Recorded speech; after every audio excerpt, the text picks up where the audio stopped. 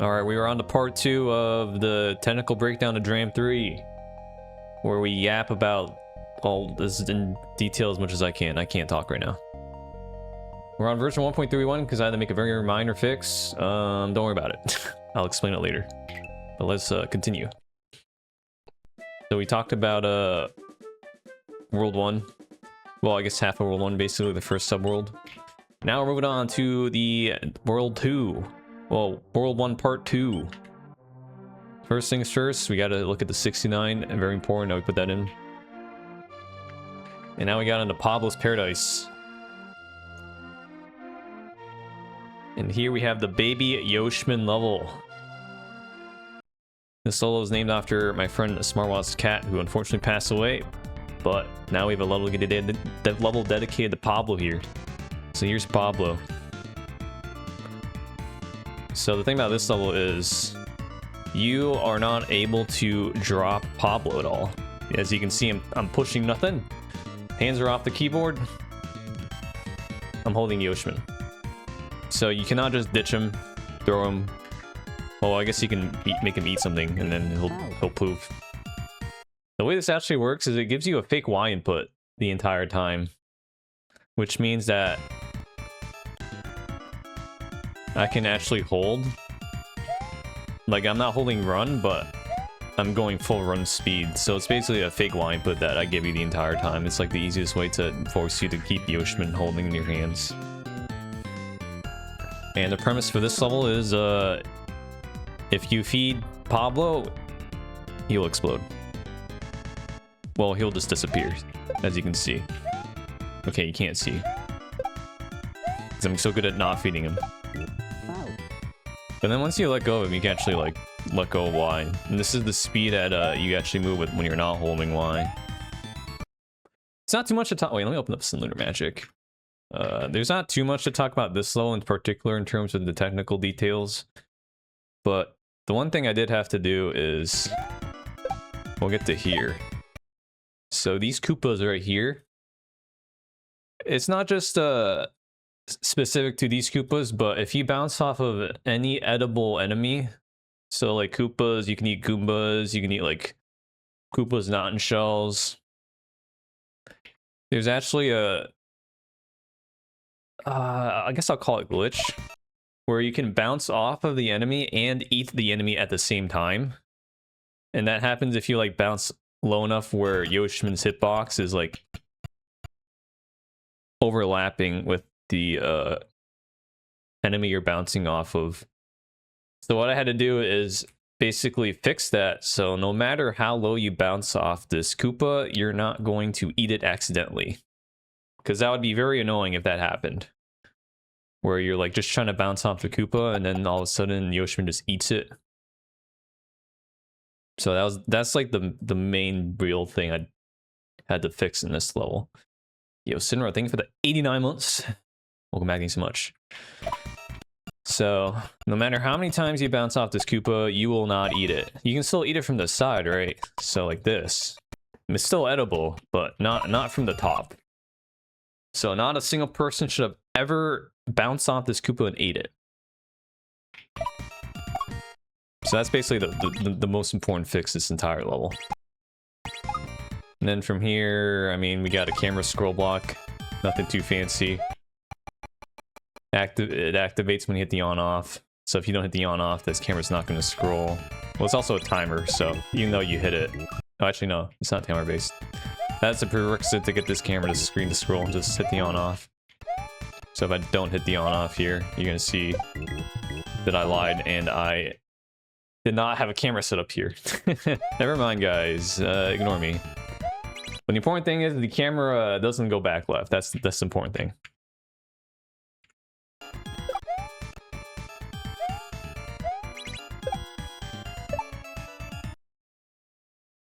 Yeah, nothing to talk about here. Other than just, these are all... I mean, I made a graphical thing with these berries, because these berries are usually on, like, the bushes, but I just made them in midair. They're not on any bushes. Because, I don't know. They can just exist. Also, these berries are blocks, they're not sprites. Hence why there's no, like, number on top of any of them. And you can actually eat like as many berries eat as many things as you want. It's just not until like a second passes where the game is like, did you eat something? You did? Okay, bye, Yoshi. So here there's actually a camera block. All right, see, look. Okay, I lied. Apparently, I don't remember how I set these camera blocks up. I'm gonna not say anything about the camera blocks anymore because I already explained it in the first part, but here though there is something I will say, and that there's a spike way above the screen. I don't know how, if anyone actually hit this. This is another one of these if you wait here you'll die kind of thing. It takes a while to fall down, so I don't know if anyone actually managed to just hit this, which is fine. I thought about removing it, but I just decided to keep it in, but have it like activate like 4 seconds after you get here. And then nothing really to explain here other than when you hit anything that produces a bounce sprite, so like a question mark block, no block, it will kill bullet bills. Same way, like if you hit a question mark block that's got a shell on top of it, it'll knock it. So basically they get like knocked. But bullet bills will die.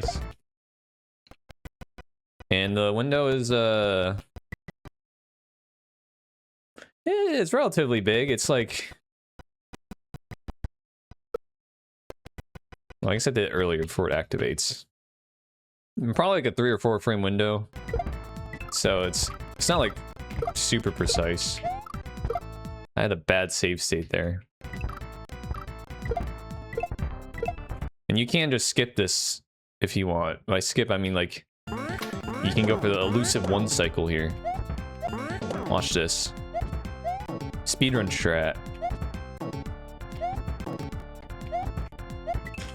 Oh! Speedrun strat. Well, I almost did it, but another subtle thing I do is you can see the screen scrolls as I'm moving to the left, to the right here, just to force the camera to line up. More subtle things, but anyways, we'll keep going. There's one more thing to mention with this Yoshman part. Also, these bats are inedible. You can see how it basically went inside that super, so you don't have to worry about bouncing and eating it. You can't eat swoopers though, the Sprite version, but you can see Yoshman will just go straight through that and not even eat it. And then here's another example of the always knock the shell to the right side setup instead of potentially to the left. So in addition to making it so you cannot bounce off the Koopa and eat it at the same time, I made the shells a little more lenient in terms of that too, where if you hit the shell and it starts moving, it will not be edible for a few frames. So like right there, I could have actually, if it was a normal shell, I probably would have eaten it because Yoshman's hitbox would have been like inside the shell. But because of that, I mean, this will probably eat it. Oh no, that's a great example right there. So you can see the shell went straight through Yoshman and it didn't eat it. But that doesn't mean you have, like, it won't be edible, right? If you face this way, he'll still eat it. But I wanted to make this setup as lenient and friendly as possible, so that way it doesn't happen where you're like, you hit the shell, that's why you face left, so Yoshman's not near the shell. And then as you move to the right, you won't accidentally eat it. So it's just more friendly things. And just like this shell, you cannot eat it and bounce off it at the same time. Well, this shell just straight up dies. So you have no chance of eating that. Like, if you see how low I bounced off that shell.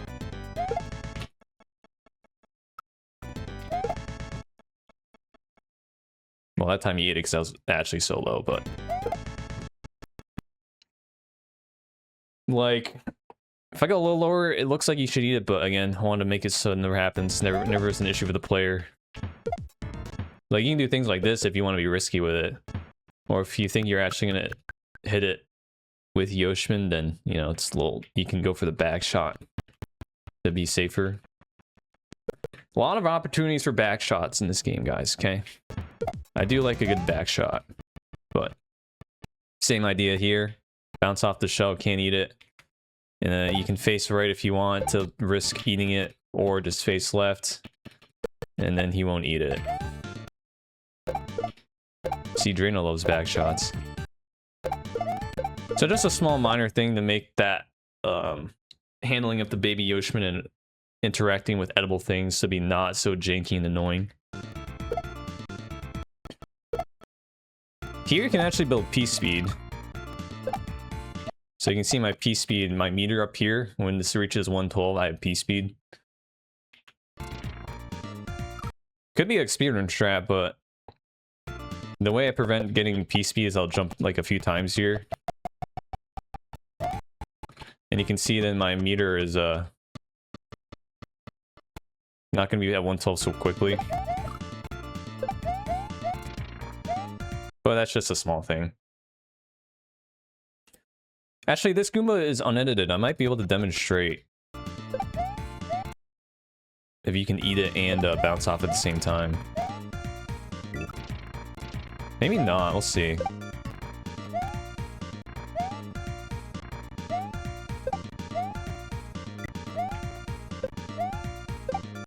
Probably not, because of the way I modify the hitboxes. This Goomba might not be able to do it, but different than the Koopa. But this one forces a back the safe strat is to do this, right? That's why you'll see I wouldn't do that, but as you saw, you can land on top of it. But again, you risk that happening, so it's better to be safe than sorry. And then nothing crazy here. This poison mushroom is for anti-cheese, because you used to be able to just like do this somehow. Nothing crazy here. We got Failed Shroom's portrait up top here. And then this football.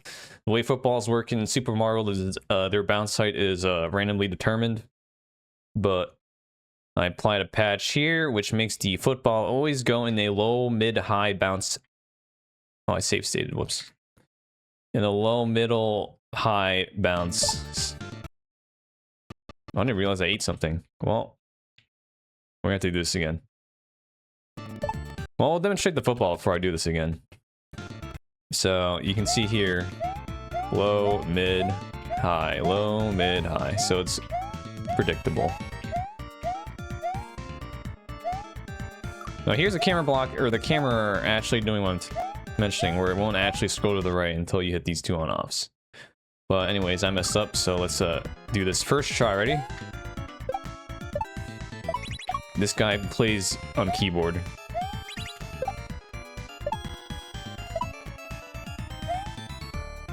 Oh, wait a minute. Look at this guy.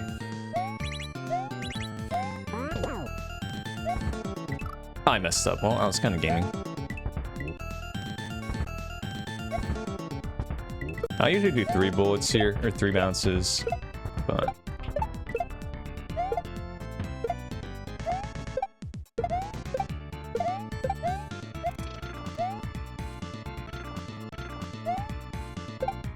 Oh, I'm so bad at back shots, guys. Okay, let's actually not eat something now. So again, you got to hit both these on-offs. First of all, they even drop the shell. And again, I want to make sure that you can basically see what you need to do on screen, so the shell is visible on screen. So you know exactly how many times you need to hit the on-offs, which is 2.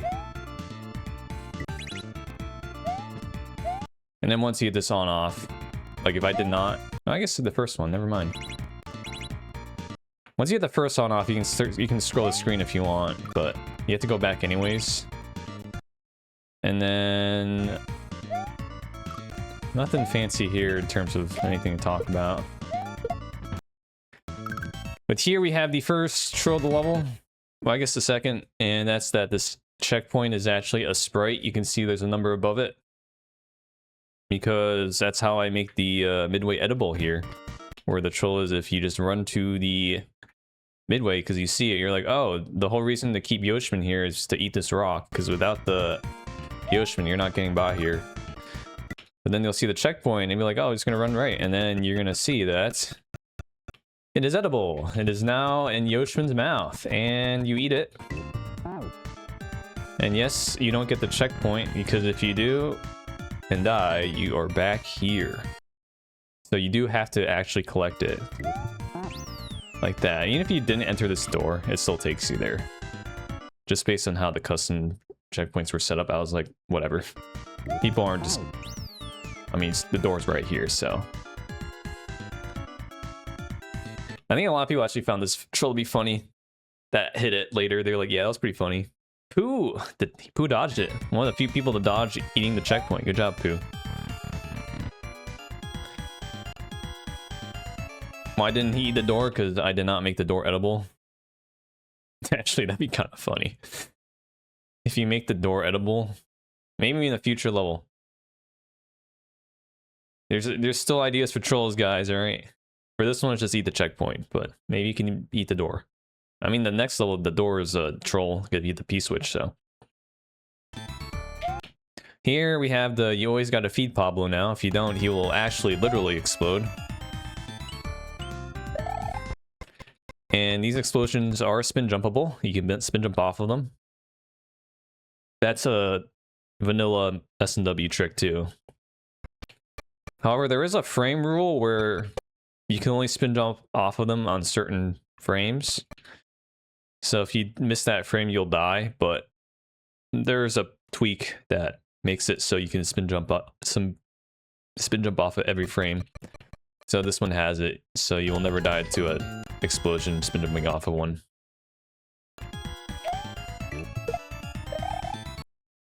Nothing too fancy here other than I made this spike despawn lower so you can spin jump off of it a little lower on the screen.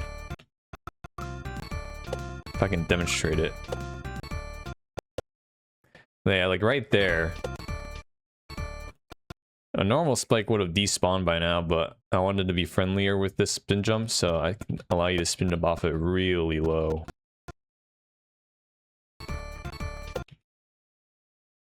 Because they'll usually despawn like the moment they go off the screen, but this one you can see it's still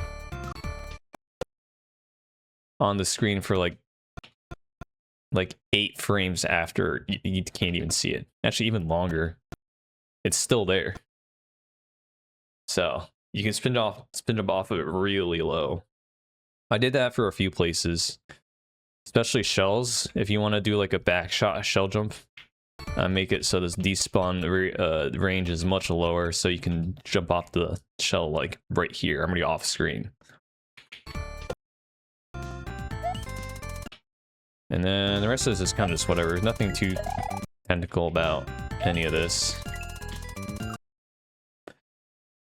I should get a meta quest. Is that? I have Beat Saber actually. I played it 4 years ago.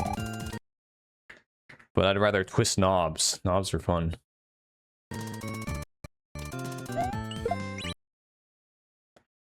Yeah, nothing fancy here. Here, there's 2 different ways you can do the setup if you want.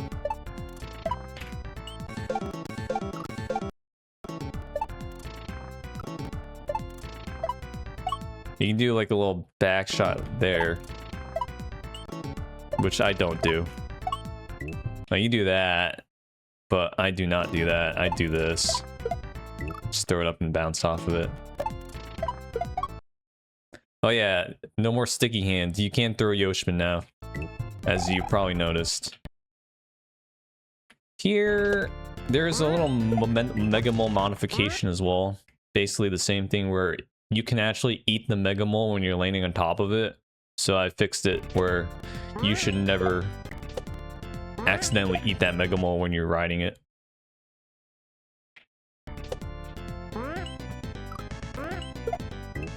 And then we love disco shells, right?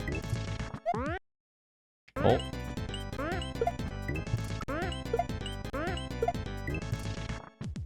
I promise I'm good at this game. Okay, but yeah, so you will never eat this mole accidentally trying to land on it.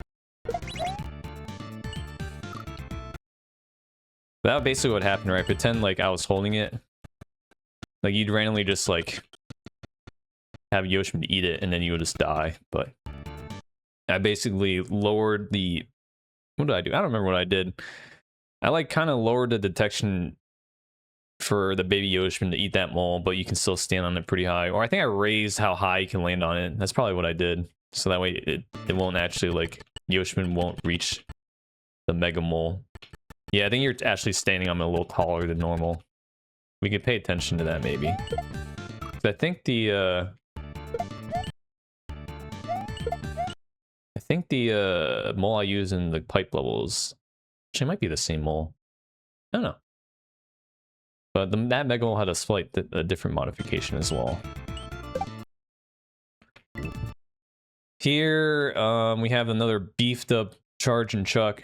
This guy shoots football. He kicks footballs pretty fast here. And you actually kind of jump off of it forever. Sorry, Yoshman. We'll just demonstrate. So I basically had to line it up so that... Well, not forever, but... Well, I guess you could do forever if you, like, do this. Yeah, you could just do this forever.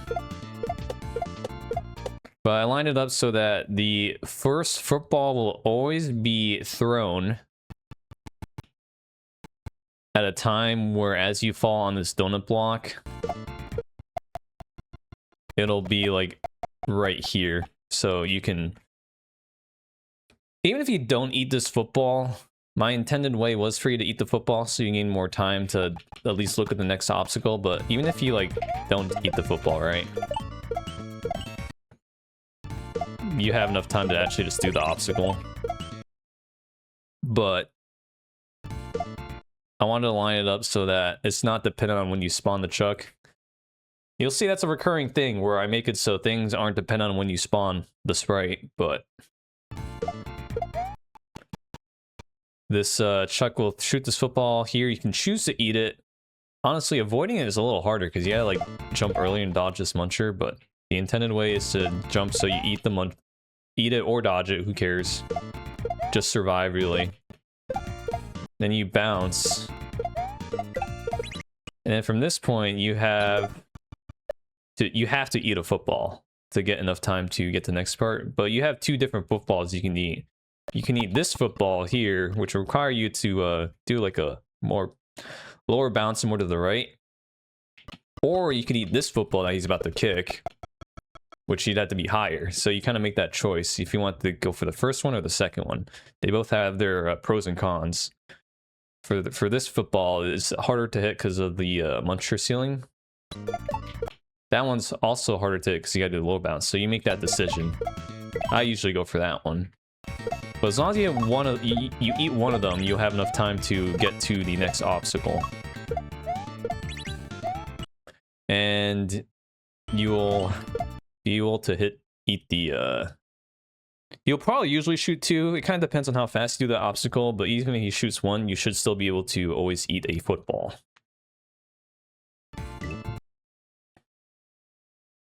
But at this point, you mean you have to eat one because you get to the next part of the obstacle, which is some juggling action here, which nothing too fancy to talk about. Yoshman cannot eat springboards, so you don't have to worry about like accidentally throwing it like right there. Juz was talking about when he did his playthrough, their spawns were carefully controlled. Yeah.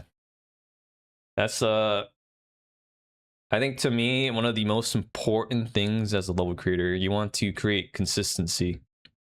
And a lot of consistency is created through controlling how the obstacle lines up.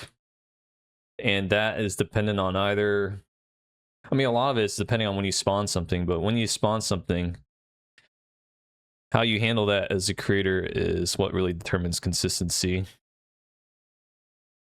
Like, you can have situations where you spawn something and you don't have to worry about, oh, it has to shoot something at this specific time based on when you spawned it.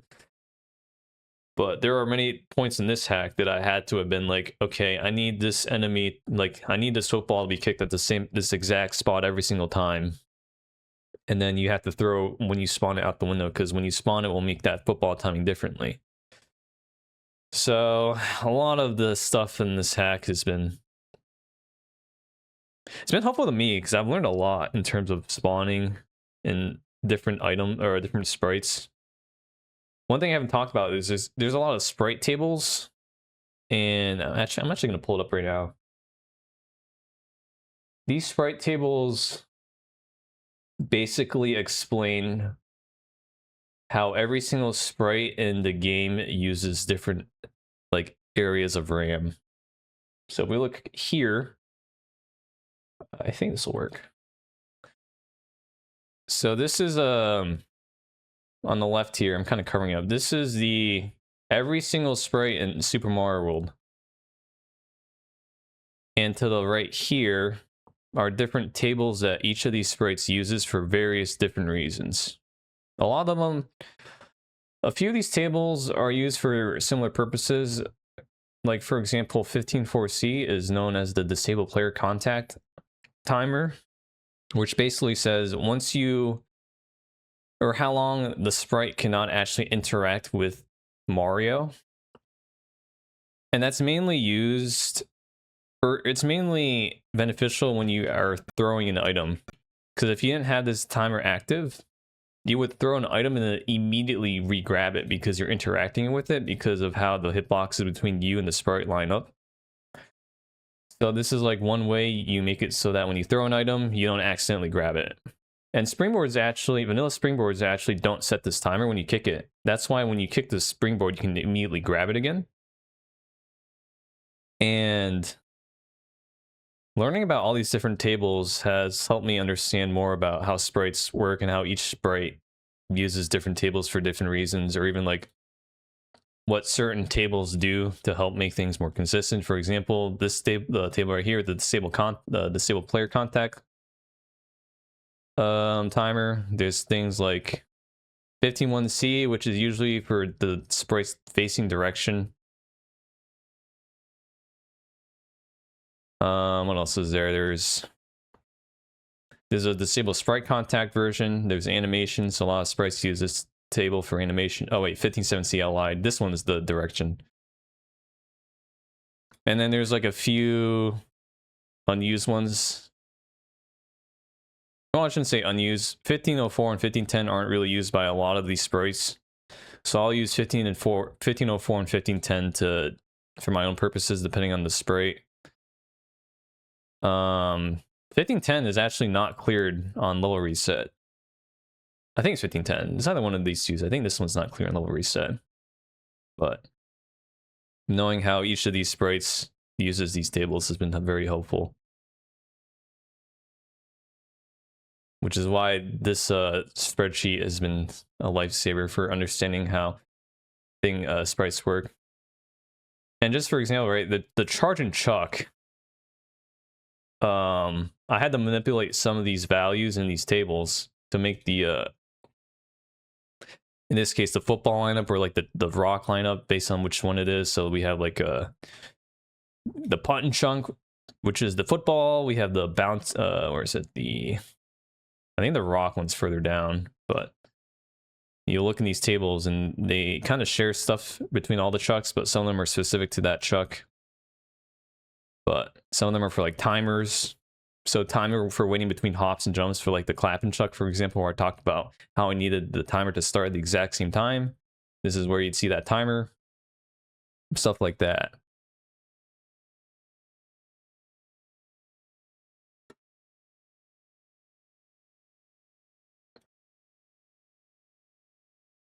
Could you hit some with a Kaizo fish going butt first? Wait, what? Can you rephrase that? You're talking about bouncing off a fish while facing left or something? Whoa, glitch springboard, guys.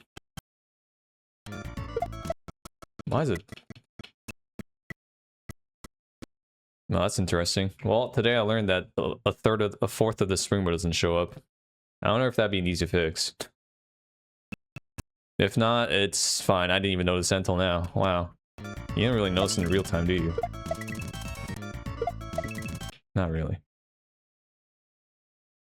When the fish is falling, it's turned in the opposite direction.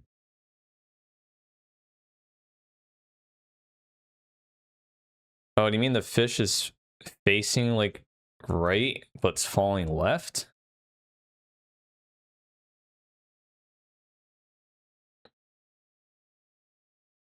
Oh.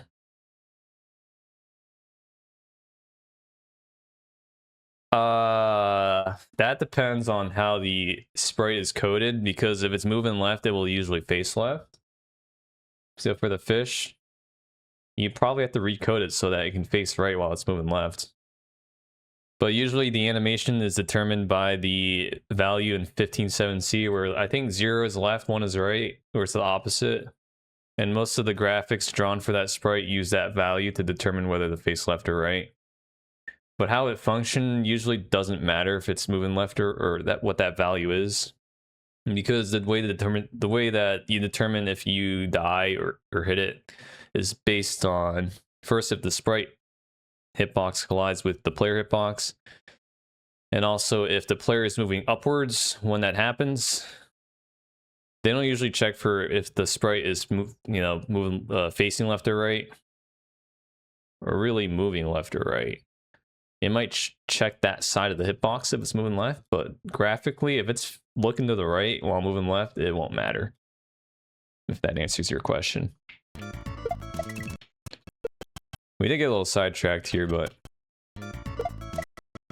So these Springboard is actually... It's a good segue into 15.4c here. So when you throw any item, that value gets set to 10 actually. But I made it so Springboard set that value to a little lower because I want you to do Springboard midair is a little easier. So you can see the moment I throw this value right here is B. It's not 10, it's B. So once this counter reaches to 0, I will be able to land on the Springboard. Actually, wait, no. I modified, sorry, I take that back. I modified the Springboard even further, where if you can land on it before that timer reaches 0, sorry.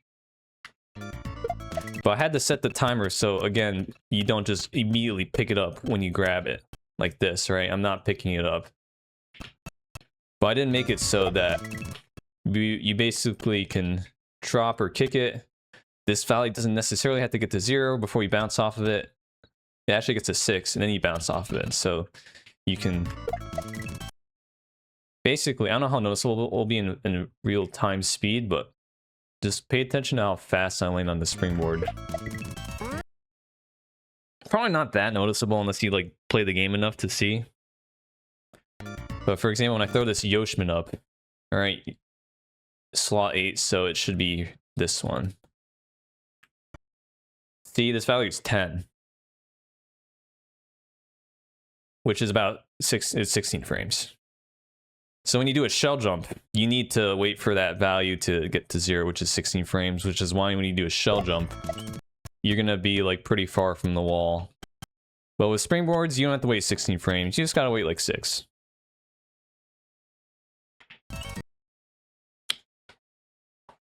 People commented that springs were easier. Let's go, dude. I intentionally did not mention a lot of these subtle changes, because I want to see if people would notice that I made things easier.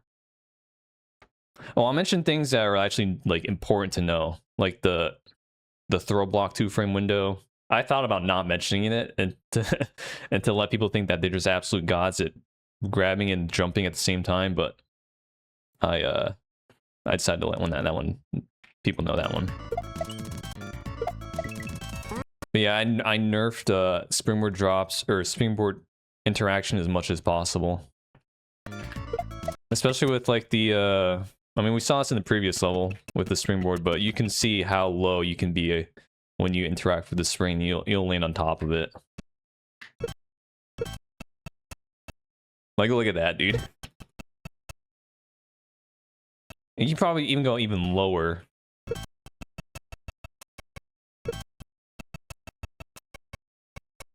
Oh, that time I just grabbed it. You can be basically almost level with it and you'll still land on top of it. But again, I wanted to make this as friendly as possible.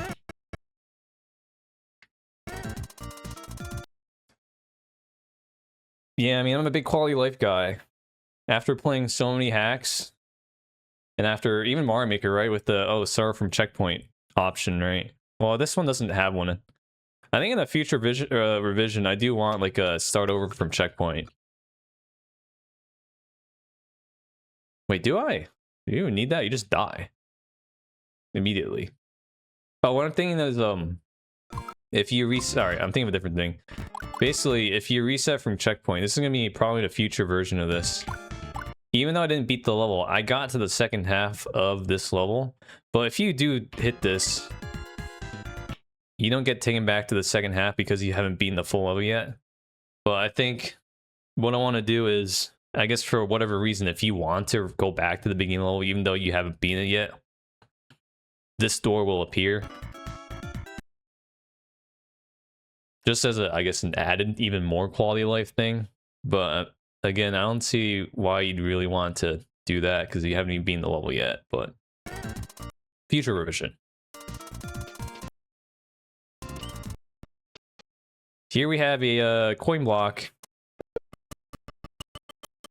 This one is intentionally left a little to the left because, again, I don't want it to be... The whole point of the troll is to get trolled, not to be like a... Make the obstacle 10 times harder. It might make the obstacle just a wee tiny bit harder, but not. It shouldn't be something so precise that it basically is its own obstacle because of the existence of this troll. Which is why this coin block is so far to the left. And which is why you have a lot of time to eat this Koopa. You can see that I still have basically a full bar. Even though I've done a big jump. So that's why this coin block is placed like that. It's also too wide because, you know, you gotta love the too wides. People did have some funny reactions. Because in Mario Maker, you can throw sprites at blocks and they'll activate it, right? In Super Mario World, you cannot do that. So this is a custom block made with interaction that is detectable by throwing sprites upwards. But it was really funny seeing people's reactions to that one. And then here, you don't have to eat this berry, but I give you it as a way to just take in your surroundings, I guess. The speedrun strategy is to just like do this. But we have restarted with Pablo. He's done well for us. And then we use him for that spin jump. You might be able to see how fast he despawns though off the screen. So when the spike was off the screen, right, I went forward like 16 frames and it still didn't despawn, but here it's off the screen. 2 frames later, he's gone. So this one I did not make as lenient for you know, having the explosion on screen because the range is already pretty big. You can basically have them explode from here all the way to like just a little off screen. It was a pretty big window, so I wanted you to time it.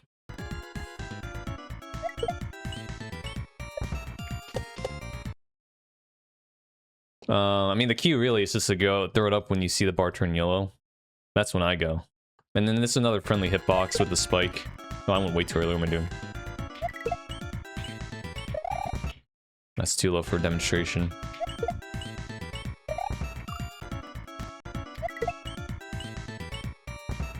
Too low. There's no coin block here, by the way. Can you believe it? I decided not to put a troll right here.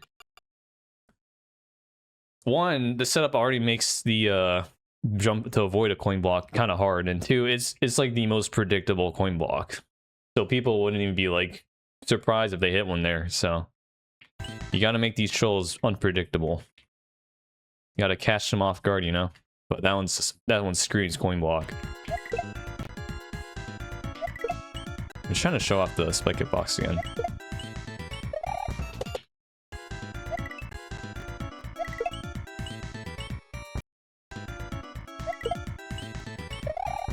Here we go. Okay, so...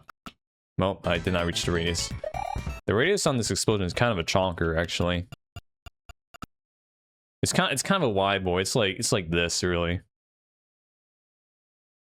This is how big this like hitbox is.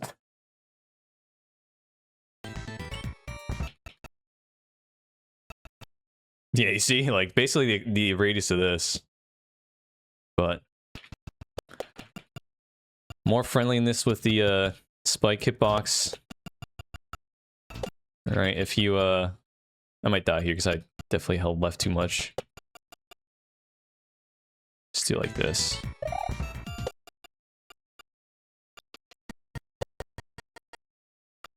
I think that'll work. Yeah, you can see how I'm like inside the spike and it's gonna let me go. But I mean, it's still pretty accurate because you can see I die here because I stopped holding like right. Friendly hitboxes. We love friendly hitboxes. That is also true. If it's that far down, you probably won't make it.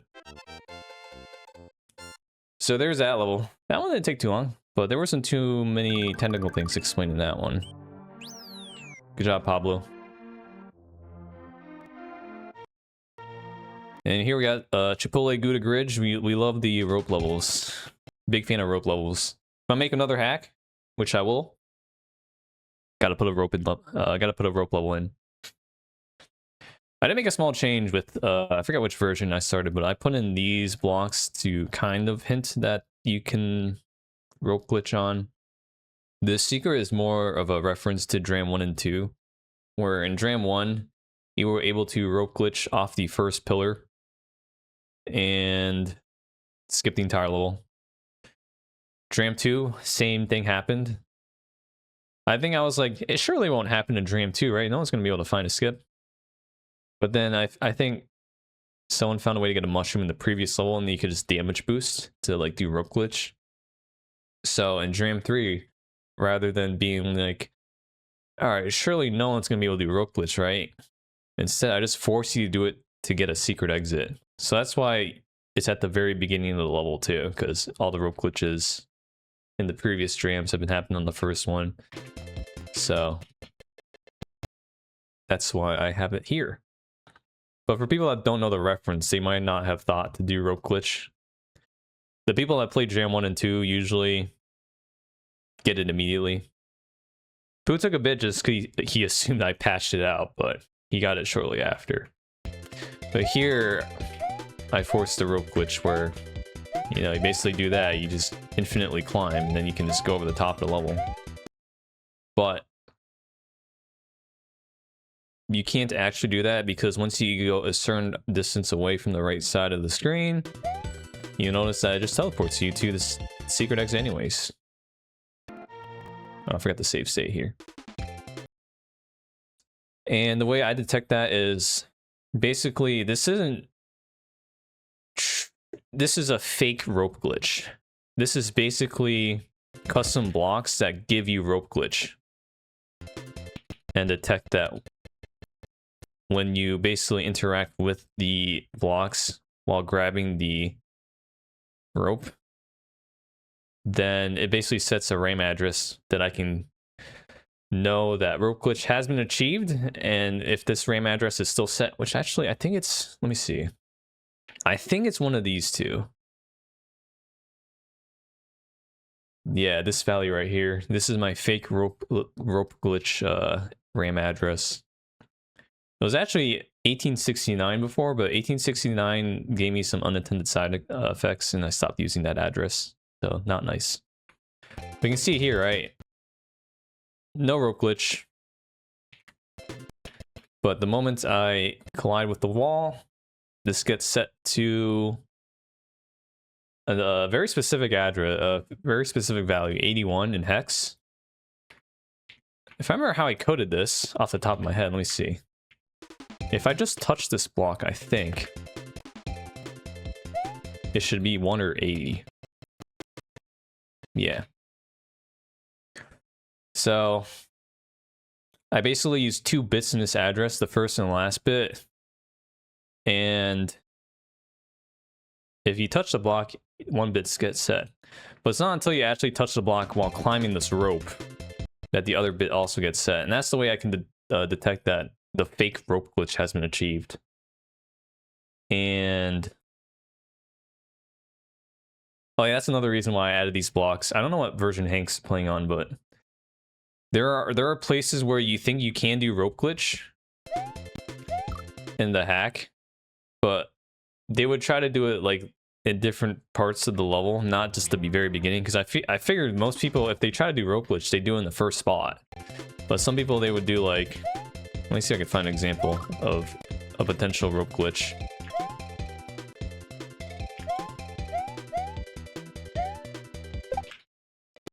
People thought you'd go up like top here, which is why I put these blocks here to kind of also help hint towards that area. But there are a few places where you could maybe do rope glitch. Here's one of them actually.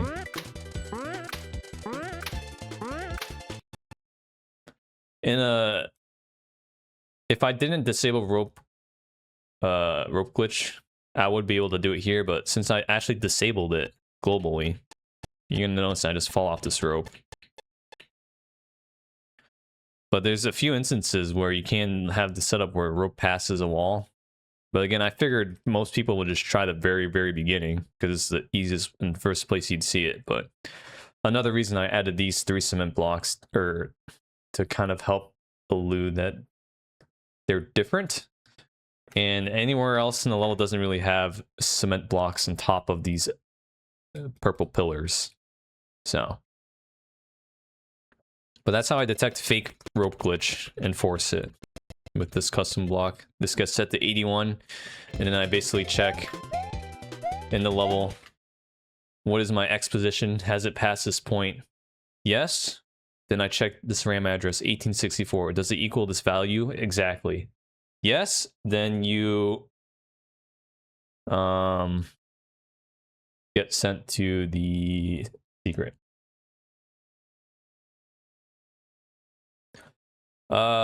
You cannot tell. You could, but that would require you to actually. Could you?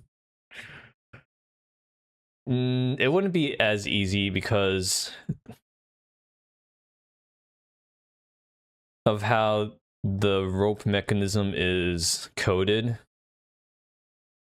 Basically, I think off the top of my head, the rope mechanism gives you this rope flag. That's how rope glitch even happens, right? There's a rope flag address that's set, and that Sprite basically sets that address for you whenever you hold up on it, and it still keeps that flag set for you. And it also it manually turns it off for you when you get off the rope. So the way rope glitch happens is when it pushes you off the rope, you're no longer interacting with it, which means that rope will not turn off the rope address for you. But the way the Sprite works is it has to check that you're even interacting with it to be able to make the decision if you want to turn rope glitch on or off. So when you get pushed off of it, the logic in that rope no longer lets you say, hey, did you get pushed off? And then at that point, I'd have to code the logic in, which is basically what I did for this custom block. That's why I have a custom block helper to even have the logic to know, because it's both the logic of the Sprite itself and also the custom block itself. They work together, so that way I can force the fake rope glitch. But doing it in vanilla would be a lot harder because I'd have to recode that logic so I can detect that no matter what block you touch and you get pushed off of it, you are now given a rope glitch. So it'd be a lot harder for me to detect that. But if I could, then yeah. So theoretically, if you somehow do get rope glitch, not on these ropes, you could skip the entire level. But I'll let speedrunners figure that out. Also, side note, Revelog, I don't know if you've ever gotten the 4th room castle in Dram 1 for your 5th room, but apparently it broke and I had to fix it. So if you update, you got to go to my file bin to get 1.31. Because I don't want to resubmit it because Shoujo literally just accepted it and I don't want her to remoderate it for one thing. So Pooh actually found that out because Pooh was practicing and he was like, hey, this level's broken. And I was like, shoot, man. It's the classic example of you fix something and you break something else. It's literally what happened, but now it's fixed. I gotta tell Grim that too. If anyone here watches Grim, tell Grim to update to 1.1.31 in my file bin. Which room is that? I can show you right now, actually.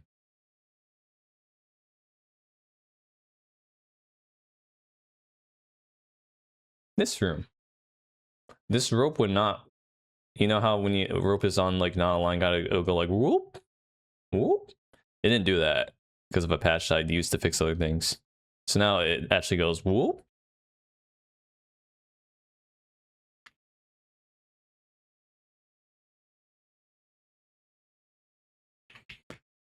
And then here we have this message. Oh wait, you can't see the game.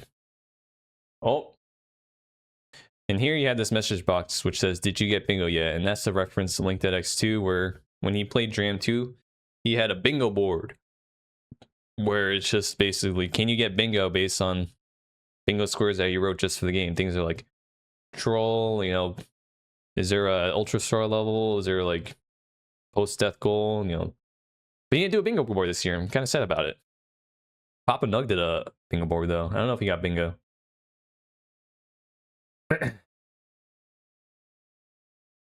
Petition for ropes to make that sound. If you can get that sound effect to fit in the hack, then sure.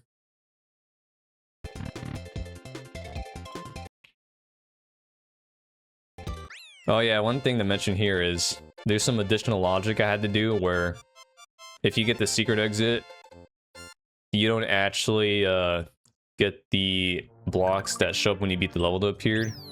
So you know how there would be blocks right here. Right here. I had to modify my logic because the logic I use is basically the level beaten. And if you get the secret exit, you technically beat the level, which means you have access to the second half of this level. So I had to modify it so basically it checks that did you either beat the level without the secret. Or sorry, I had to modify it so did you beat the level without getting the secret exit? Because that is the only time you will have access to this right here to get to the second half of the level that you just beat. So that was one thing I did have to make sure that didn't show up.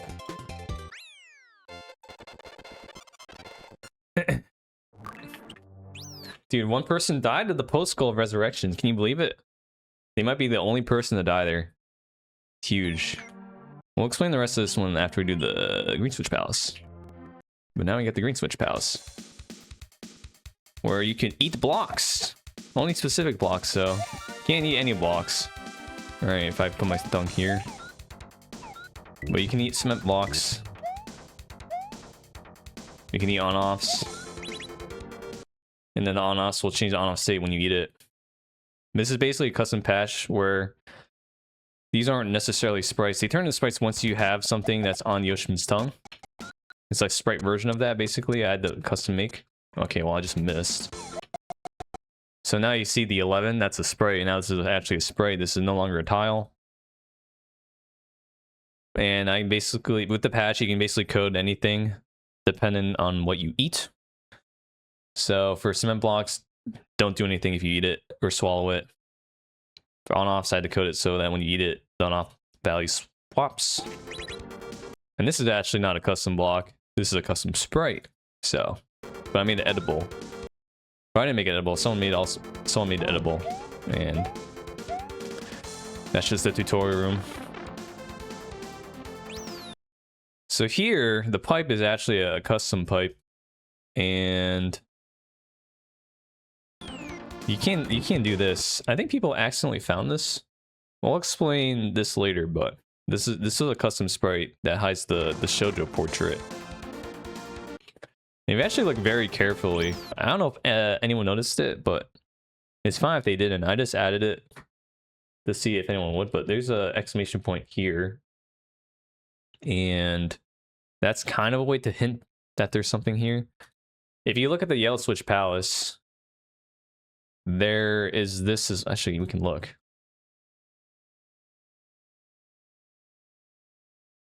If you look at the Yellow Switch Palace, there's one up here.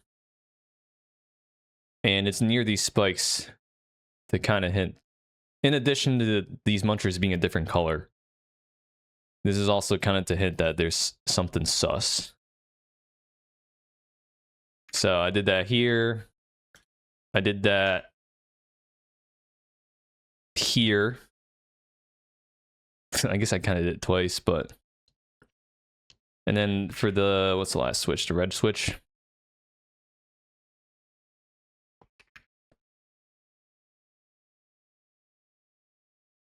I did not. I'm a fraud. I should have put it like right here.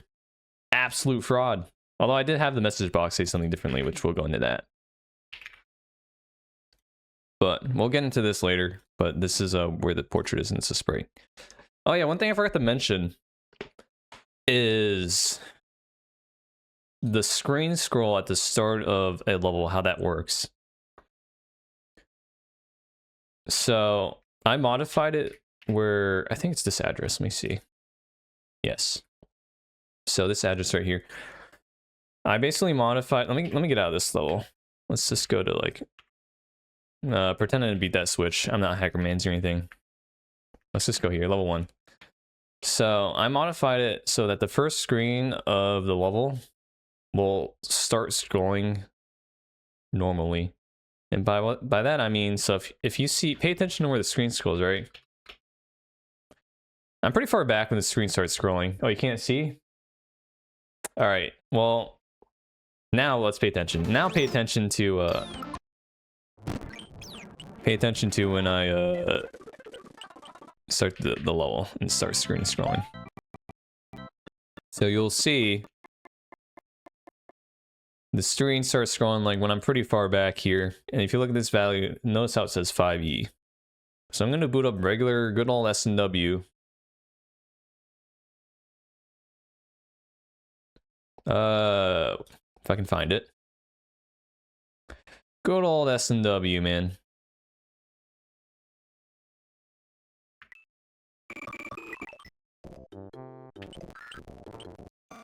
So you look here, this value is not 5e, it's 82. And what this means is it determines the position where you need to be to start having the camera start scrolling. Something like that. It's like the camera origin. And because it's not 5e, notice how I'm moving on the first screen of the level.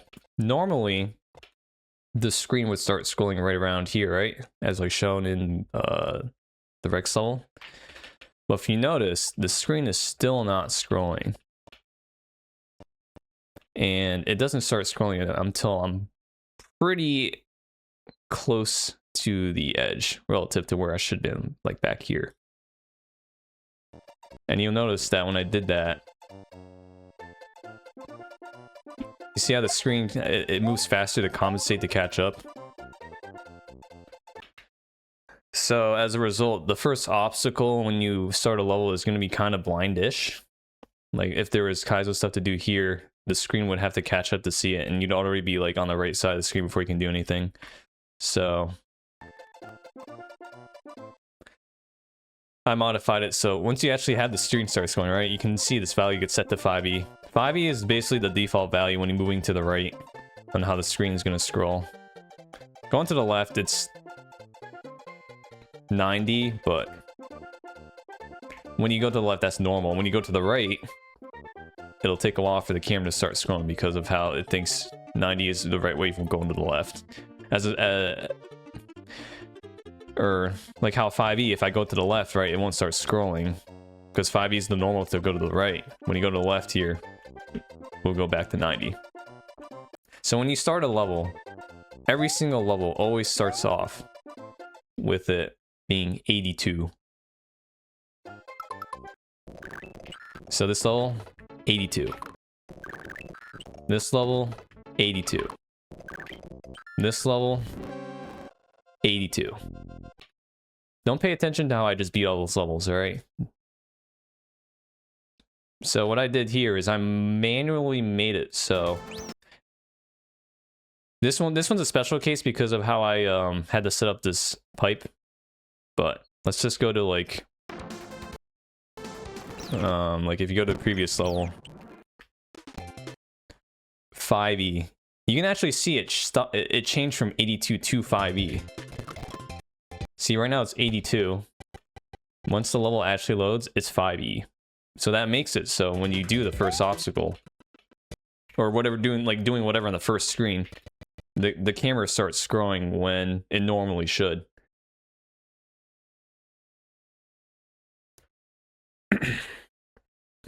So every level starts this way, except for 1 or 2, and we'll go into that in detail.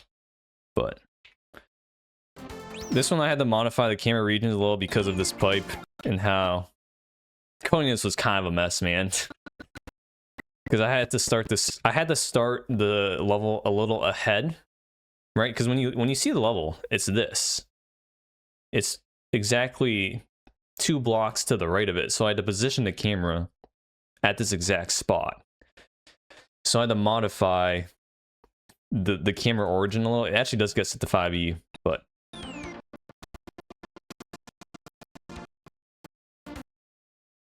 having it actually function 2 blocks in front of when the level starts it was quite the pain. But this setup just made me remember to talk about that because this is how the level looks like in Lunar Magic. I had to position it to start. Oh, you can see that.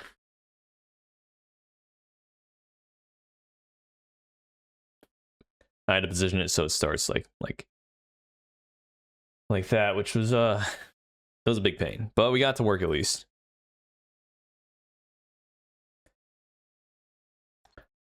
Yeah, this is the only one I had to do because every other level actually just starts like at the beginning of the level, not 2 blocks to the right. So, but this one's just for the secret. That's why I had to make it start 2 to the right. I'm glad you like the camera work. I worked extremely hard to make the camera. The camera is very complicated in this game. Like, I'm oversimplifying it. Like, there's more to it than just this value, but for the player to know, or rather, the player shouldn't know how the camera works to really play LOL. I need to know how it works so I can manipulate the camera so that you don't need to know how to do it. But now I know a lot more about how this camera works. But now we can get into the next topic of some Yoshman specific things, and that is, remember we were talking about 15.4c? Actually, let me double check because I might be wrong. Let me double check. Good thing Yoshi's Island 2 has a Yoshi. Does it have anything I can eat though that's not a red shell?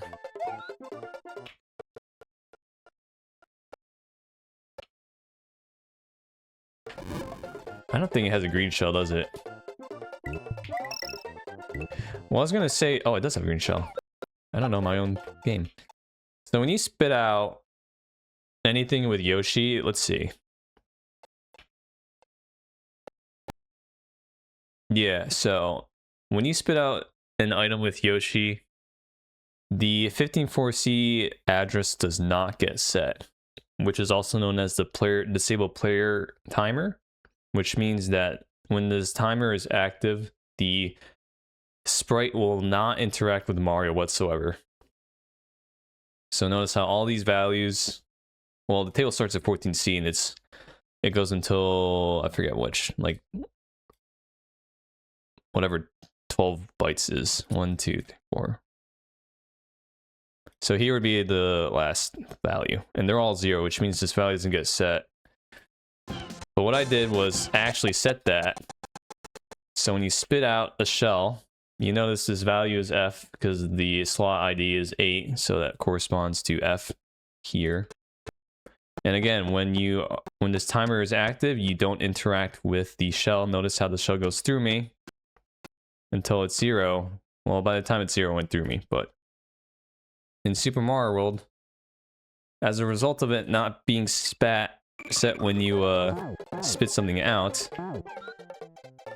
you can hit yourself immediately in the face, like this. So notice how in the moment I spat out the shell, I just interact with it, got off Yoshman. So what I did here is I made it actually set so that way you don't get instantly yeeted off of it and you actually have to do a Yoshi shell jump. Like that. No, I'm not using camera blocks at all in this hack. I had to code my own.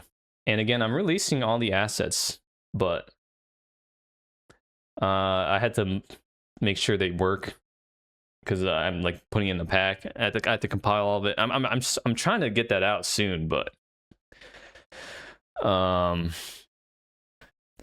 downside of using the camera sprite is it's very complicated, and you kind of need to know how the camera works, which is why I pull up this address, because one of the extra bytes in, well, I don't know if I'm going to release that sprite. I have a separate camera scrolling sprite, which just scrolls the camera.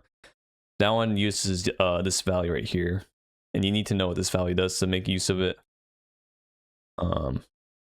But one of the best way to use that camera sprite is you have to basically look at all these numbers if you want to make it work flawlessly. Because sometimes you'll need the setup be based on duration, time duration, so you'd have to make sure one of these RAM addresses is set to a specific amount of time, and you can monitor when that timer reaches 0. And you need this to know which sprite slot that's actually in, because the camera sprite is invisible. So these are all sprite slots. And I think there's actually a camera sprite coming up now.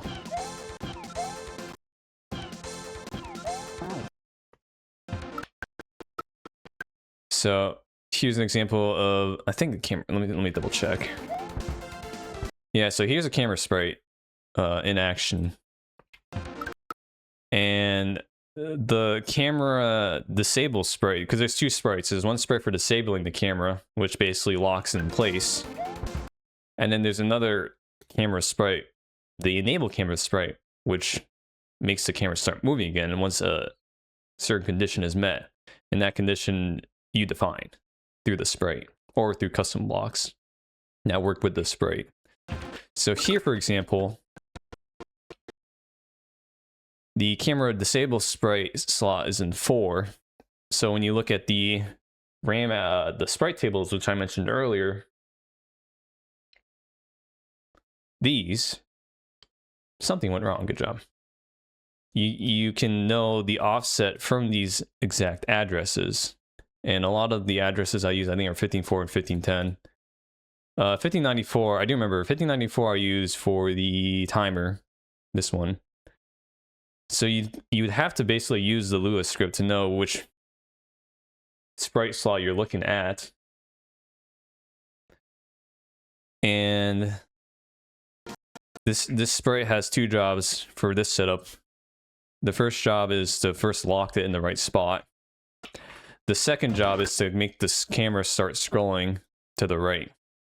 You don't have to have it scroll to the right, but for this setup I want to, because I need this camera to reach that position where it needs to be locked. So you notice as I get towards this Thwomp, the camera will start scrolling a little faster here. Right there. So that way it can position the camera to be exactly in this position. The lock. Because the way the sprite works is once the camera is in this exact spot, it dies. It's done its job. It's scrolled the screen. It's locked the camera in the correct spot. Your job is done. Goodbye. And then the next job is the enable camera sprite, which I guess if we look in Lunar Magic here. The other thing is it's kind of hard to use in Lunar Magic because of where you place the sprite. It's not placed on a very intuitive spot, because you place the sprite here, you're like, okay, where exactly does that mean the camera's going to get locked? And the way is it's 8 from the spot, 8 blocks. That's 8 right here, right? So it will lock right here, right? So we look back. And I mean, like I said, it's not very easy to really visualize that this is it, where it's going to stop. But if you look in Lunar Magic here, the enable camera sprites actually appear because of the criteria I set up. So it exists, but you can't reach it until in this exact setup. That's why you can't see it. It's covered by this item box text. It's in Sprite slot 6. And what did I do for this criteria? Oh, the criteria is, I think, let me double check. So the criteria I did here is there's a hidden block, a hidden custom block here, this. And it only interacts with sprites. Yeah.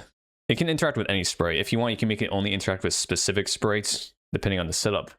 So, once this is a charge and chuck. Once you eat both these blocks, the charge and chuck will fall down and it will interact with this block. This block's sole job is to move this camera sprite to where Mario is, because this camera, the criteria for it to start its magic is if it touches Mario. So this sprite moves it to Mario. And honestly, you could probably have it so that this block itself just makes the camera work, but how I coded it, it was easier just to have this block move the camera to where Mario is. So you'll notice, honestly, I think technically you could probably do this. I think you can get Yoshi to interact with it. But right now he's too low, but technically Yoshi could interact with that because it's a sprite. But so you notice here, I'll move to the right to demonstrate. So if you pay attention to these values, they're not moving. They will move the moment this chuck touches this custom sprite, which is right here.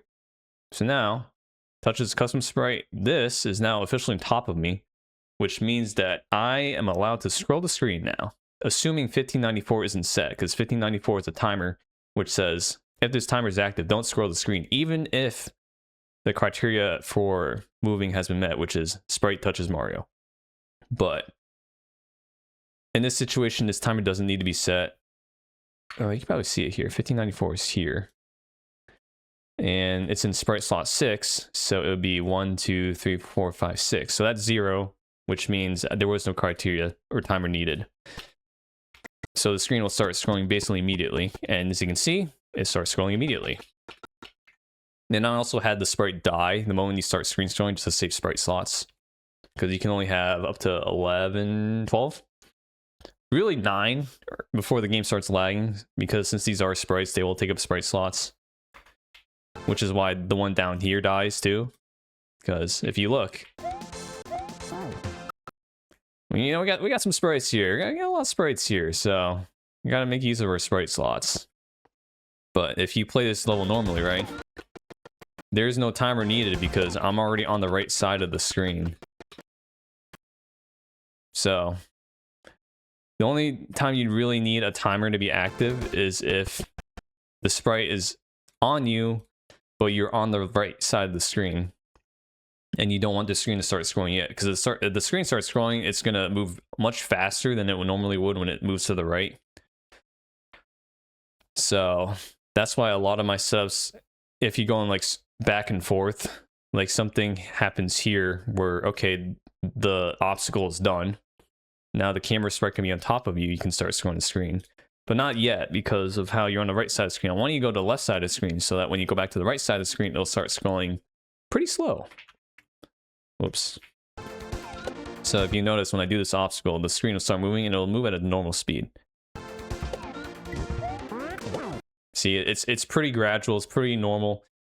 It flows nice. Because the thing that bothers me a lot with setups, especially ones that use the camera block, is when you're doing something on the far right of the screen, because most people, they'll do camera enable blocks on the far right of the screen because they want, you know, once they're done with their obstacle, they need the camera to start moving again.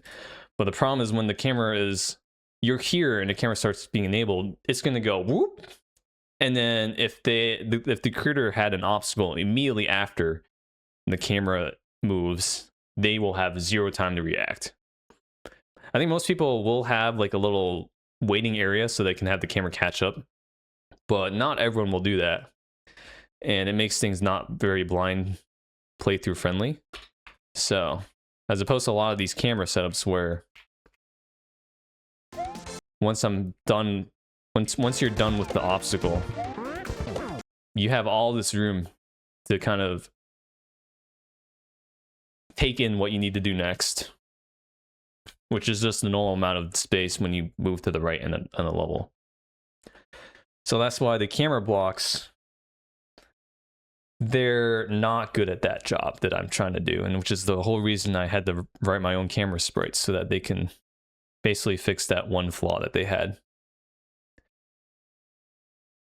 But I mean, you can design around it. Like when you enable camera sprite or camera movement again, you can just have like the next obstacle not immediately just drop in your face. You can take in, but I like everything to be very smooth.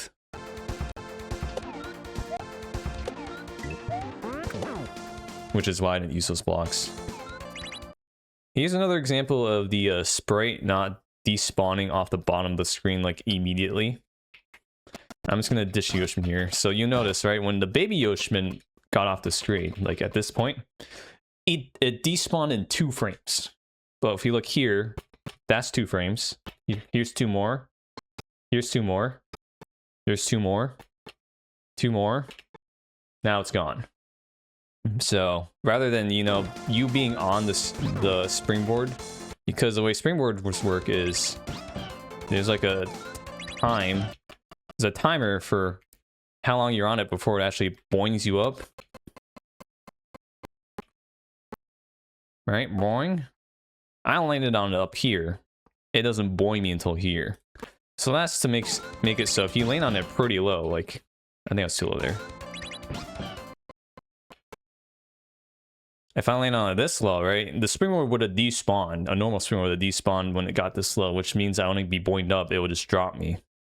So since I lower this despawn range, I'm like off screen when I get boinged up. And I made it so that this bat is low enough, so even if I bounced off it as low as I possibly could, which was pretty close there, you can still make it to the next obstacle with ease. And then here, there's 5 question mark blocks, but you only technically need 3. I didn't make you use all 5. So, actually, can you do 2? You might be able to do 2. No, you need 3. 3 minimum. I do 4 for safekeeping. But, so there's that setup. Do we reverse engineer to create hacks? No. I'm sorry, you don't need to know how. If you're curious, we can look at this. Here is the disassembly of Super Mario World. Every single line of code.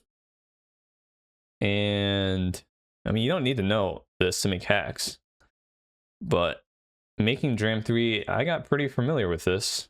So I know a lot more about how the game works. And it's a way to understand where jank could happen and how to prevent it.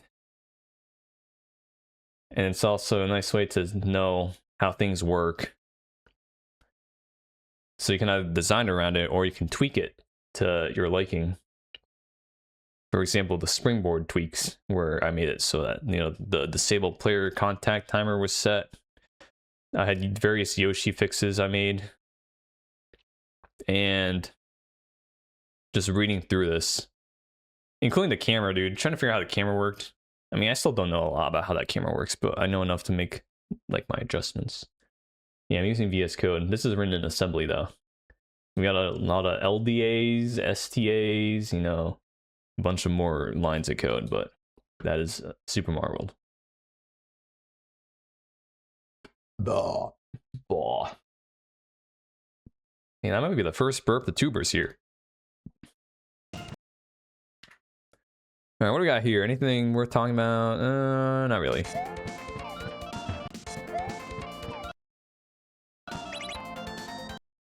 Oh, here's, well, you can see the shell not despawn. So you can see, right, off screen. 2 more frames, still on screen. Oh, I lied. Ignore me. This shell does not do that. I forgot I wrote certain shells to do that. Not all shells. A few shells do that, and this is not one of them, so just ignore me. But you can see like the despawn range for normal shells, right? Or normal sprites. It's like 2 frames once they get off screen. So this one is, you gotta be more precise with it.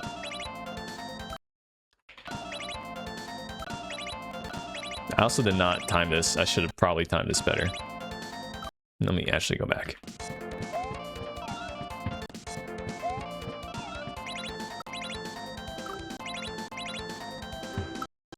And then here, I mean, I put this text here anyways, even though I showed in the tutorial that you could eat it, but I figured some people might just forget. Honestly, I kind of forgot too that I could eat this when I got to the obstacle, so I was like, let me just do this. And then again, low, mid, high. And this obstacle kind of depends on if people understand how Yoshi's direction works when he sticks out his tongue. So when you're sticking out your Yoshi's tongue, you cannot turn around. Right, so I'm holding left, but I'm still facing right. But you can do that if you're mid turnaround as you stick out Yoshin's tongue. So you saw how right there I turned left even though Yoshin's tongue was sticking out. So you have a few frames where before Yoshin sticks out his tongue, you can actually change your direction. So this also kind of is based on if you know that mechanic. Because that way you can face, you know, right while you're going left. Which is needed here, right? You face... If you hit right too early, which I did, you're going to notice Yoshi's going to face to the... Oh, I lied. You know, just don't listen to me. I'm a liar. But that's why you need to face left to stick out Yoshin's tongue while you move to the right. But if you turn right too early, then you'll stick out your tongue and move to the right. Like that.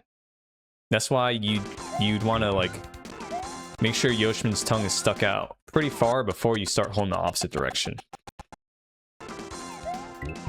Like that. And again, friendly hitbox. I'm lower than the football, but look, I will bounce off of it. Whoa, sick.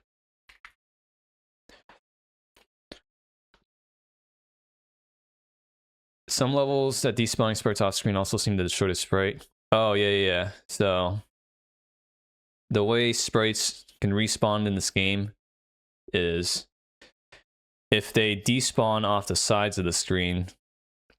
I can't remember if they... No, if they fall in a pit, they will also respawn. But I have a combination of custom blocks and custom code where if you don't necessarily have to kill the sprite, because if you kill the sprite with like a spin jump, you bounce on top of it, it falls in lava. Those are situations where the sprite will not respawn no matter what. But I have a combination of, if you look here, there's a bunch of invisible blocks in the bottom, which means if the sprite touches it, it will no longer respawn, even if you did not kill it yourself. And you can actually see that if I go here, every moving platform, so this is a moving platform. No, maybe not every moving platform. I think I wrote it in the code. Because I think I used to have it so that every moving platform was touching one of these. Here's one. Where the moving platform will touch the sprite or touch the block, it will never respawn. Because great platforms you can't kill, so they're gonna respawn when you move to the screen. But based on all my setups, I don't want you to respawn them either because it might get in the way or you can use it for cheese. But most notably in saws, so this is a custom saw here. I made it written so that saws, once they fall off the bottom of the screen, even if these blocks weren't here, they would despawn and never respawn. Same with these platforms. Even though this block's here, I wrote it in the code itself for the sprite, where if it despawns off the side of the screen, or the bottom, or the top, it will never respawn. But that's mainly for like kind of anti-cheese things. But pretty much every sprite is gonna touch one of those blocks and not respawn. But yeah. So for example, this football will not respawn because I killed it with a stomp. This muncher, I don't think I did anything to this muncher actually. Yeah, so this muncher actually respawns because it didn't touch the bottom of the screen, didn't touch those blocks. But if it does,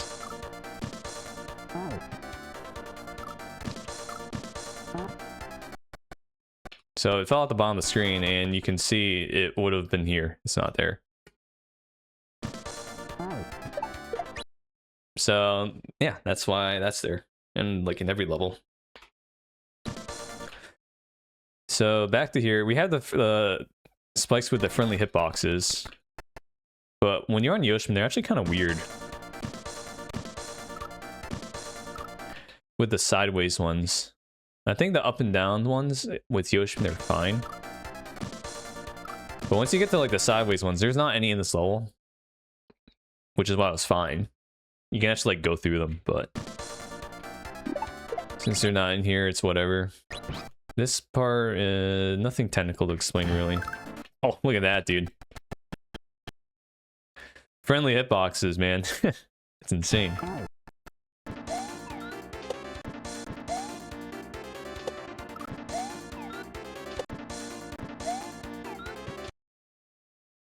Yeah, this is kind of just whatever, technically. Then here, I want to make sure you could, by this point, you can see that there's a thwomp, different colored thwomp. The blue thwomp means up and down. Forgot to mention that. They are different than normal thwomps. Or sorry, they're the thwomps that go back and forth, whether it's up or down or left and right. So I want to make sure by the time you see this pipe, you can at least get a glimpse of it.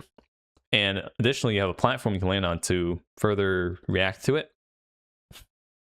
And one thing I did was have it so when the thwomp is going back and forth, you can see the direction it's going to go, in this case left or right. You saw that with the up and down one. Back here, up and down. But if you look carefully, there's more invisible blocks here. This is an invisible block on the thwomp, this one next to this arrow. And that is to help display some additional graphics. So when the thwomp goes back and forth, you'll notice it basically displays the arrows where that invisible block was. It was just I mean, not really needed, but I think I kind of wanted to do it for myself to further emphasize that the thwomp is going to go to the right and back left if you weren't already aware with the colored thwomp and the arrow. So you know exactly, right? It's going left and right, left and right, left and right. So coding this was a real pain in the butt. And it's very hard coded. The work was very specific blocks, so it is not customizable. I'll need to blow my nose real quick.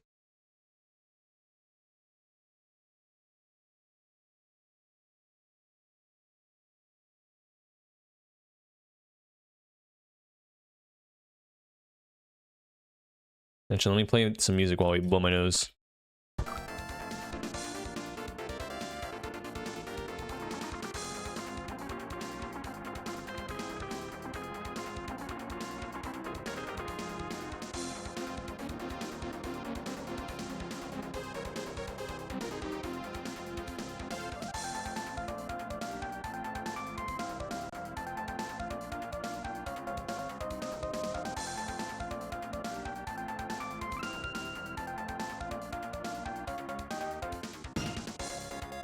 Okay, so there was that.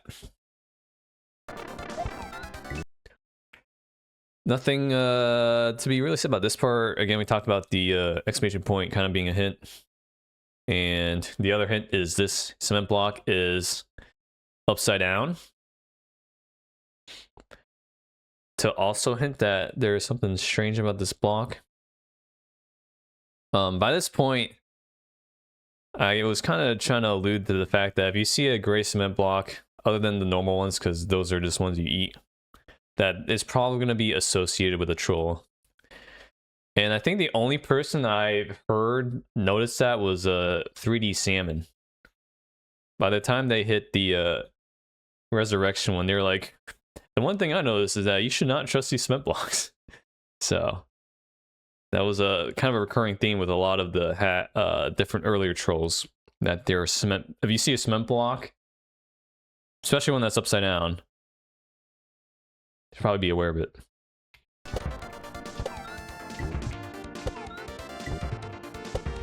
And then here, I purposely made this fire bar very slow, like omega slow. One, to give you more chances, but two, to also give you time to at least see if anyone did notice this before. I don't know how many people noticed this. I know Juskook noticed this, but I don't know who else noticed that this was upside down. But it is a coin, so you can't just go through it. And if you do eat it, or if you try to stick out your tongue, you know you can't eat the coin. You eat the pipe, and that's a troll. So if you want to stick your tongue upwards, you have to push up, actually. So if you don't push up, so this is what happens if you push up, right? No push up, push up. No push up, push up. So, but you can also just do that, and you can actually beat the level. This was not intended, but honestly, it's also fine with me. I saw a few people do this. Barb did it. I forget who else did it. I think maybe Eldad did that too, but I wanted to keep it in. And then this brings me back to kind of the hint of the portrait. So if you get trolled, right, you're gonna notice that you can eat the pipe, but there's also a pipe here.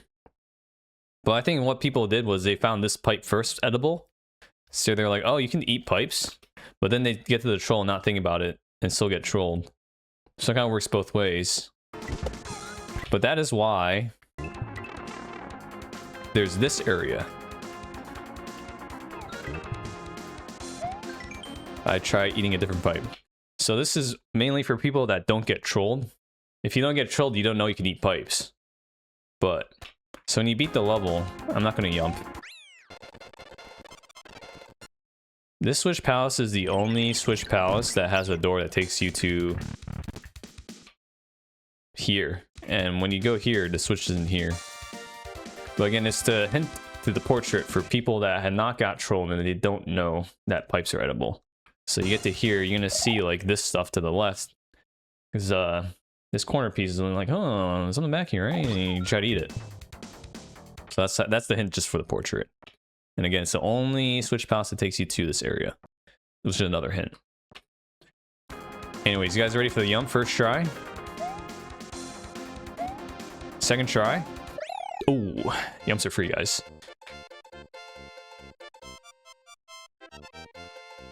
I don't know what my yum count is right now, but it won't matter, because I'm gonna miss the I'll miss the third one, I guess.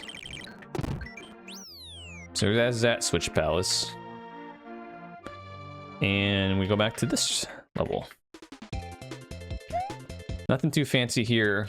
The only thing I really had to do was, these are custom blocks, because sometimes ropes, when they go through blocks, they just like to turn around for no reason. And additionally, it's probably easier to see in Lunar Magic, but I mean, I like having my lines go through the wall just to help emphasize the path that the rope's going. But a lot of setups, you have to have a rope go through something, but if you notice, ropes kind of take up an entire block. Which is why in this situation, I can have the muncher here, and I don't need anything above it, because you're just going to jump over it.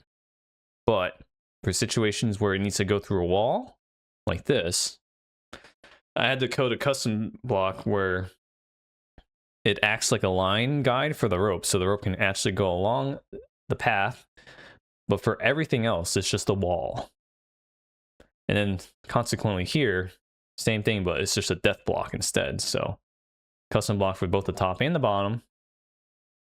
And you'll see that, I mean, here, here, here, here, here, So I had to like draw the graphics. I mean, thankfully it's not too bad to draw the graphics because you literally just draw a straight line. Same thing here, these are custom blocks. That might be the only real thing to talk about this level, because this level is not too technically complicated. I'm just looking through it real quick. It's just a rope level. I love rope levels. The one thing I did have to modify is the rope itself, because vanilla ropes, they're a little weird, because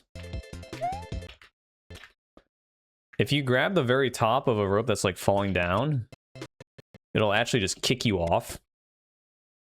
So I had to modify it where if you're like landing on a rope as it's falling, like the very top, it won't kick you off. Same thing with the very bottom. If you like grab the line guide like right here, a vanilla rope would just kick you off. Be like, nah, you're actually not on it. So it can technically still happen, but I made it so infrequent. Because I don't want you to feel like you made the rope, but then you just get kicked off because the game hates you. Mainly from the top. I don't want you to get kicked off from the top of the rope. But that's like one of the small things I did in terms of these custom ropes. And then these ones move twice as fast. Nothing special. We love chuck jumps. If I can push up. Anything else? Oh, I actually saw right there where I got kicked off. These ones are tougher to deal with because they move twice as fast. But it mainly happens if it's going the opposite direction and you push up on, like, let's see if I can get it. Like as late as possible. Like you're either gonna make it or I don't want you to make it and get kicked off. Like I did right there, but that was one thing I tried to do with these ropes. I made the game do rope glitch with custom blocks. You can go watch the VOD, I explain it in depth there, but that's just the gist of it. So these ropes, well, I shouldn't say these ropes. Ropes in general, they won't let you grab an item while you're climbing them. You can climb vines and hold an item, but here, if you notice, I'll try to grab it and it'll just kick me off. I don't know if I can even land on it. So there, it just kicks me off.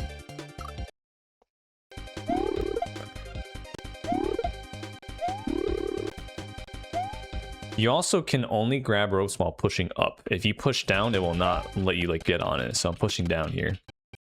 Vines you can push down, I think, to grab them. But those are some small quirks about the rope. This is a custom rope on SNW Central. I did not code this. That's why it's so chonky. I don't know how to do that. I just fixed the hitboxes with the rope hit to make them like attach to you better. The on-off, I think I made the palette different. The functionality is the same, or the functionality is made by the person that wrote it, but I made the palette change so that way when it's actually off, it's not that color. And this obstacle is kind of to help depict that. It'll stop moving when it's on-off, so that one's based on on-off movement. Here's a situation where I'm talking about where you can grab the bottom and you'll get kicked off. That's why I'd rather have you just not make it, rather than feel like the game cheated you of an attempt. And then the arrow's here to indicate that this rope's gonna move to the right first, as opposed to being like, well, is it gonna move to the left first or right? So that's why these arrows are there.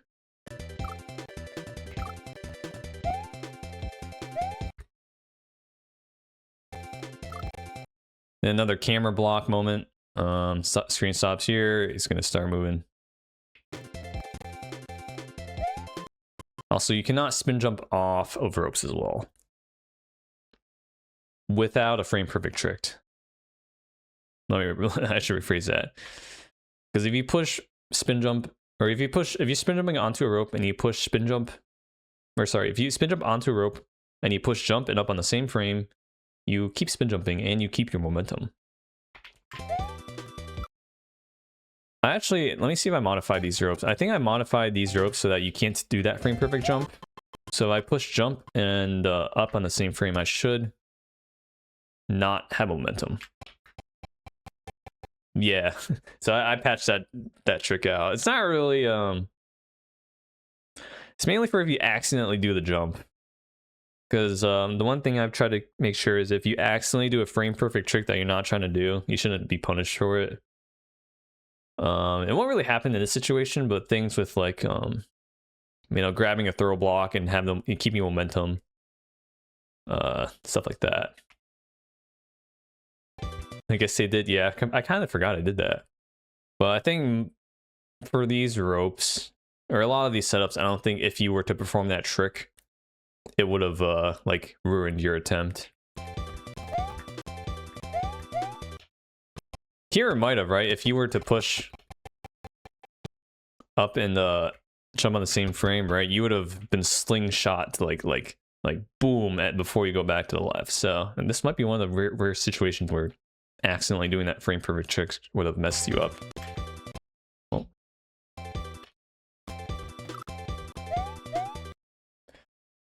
And here you want to grab the bottom of the rope. I had this set up like this because if you grab the top of the rope, it would have instantly kicked you off. Now it doesn't, but before I had to fix it so that it wouldn't just kick you off. So that's why I had you grab the bottom. But I made the obstacle work because I mean, you pretty much have to grab the bottom to live. I'm Stars. Thank you for the Prime Gaming sub. Welcome. Thanks so much. Camera block stops the screen right here. Camera enable up here. This was actually one of the first versions of the camera block, which is why it's placed here instead of embedded into the on-offs. Because as I worked on this hack, this is the 7th level I made. As I worked on the hack and had more situations and different situations where I needed the camera to stop and start, the camera sprite had different, you know, iterations, and one of the earlier ones was to have it touch it. You touch the sprite, which is why it's here and placed in the spot where you have to touch this sprite if you want to land on this platform. Theoretically, if you somehow, right, if you somehow like jump from here, go underneath, land on this side, hit the on off, you know, still dodge it, the camera would not scroll. But I don't think that's possible. The safer solution would have been to embed the on off to have you move the camera sprite to you, which is what I did with the previous setups, but I left this one to be because I think it was fine. And these custom blocks are very specific with being both an on off and also moving camera sprite. So that's why this is here. And then it stops moving. It stops following you once the camera is enabled again, which again, it doesn't die immediately because I want the screen to not scroll back to the left. That's why this exists. If the sprite dies immediately upon enabling the camera to scroll, it's usually because I'm allowing scrolling to the right, but I don't want to scroll to the left for the reason where this now scrolls to the right so you can see what's ahead. And then here, it actually kind of matters, but doesn't with when you hit the on-off here. For example, if you hit it really early, you're going to be like, well, isn't this going to fall straight down? Or really late, where it's a lot closer. But no matter how early you hit this, I have this set up so that you can hit the on-off on the right and kind of scoop around here and jump off the rope a little lower, despite this being pretty inactive early on. Like that. Because if you try to do like this, right, people can be like, what? But you gotta jump lower. So. And then here is, this might be one of the very few situations where I'm talking about with the camera being enabled when you're on the far right of the screen, and how I want to have a little bit of waiting room before doing the next obstacle. So here the camera locks You can see the camera locks here, so you can see the entire obstacle. Honestly, if I kept the screen going to the right, you could probably be fine too, because you know the pacing of this. And you know what it looks like because you've seen it as you move to the right. But I decided to keep it on screen just to really have the player know exactly what these ropes are doing and be able to see that this is where you need to go. This is your destination. But because this is your destination, because of how far on the right side of the screen is, you're not going to have any time to react to the immediate next obstacle, which is why I have a coin here so that you can stay down, because you're not going to know like what's past these 3 munchers. But having the coin here lets you know you're just going to be, that's where you want to go, and that's where you want to see. So it gives you time to see as the screen is catching up to you, which you'll see here. Never mind, because I, uh-oh. Rewind.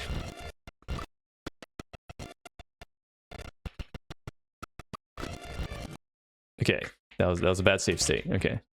So as you see here, all right, this is the camera sprite.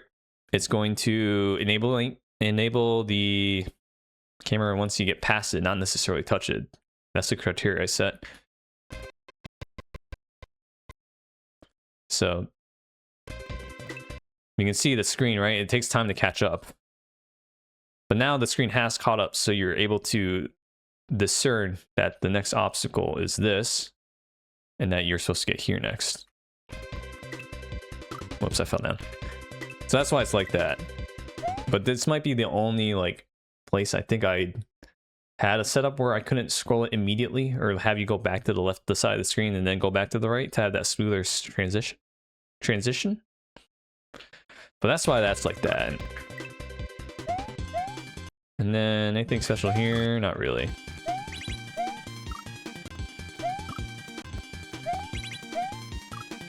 Well, I just need to not suck.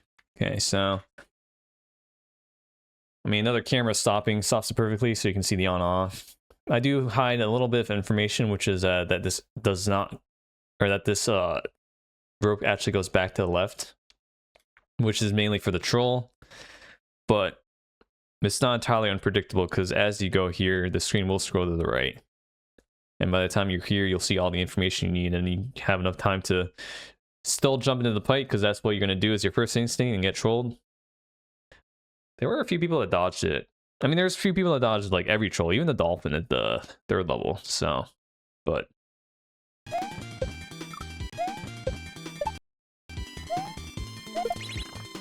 mean, you do have a lot of time to catch up to this. You have a pretty big frame window here. And again, if you jump, you can see the 2 wide. So you just gotta like climb up. And then we get to the second part of the level here. This one actually moves, I think 3 times as fast, not 2 times. It's a little faster. I didn't want to make a different color, because this is like the only time you see the rope.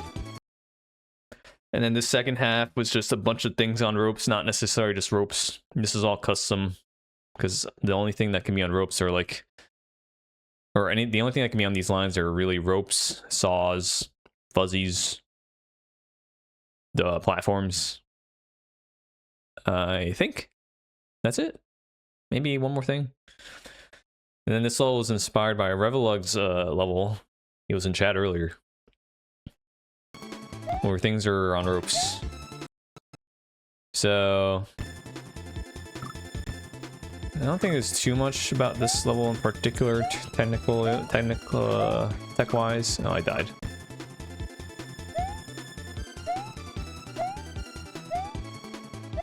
We're just gonna game out of our minds. I push jump, dude. What? Okay.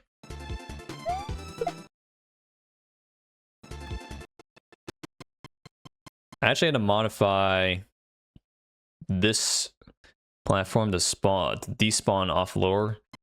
Because technically, if you see where the 8 is, right? This is where the sprite's X and Y position really is. Not up here. So the moment this 8, you would see like a normal sprite would have despawned by now. So I had to modify this sprite to despawn lower, so that way the platform just doesn't disappear once it despawns.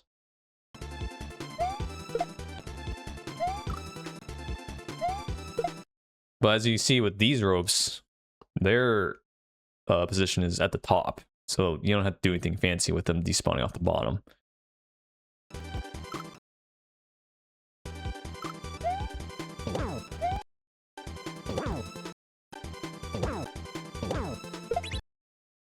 Here is actually a little bit of some spawn dependency, because Grim was actually doing something differently and would cause the next part to not work sometimes or be extremely tight.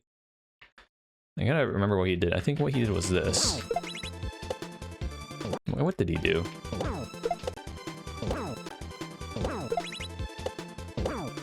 He did like that. Yeah, so what he would do is he would accidentally spawn that great moving platform too early.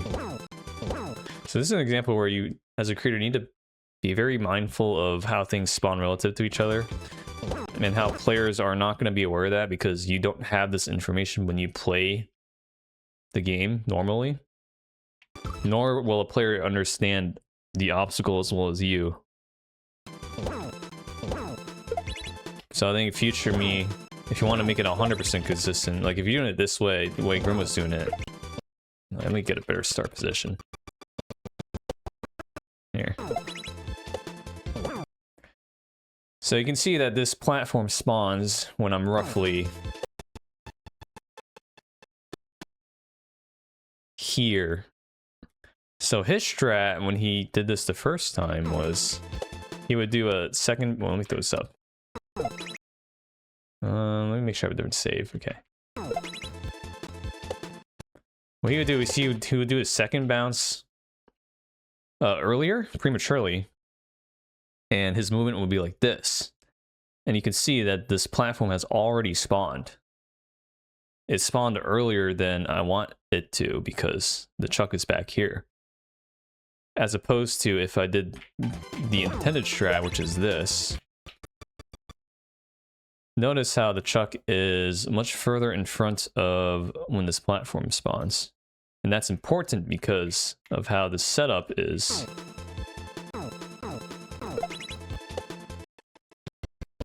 Let me try to like exaggerate it. Right, so this is exaggerated. And it's because how this obstacle works depends on the relationship between this chuck and this platform. Because they're spread out further, it means that this obstacle is going to be wider too.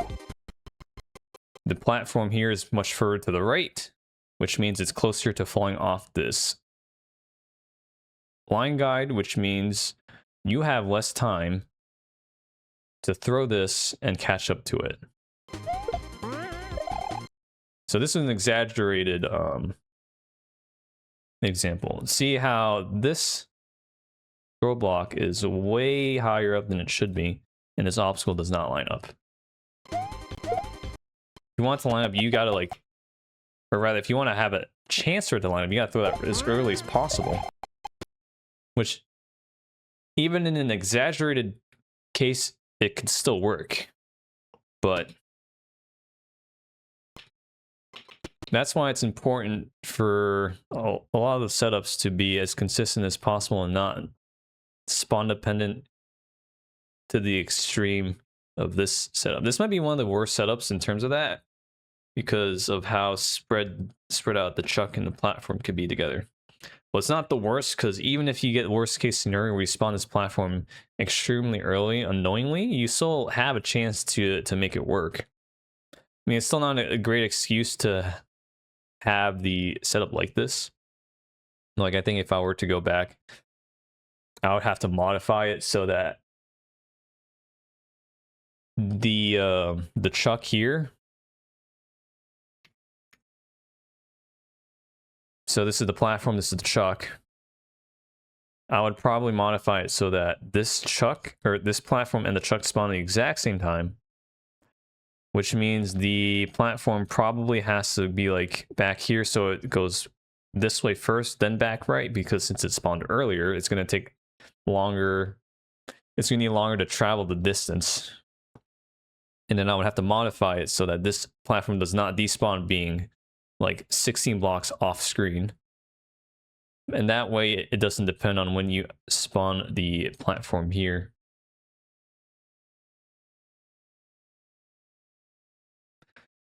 Because in the intended situation where you hold jump the entire time,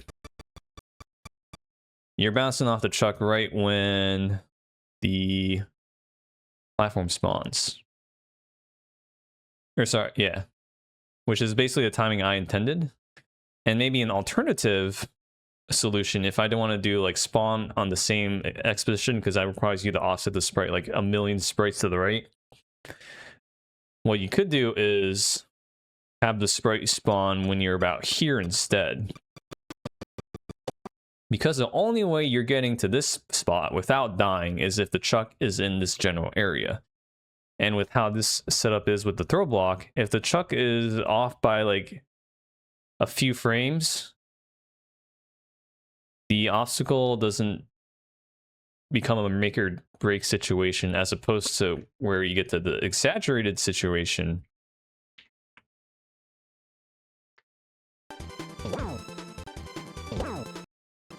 This is a terrible save state. Okay. The exaggerated situation is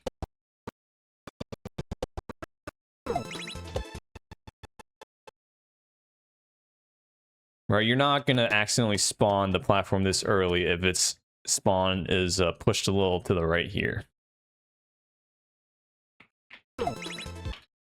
So that way the player isn't unknowingly accidentally spawning something that they shouldn't be, which is one of the things I really try to focus on, because it shouldn't be up to the player to manipulate spawns for an obstacle to work, nor should they be aware that that is what they have to do in order to make an obstacle work. So in terms of me, I did not do a good job with this certain obstacle because of how there is potential for this to not line up. And then the player becomes unaware that they messed up because they spawned something too early. So those are the two fixes I probably would have done now looking back at it. I didn't really catch it because of how I didn't think that people, or there was really a strat where people would bounce on the chuck in this way. But that's why playtesting is always important, because you get different perspectives on obstacles, because when you're the creator, you only have this one specific perspective, which is, for me, hold jump the entire time and do that. Which, if you do this, because of how the spawning is gonna be handled, it'll always work, as opposed to someone who might see the obstacle and be like, well, I mean, I could do it this way, and then they're not gonna know that's just wrong because of how they spawn something that they didn't know was on screen. So there's that. Also, I think this throw block's custom. Yeah, you can throw this throw block at a wall and it won't break.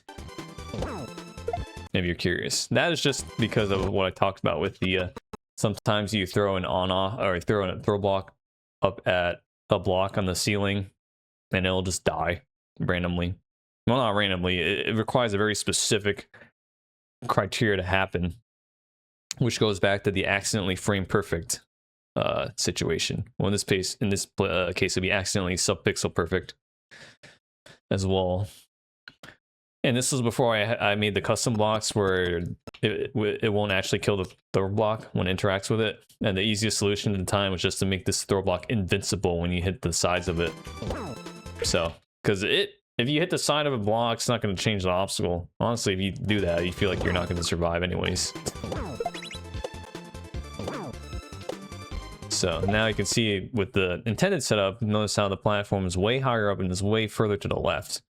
So you have a lot more leeway with how to throw the block and when to spin it off of it. So, as you notice, when we go from obstacle to obstacle, chaining together obstacles is one of the biggest things you gotta keep in mind because of spawning. So in the situation here, when does the fuzzy spawn? The fuzzy spawns on this Y or on this X position. So it will only spawn really as you're moving to the right and on this platform because of how this platform is oriented, right? You're not going to accidentally spawn it too early. And the frame window of spawning it is going to be frames, right? This is me trying to spawn as early as possible. This is me trying to spawn as late as possible. But if you try to spawn as late as possible, you're not going to make this jump in the first place. So, because of how this obstacles line up, basically the frame window of the latest possible time you're really going to spawn a sprite and the earliest possible time you're going to spawn a sprite is going to be a much smaller window. A matter of frames. And that is really the goal when you string together obstacles. You want to make it so when you spawn something, if it's related to the next obstacle, because maybe the next obstacle doesn't even have sprites or spawn dependent on anything. But if you have a spawn dependent obstacle, you want to make sure that as you chain them together, the frame window for when you can spawn it is going to be so small that it won't matter whether it's too early or too late. So in this situation, because of how small this window is for spawning it early or late, because of how I set this up, where the fuzzy has all this room to work with, right? If you spawn it earlier, it might be down here. If you spawn it earlier, it'll be here. But because of how this obstacles line up with how much height you can get up here, even if this fuzzy is all the way up top of here, you will be able to spin up off of it. Basically, the frame window from when you can get to the next obstacle will be here, which is like a lot of frames. And I'm not going to go, you know, obstacle to obstacle, but you can just pay attention as I play and to notice where I set up these spawns. Generally, I'll have it spawn where it's going to be positioned, where Mario is positioned in between like some munchers, because you're not going to want to hold left at all as you cross these. And holding right is a good way to make spawning more consistent, because as you hold right the entire time, the difference between if you want to spawn two different sprites, right? For example, if there was not just a turn block, but maybe another platform you had to land on, and they're like a few like blocks away from each other, they're gonna spawn. You know, the turn block spawns here, right? And then maybe the platform, if I had a platform on this obstacle here, it would spawn here.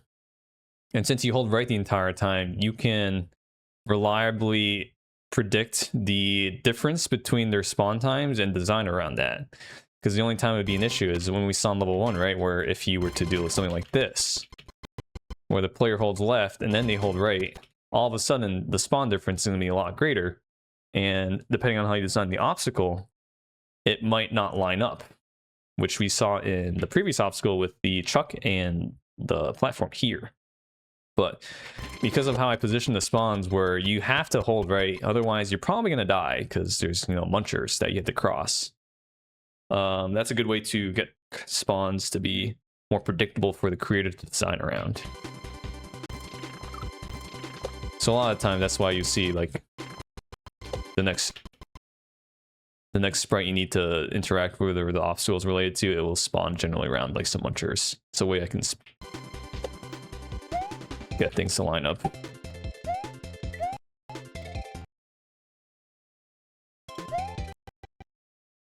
Here's another example. We gotta jump over these spikes. You have to hold right. You don't want to spawn when you're on this because of how slow it's moving. You're gonna have a lot more player influence on the spawn, but rather have you holding right have the spawn timing between this turn block bridge and the next obstacle, which I believe is the ball and chain, to be about roughly the same, and a matter of frames being different. But the good thing is with these ropes, right? These ones, they don't care when you spawn because they're not going to move until you touch them.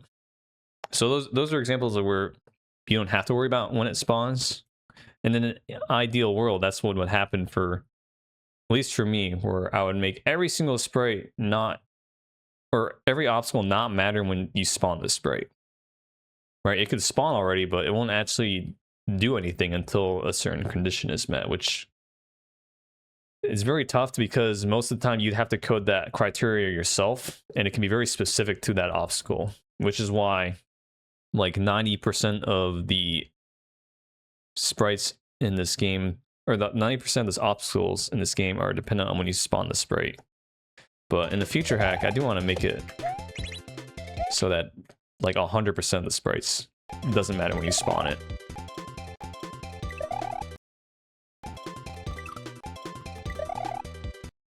So same thing here, right? You see that the these sprites spawn random roughly here. This is to ensure that they will always spawn when you're turning back left, because if you want to spin up off the spawn chain, you have to hold left. Well, you don't have to, but most people are going to, you know, do a little left like that. And that's to prevent people from doing like this, where you notice how the sprites haven't spawned yet, but if you're trying to like spin up off the ball and chain from like this area without spawning what's next, you're gonna die anyways. So honestly, it becomes an art on figuring out when you want sprites to spawn and where you'd have to place them for that to happen. It's like a puzzle. It's a very important puzzle, especially when it comes to Kaizo, because Kaizo level design, you're really forcing things. You're forcing the player to do what you want them to do, because you're designing a level around it. That's all Kaizo level design really is. And then this muncher is actually, it's a kind of a fake muncher. Its hitbox is slightly lower, just to compensate for the fact that you can, you might die to it without seeing it because of how this platform is, it lowers you down a little, which is the same thing with the snake block level, with the hitbox being a little lower. I didn't make it like that much lower. It's like a mere, a difference of pixels, but enough to make it not like feel annoying that you died to it. Like right there, I would have probably died to a normal muncher. Again, it's just a matter of pixels. And then here, the rope was, I didn't think about this, but in the previous level, there was a small rope here to hint at a portrait. And this rope was mainly just to be used as an obstacle. It makes it so that you don't have to go up, or try to convey that you don't want to really jump there. Because if you jump, you'll just die. I don't know how many people interpreted this as a portrait and died to it. And the only person I knew was Mighty Mouse. But when he died to that, I was like, wait, you got a point though. It could be interpreted as a portrait rather than an obstacle. But I think most people probably interpreted it as an obstacle. But I think that was something that was like, I guess, an oversight. That maybe some people might think of that as as a portrait, as an obstacle. And then here we have the troll for this level, which is you grab the goal, you will die in a pit, and start over. But I added the screen scroll as a subtle way to hint that you don't want to grab it yet because there's more to see. Because by this time, you'll start to see that there's no ground here. By this time, you will have enough time to react to that, but the fact that there's nothing there. And I think not a lot of people got trolled by it, which is perfectly fine. I didn't want every single person that, you know, hit the orb and die to it. I know a few people did, such as Just Cook, so shout out to Just for hitting that one. But that's just a subtle hint to that troll. But at the end of the day, you get to hear. Coin is to help you know exactly where you want to land, but you can kind of interpret, calculate that based on the trajectory with just this sphere goes off the ledge. Arrow to indicate that it's going to go to the left first as opposed to the right, which is what that other rope did. And then, yeah, you just got to grab it while you're on the rope and you will be fine.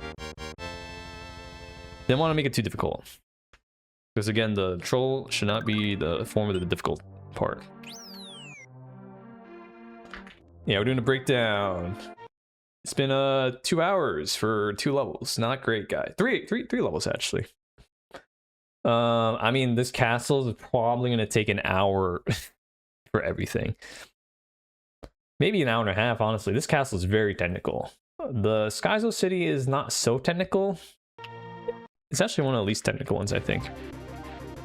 Tutorial room, I mean, this is just to show the on-off blocks, but you already saw it in the tutorial. This is another example of where we talked about X animation earlier in the, or last time. So if we go to look in Lunar Magic here, good old Lunar Magic. Actually, yeah, we'll do this first. So when I talked about the on-offs last time and how I needed to animate every frame, this is another level where you need to animate every single frame because you need to know exactly when... Wait, Tons, you're still awake? Wait, are you on... When is winter break for school? When are we golfing on the weekday? You know? You need to animate the P-switch to run out every single frame because, as we mentioned earlier, every 8 frames is when one of these slots checks to see if it should animate or not. So I want to make sure that the player knows exactly when the P-switch runs out, so that way you don't interact with the block when you shouldn't be, and vice versa. School's over on Friday, so we golfing every day next week then. It better not snow this weekend, man. I've been trying to go out, you know. But that's honestly probably the main thing to talk about this level. So whenever you, it doesn't matter when you would hit the on off, you're gonna see it run out.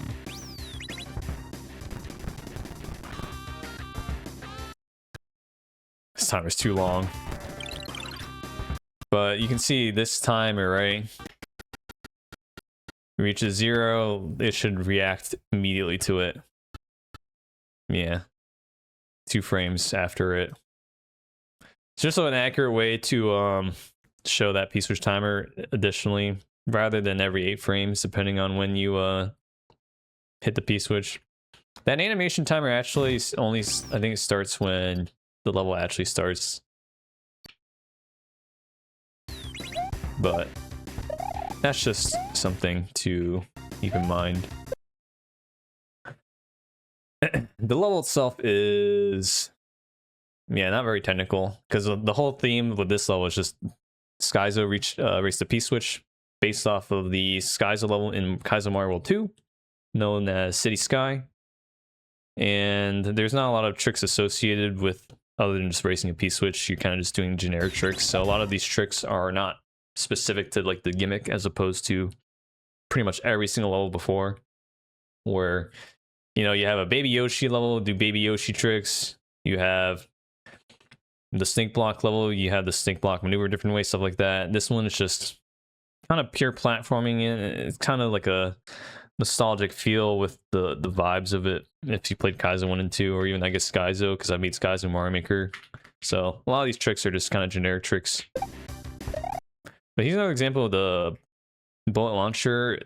The tempo is pretty different. This is way faster than normal bullet bill launcher, but again, I position these obstacles where you don't necessarily need to know the tempo to get past it, which is why you go from here directly to here, because by the time you get to this platform, you're already going to see that this launcher shot another bullet, and you're able to immediately discern the tempo, because if you want to know the tempo, you just need 2 beats.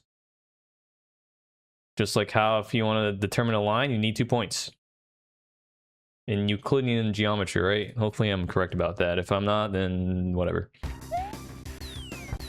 But yeah, you get your 2 beats here, and then you know the 3rd beat. Correct? Look at this guy. It's almost like I kind of know geometry. Because a lot of these bullet bill launchers, they're tuned to the obstacle. They're not going to be the exact same speed each time. But how I position it, you don't need to know the tempo. Although you do need to get good at the game, because I suck right now. Well, okay, we're starting from the beginning, guys. And then, yeah, again, just standard obstacles. This is a normal P-switch timer duration. Vanilla P-switch timer, so. However, how many frames this is? What, 704 or something? 704 frames. The P-switch RAM value actually only decrements every 4 frames, so that's how they make it a chonker of a timer. And that's why it's also blue. So here again, the camera sprite. And then here we have a green P-switch, which at this point they're going to start correlating to the timer up top. So 704 was that one. Oops, I grabbed it. This one's 398, and you can see the green bar. Green P-switch for green bar. Even though the blue P-switch was green bar, it was at maximum green bar. This one is at green bar, but barely green bar, because it's going to shortly turn to yellow bar. Yellow bar now. And then here, fun fact, this P-switch is not grabbable the moment you hit it. That's just to make it so you don't accidentally grab it if you're not trying to. You can grab it before you hit it, like this, but it's just to make it so you can not accidentally grab it. And then a little back shot here. We love the back shots. But first we gotta show off the QR code. We got a QR code. Getting this QR code to work was kind of a pain in the balls, because I have to like draw it in pixels. And it's like not perfect, right? You can see it's a little uneven down here, but with the beauty of technology, it doesn't have to be perfect because this QR code works. And it just basically takes you to a clip of Just Cook. He's playing Skyzo from Mario Maker. I forget which one, Skyzo 2.0 or something. And it's just basically me telling him that I'm gonna put his portrait in the Skyzo level. And that clip was from like 2 years ago. Stay true to my word. But yeah, with the beauty of QR codes, thankfully this was able to be scanned. You can scan it now if you want. This is probably now like one of his top clips, just because so many people have seen it. But getting this to actually fit in the message box, it's not bad to do, it's just bad to position. Like getting the QR code, this resolution. I had to like generate the QR code, and then I had to resize it to be like a specific amount of pixels, so that way it would actually be scannable. And then from this point, it's just like a regular message box where I replaced the text, you know, A, B, C, D, E, F, G, all that, with just each individual piece of the QR code. So if you like translated this into actual text, it'd be like, you know, A, B, C, D, E, F, G, you know, H, I, J, K, L, M, N, O, P, the entire alphabet, it's all the way down.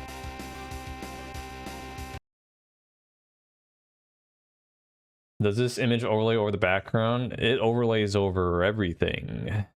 Over Mario as well. No, I lied. It overlays over everything except Mario, I think. I think that's how layer 3 is with text boxes. Something like that. But that's how that works if anyone was curious. Anyways, back to back shots. Okay. We have hit here because there are blocks that are P-switch blocks where they're only activated when a P-switch is active.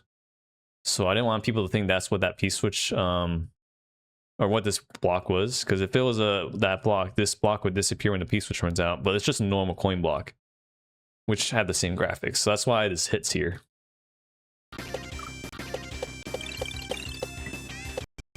And then a little fun fact about this is, well, the fact that it's a custom P is the way sprites work. So P-switches, keys, I guess those are the only two sprites really. The way those sprites work is if you're inside of it and you're not holding jump, it'll push you outwards. Like by this time, I would be positioned like right here, because it doesn't want you to be inside the sprite. Which can be not really annoying, but it can make it so you don't actually land on top of the P-switch when you're trying to. So what I did here is I got rid of that interaction where if you're inside the P-switch, it won't push you left or right. It just pretends you don't exist really. So it can help with lining up, actually landing on it in midair. Because if you want to hit a P-switch, you cannot hold jump, or you cannot hold grab, because if you hold grab, you're just going to grab it.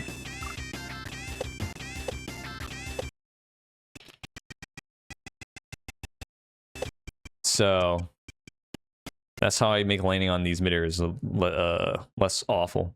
And not only does it push you out, if you're not holding jump, your speed is set to 0.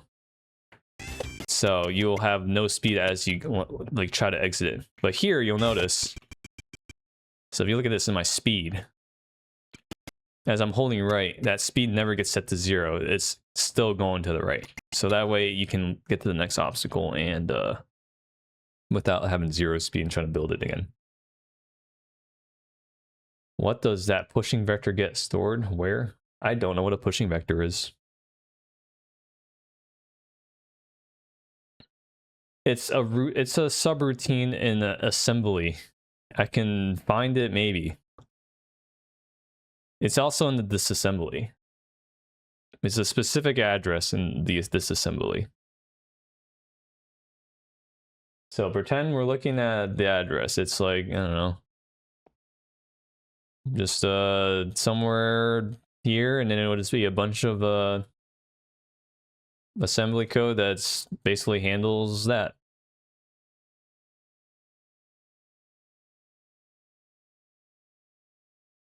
So I think that's like basically the only tweak I did there.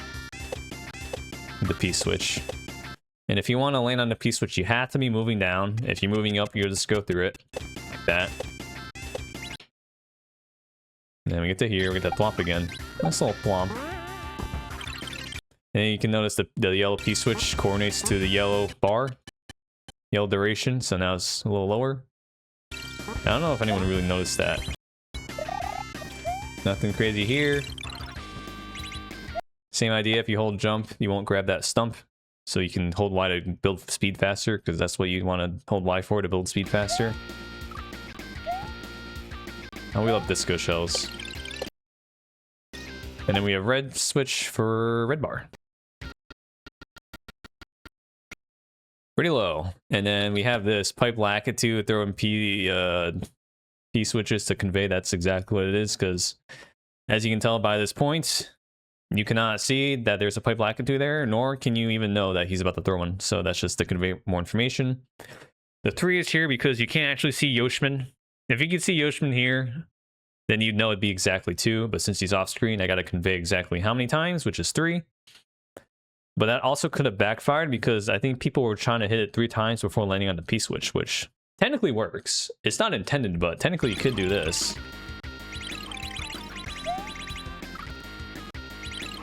See, 1, 2, 3. Maybe that works. The intended way is you'd hit it like twice. Well, if I can even do this. And then you do this. That's the intended way. But the good news is the 3, if you hit it 3 times first, it still works. So thankfully it ended up working out. But not in the way I wanted to.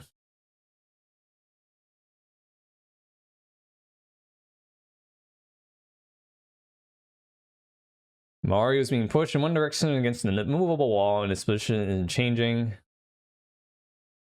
You wonder what holds on to that momentum? I think vectors are way too complicated for this game. Everything is stored in bytes.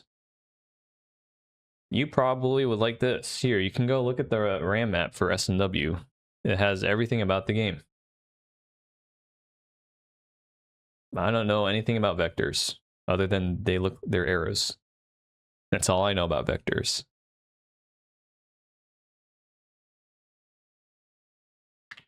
Here, have fun with this. Every RAM address in the game documented. There's one address for his position, there's one address for his speed, there's one address for his sub position. There's addresses for Sprite's position. More to it.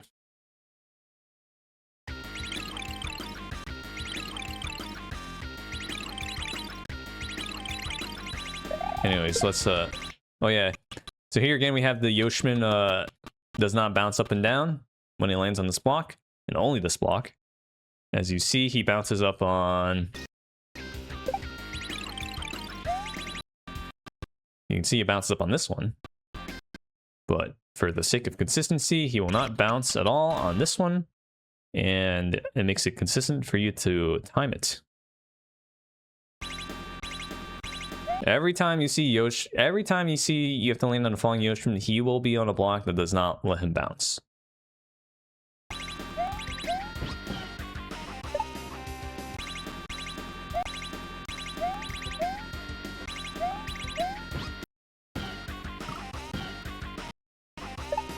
And then here we have a troll. Coin block. This one has the small hitbox, so you can go through it, like right there. You see exactly where it is, right? I can pretty much go through it like that. So smaller hitbox, because again, trolls should not be hard obstacles to avoid once you know its existence. And then this P-switch makes this door turn into a coin. And also, a silver P-switch turns munchers into coins as well, but that's just another touch I had. But you can tell because, first of all, I don't even talk about the silver P-switch at all. And second, these blocks are, they're not angry eyebrows, they're other eyebrows, I guess. Shoujo had a pretty sick dodge. She jumped and then she was like, oh shoot, and then she went back and jumped around, and that was kind of nuts. Midway. If you don't die, you get sent back. Midway. Anyways, now we have the P-switch, the carryable stump. Tutorial room to tell you that it's a P-switch that won't poof when you hit it, and also you can kick it, pick it up, broke other blocks. Have fun with it. Also, P-switches are one of the few sprites that do not despawn off screen. The other sprites that don't are keys and Yoshi. And I think Springboards. Don't call me on Springboards though, it's been a while since I've played this game, so I don't know. So fun fact, this muncher right here is 1 block lower, simply for you to kill yourself faster. Because if you do this and you kick it, I mean, you need all the time, right? So you can just start over faster. As opposed to if the muncher was higher, you'd have to actually get speed to jump. It's kind of a, believe it or not, it's a quality of life muncher. That's why that one's there. But I also made it so that this P-switch has a little bit of upward speed when you kick it, because when you kick sprites like P-switches and keys and springboards when you're on the ground, they can stop immediately depending on your subpixel and their subpixel, so it's very unpredictable in how it happens. But by having the P-switch shoot upwards as you throw it, it should never just stop immediately. Has to prevent that from happening. And you can also just rub up against this too and kick it.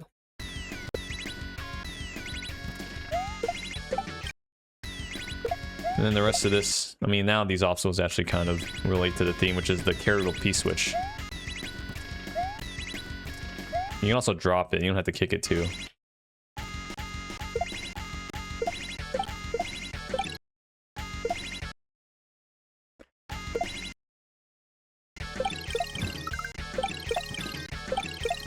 I'm so bad at this, okay. Same thing here, the P-switch will not push you out. You'll keep your momentum. Well, I won't keep my P-switch there. Oh my goodness, I'm so bald, dude.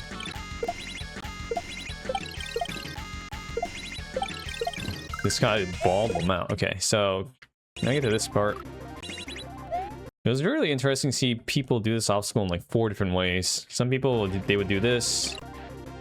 They would drop it and then try to spin up on it like that, which, because you cannot spin up while holding an item. Or you cannot start a spin up while holding an item. You have to spin up and then grab the item. So a lot of people did this, which is kind of hard. The intended strat is to do this. Kick it against the wall and do that.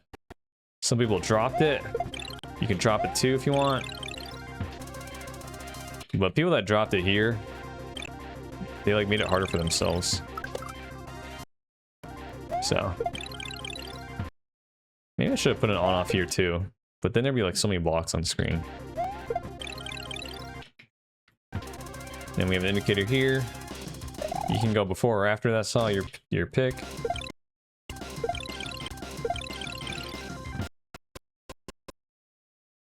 Here, I think I modified the 15.4C.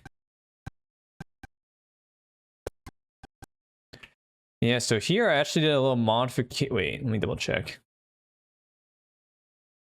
Oh.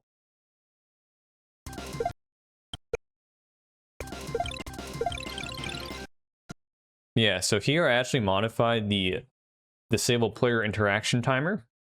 So if you look at it, this value right here that's highlighted, if I throw it right now, it goes to 10.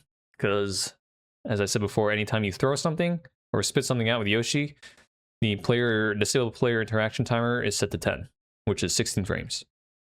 But based on this setup right here, 16 frames is too much. Because if I were to throw it up here, 16 frames will put me here, and the P-switch will be below me, which means I cannot grab the P-switch and I'll go through it. But if you look when I throw it, it's 8. So I have that time because of how you are approaching the P-switch within like 8 frames. So you will always grab it, even if you threw it like really late or really early. Because if I made that timer normal value of 16 or 10 in hex, you would not grab it. And I did that in a few places actually. Well, this is the one place I remember. So again, see here, actually no. So once you get past this obstacle, it goes back to 10. So it goes back to normal. And for P-switch, this timer gets activated when you land on it as well. So when I land on this P-switch, it was 10, but now it's F because I pushed a frame, which means I cannot grab it even though I'm holding Y as I go through it. Which is why this obstacle exists, because you have to jump off this block to grab it. So that one actually uses the disable player timer as an obstacle now.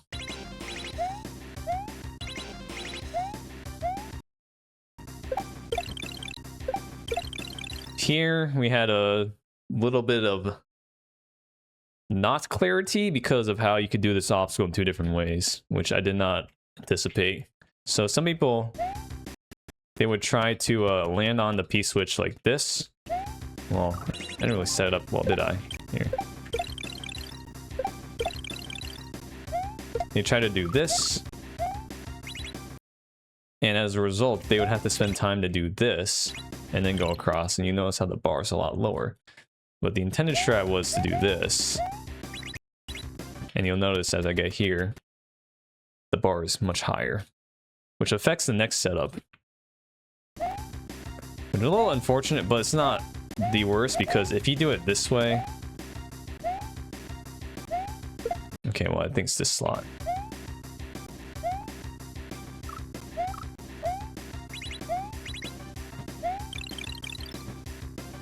You have to be like super fast. It's possible though, but...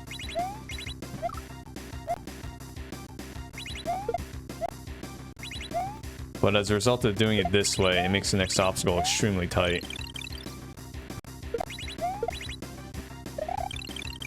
You have to like do that. And then you get there in time, but the intended way was to do this. Unfortunately, it wasn't a great way to force this or make it clear that this is what I wanted. Some people did do it this way, some people didn't. But again, even if you do the other way, it's possible, just way tighter. Oh, let's say way tighter. You just have to do this drop like this instead of do the slightly easier drop, which is this. But because I hit it later, I have time to do this, which I still suck at apparently. And then we can do this, you know, and do the obstacle in the next way. And then here I had another indicator. This was added in a later version because people were struggling with trying to figure out that you drop this here, so I added that extra help. One thing to know is certain sprites you will drop simply by letting go of Y. Right? P-switches, keys, I think springboards, and I think throwbox. If you let go of Y, you will drop it. But some other sprites you have to hold down in Y to drop. Shells, Oh, this is trivia, man. I know shells you have to hold down. I want to say Goombas you have to hold down. It's like weird. It's just how S&W was coded. Because if you let go of Y, you're just gonna throw the shell, right? But for P switches, you just let go. That's just a little fun fact about S&W and its uniqueness, I guess. Yeah, a lot of my modifications are very situational to make the obstacle work, because, you know, not one size fits all. Yo, Drew, think of the tier 3 for 47. And welcome back. Yeah, very technical breakdown. And then here's an obstacle where I actually want you to time it, even though you kind of did with the other P switch, like hit the on off and lean on it. And the fire bar is to force you to actually stay on that side. And we're going to talk about one more specific thing with this level, actually. Speaking of situational things. Also, me sucking. Okay. So here, we're going to actually pull up a RAM value, which I don't remember. But thankfully, the good old RAM map has the answers to our questions. And we're going to look up... Actually, I think it's 17... DB or BD? Nope, it's not DB. 17 BD? Nope, it's neither of those. All right, we're gonna look at here, I'll pull this up. So a lot of tweaking things to my liking involves looking at this page, the RAM map. So one address we have to currently look at is the shooter timer. So I'm just going to type in shooter here. And here we have shooters. They're a type of sprite, which are known as, you know, for example, the bullet bill launcher. They shoot bullets, so they're a shooter. So we're going to look at that timer. And that is this one, 17AB, also close. And what this says is the amount of time it takes for a shooter to shoot the next sprite. So we're going to load that up in the table on the right here. So 17AB. And this Lua script doesn't tell the sprite slots of the shooters, unfortunately, so I kind of have to eyeball it, but they start from the highest slot and go downwards. And since this is 8 bytes long from AB, so it was AB, so it'd be 1, 2, 3, 4, 5, 6. I think this should be the first number. We'll know exactly because I died for this reason. It's just for this. Right. So there's a bullet bill in the first section here. Oh, I lied. It's this one. Oh, I forgot to count this one as 1. So 1, 2, 3, 4, 5.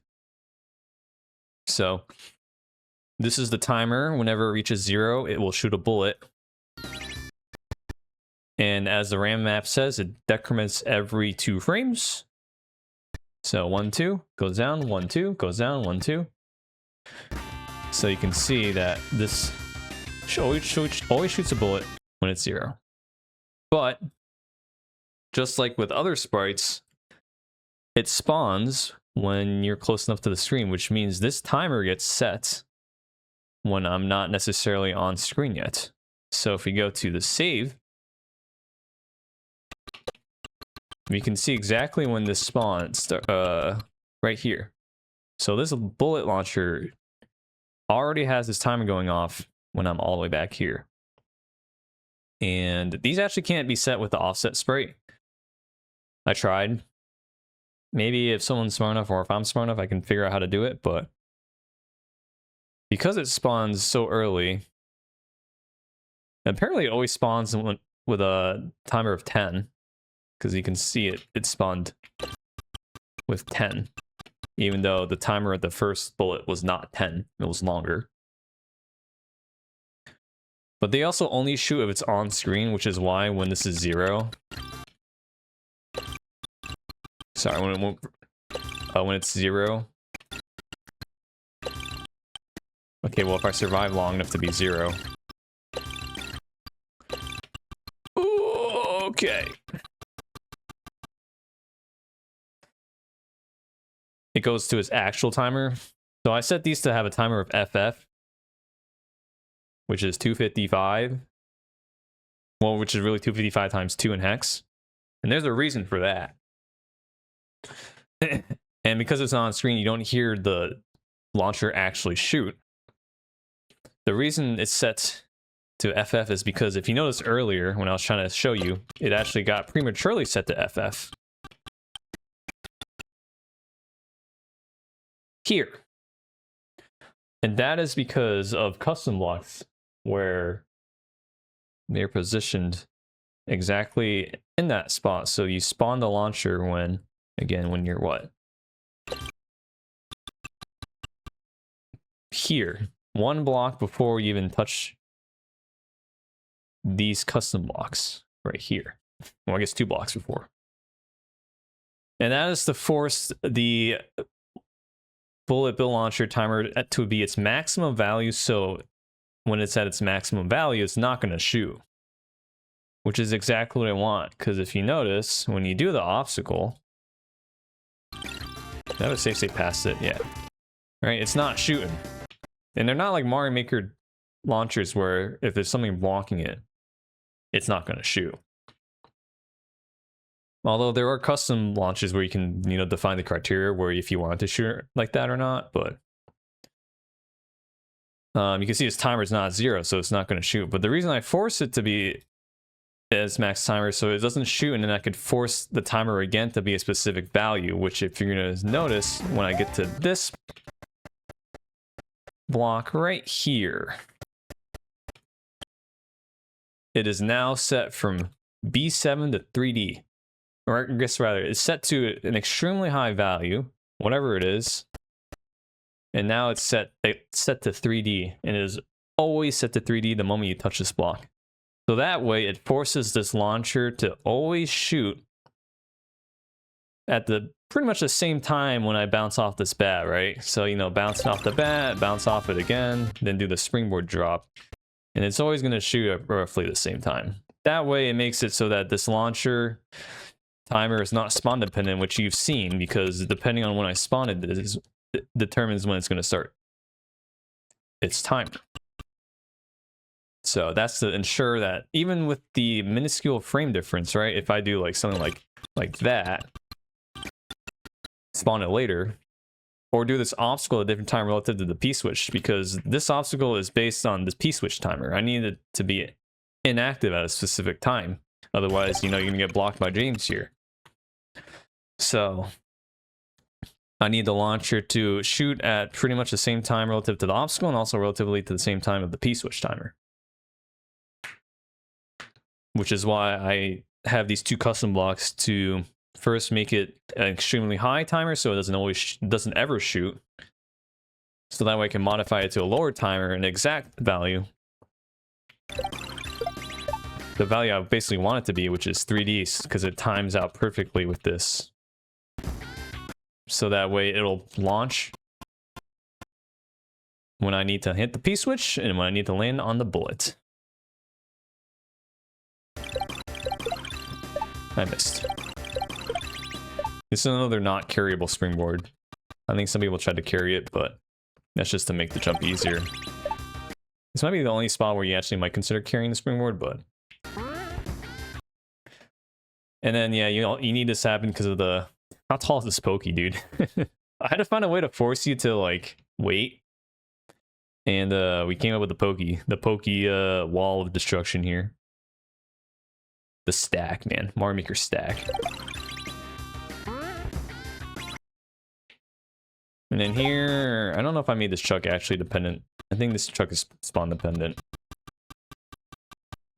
Yeah, this chuck's more spawn dependent. Which is fine because you're holding right the entire time here, and you're going to bounce off the bullet at probably usually roughly the same time, same area. So it won't be too much of a spawn issue. And I actually positioned the Thwomp, or the chuck, higher, so you can see here, when I spawn the chuck, it's up here. And you can actually see it fall down. That is to position it to jump when I wanted to do its 2 jumps. So its second jump is like that, so you can go underneath it. So that's just the position. It's. Do these addresses ever get messed up as you modify? What do you mean by messed up? I mean, yeah, depending on what you do. For example, the power up Dram value is 19. If you're 0, you're small, you're 1, you're mushroom, 2 fire flower, 2 feather, 3 fire flower. It can go up to 255. If you're power up 4, you actually turn into like a glitchy Mario. Now, how that game handles the glitchy Mario, you could probably crash the game, but like there's nothing stopping you from making that address to be a different value or an unexpected value. It's just a matter of how the game handles that value determines whether it's going to be fine or crash.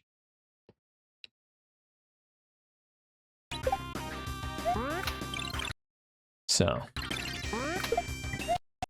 and then here we had, this is the example of the P-switch block where it disappears when the P-switch timer is not active, which is why I have this indicator to make you throw it. Also, you can't really see that it's a wall there by the time you can react to it, so. And then here we have this. This was a later addition because I think people were trying to land on the P-switch as it was, you know, popping up again. So here is to force you to make sure you don't hit it, because you don't know what the next obstacle is, because that is a good assumption to make that you may want to hit it again. But that's why these are here, to make it more clear. And then here's just a normal P-switch throw. There used to be a coin block here, but I got rid of it because it turned into one of those situations where it was more of an obstacle rather than a troll. Because of how difficult this obstacle is, if you put this coin block here. Like, I pretty much have to jump at the edge to make that bullet. So I think it was a better call to just get rid of it completely instead of turning it into an obstacle. Now here is kind of a troll. Well, I mean, it is a troll, but like here I let you see that you have to hit this one more time. I was expecting people, they might see the goal and they only focus on that. So what they would do is just do this, and then they die. Which, how many people even fell for this? I think Laser Belch fell for it. Not a lot of people fell for it. Again, that's perfectly fine with me. I don't want everyone to fall for like every single troll, but that's why I give the hint here to have it show up on screen. And also why there would be a Sprite only block here. Or I guess Mario only. But I think most people ended up just trying to hit it again. But the funny thing is, so I actually modified this P-switch value to be a little longer to compensate for the fact that, oh my god, nice. For the fact that it kind of does cut it close here. So I have a safe state. Let me do this.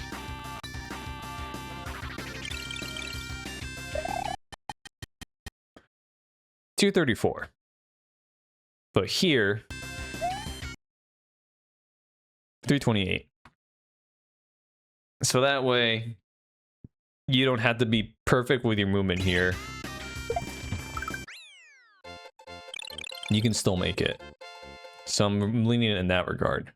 And then the other thing is, if you're like, oh no, I messed up or something, let me wait a cycle.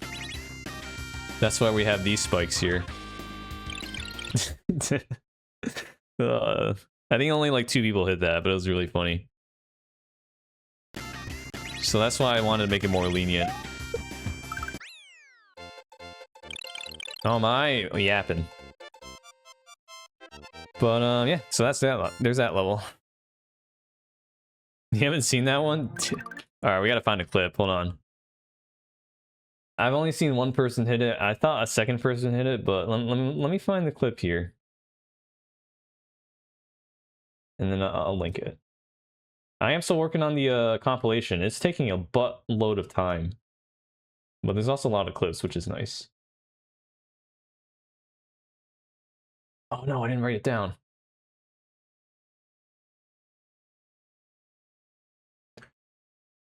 They're a Japanese streamer, and they have some really funny reactions. Wait. I think their name is it 3 N's and then underscore H, or 3 H's and then underscore N? Oh, this is very important. Way more important than the yapping.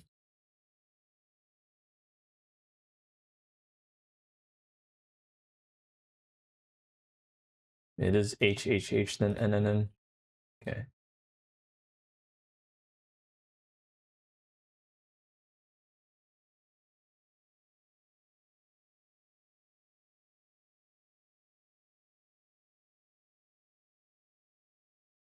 What? Wait, hold on.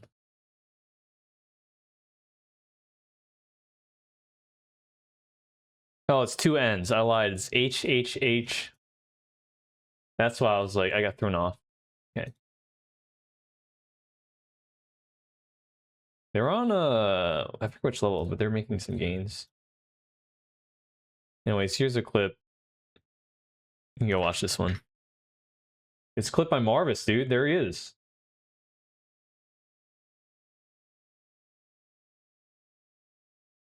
Man, I'm not watching that. It's funny.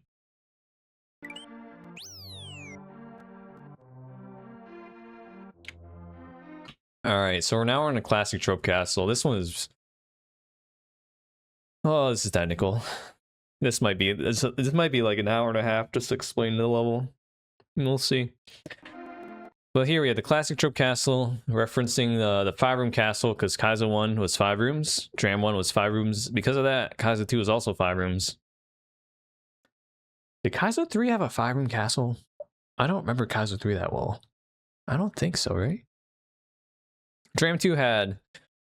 Dram 1 had a 5-room castle. Panga World, which was made because of Dram World, had a 6-room castle. Dram World 2 had a 7-room castle. Casio has an 8-room castle. Elephants and Storks and Crocodiles has... Snakes has a RNG castle.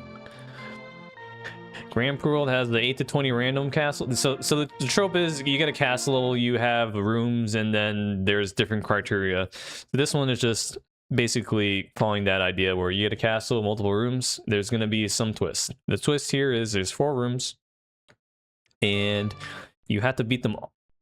Technically not even all in a row, because you can die. But you need to basically beat more rooms than you do die. I guess is the best way to explain it. Which always means you're going to beat at least 4 rooms. And the 5th room is a randomly generated room from either Dram 1 or Dram 2. That way, it's kind of a reference to older rooms in the series. And if you've played Dram 1 and Dram 2, you'll be better equipped. Because if you haven't played Dram 1 or Dram 2, then you're probably going to get hecked. And as for the rooms themselves, this is what I like to call the levels of that didn't make the cut. These 4 rooms are basically level ideas that I had for a whole level, but couldn't think of enough ideas or didn't want to make a whole level of. What's going on, Laser? You're just in time for me to explain the castle. I don't know if you beat it, but... So this is a pokey that goes up and down. Me when I see her. Me when I don't. And I wanted to make a pokey level where it was a bunch of different pokies doing a bunch of different things. But I could not come up with enough ideas, so eventually I was just like... Because I had this idea of a growing pokey, and I was like, I'm just gonna put this as a castle room. So, you know, L is down, R is up. LR stuff is really hard for me on a keyboard. So, I mean, technical-wise, there's not a lot going on here. The only thing that's potentially an issue, which I've tried so hard to figure out, and I thought I fixed, but it still happens, and I can't figure out for the life of me how it happens. But if you grow the pokey at the wrong time, you will die. It will just stick a pokey up your butt. Well, I have not been able to replicate it because it used to be pretty frequent enough, and then I fixed it because, like, you can see here, right? I'm inside this pokey and I'm not dead. But it's like so precise, and I don't understand the criteria of why it happens to be able to understand why it happens sometimes. But the good news is, I mean, there is a time where it will never happen, because if you try to grow it when you're like near the bottom, that's where it seems to happen. But if you're growing it like when you're near the top of it, because I think the issue is because of when you grow it, the hitbox is, you know, grown as well. And you're so far inside the hitbox, it'll just kill you.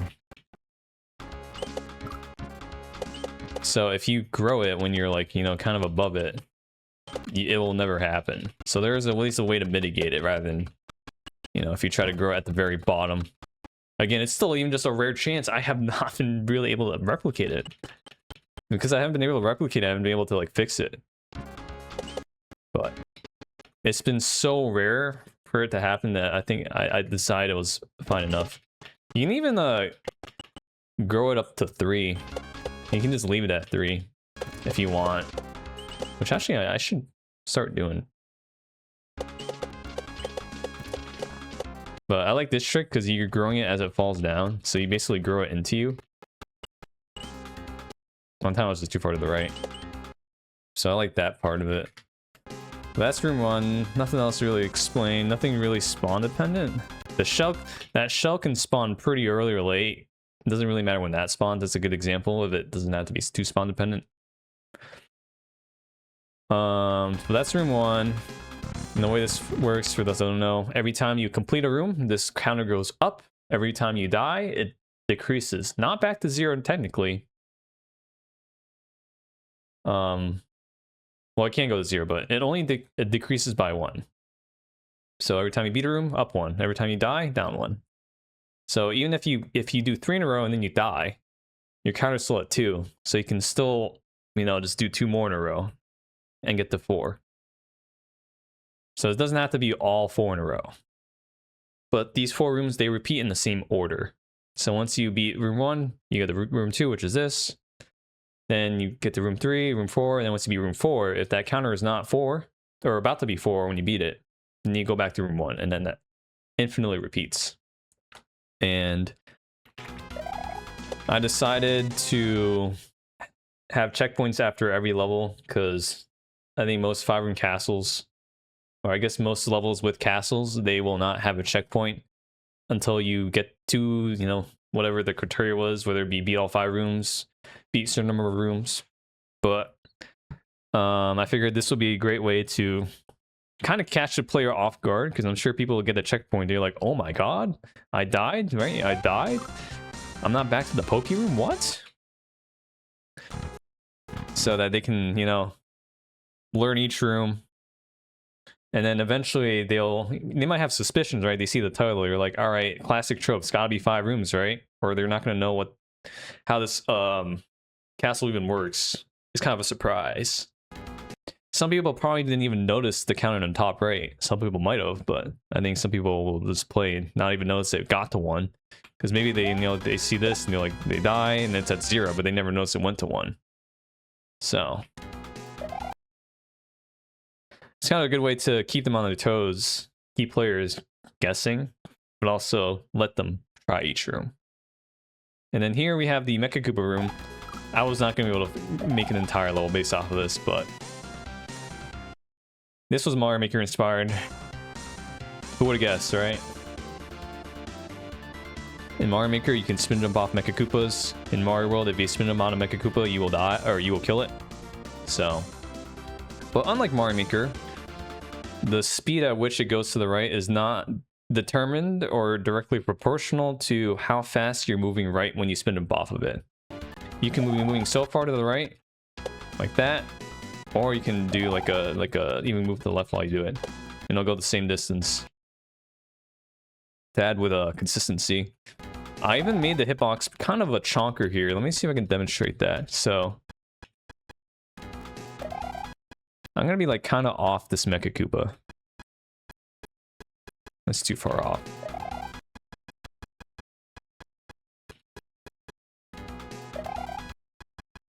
Well, maybe not as strong as I thought, but I'm widened the hitbox in the Mecha Koopa just a few pixels.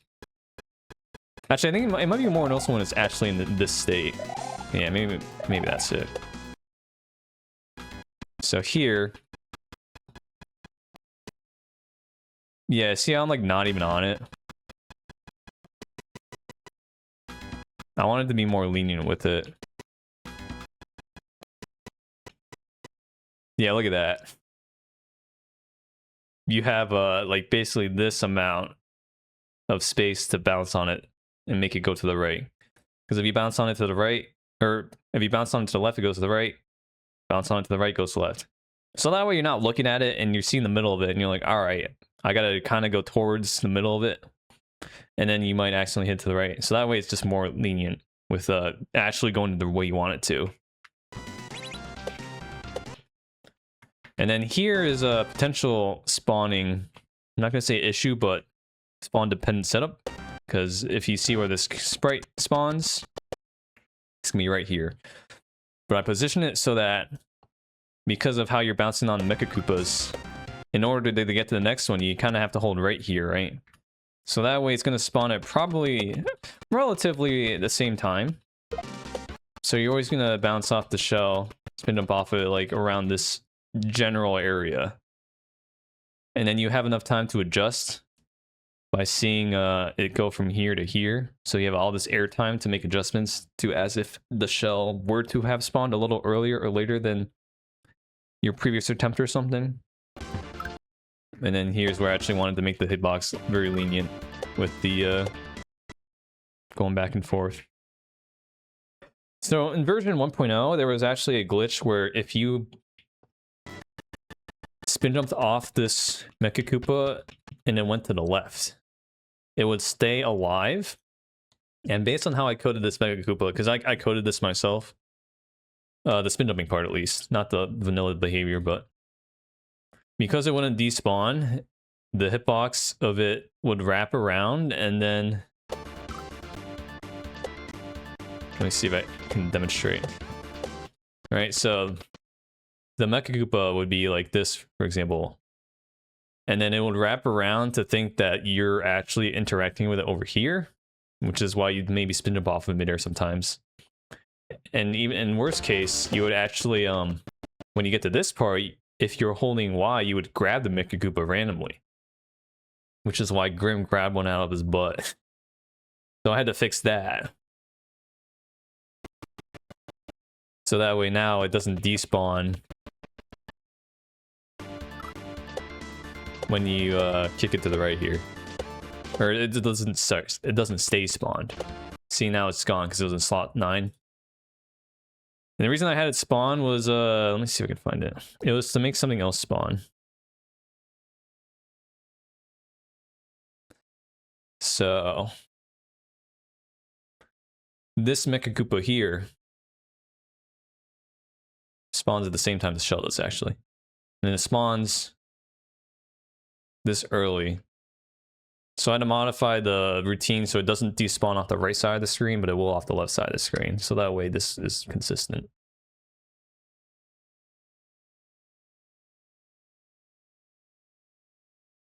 So now that's fixed. Because if you drop in the pit, it'll always just despawn and die.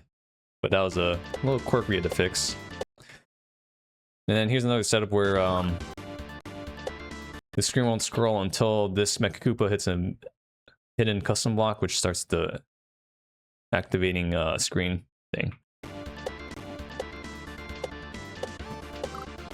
Which you can see this 8 will be on top of me when that Mecha Koopa does interact with it. So there it is.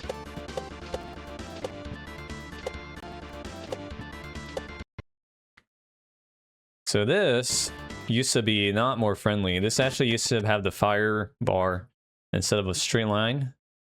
It would be like a pizza slice, where if you messed up one bounce, you would die.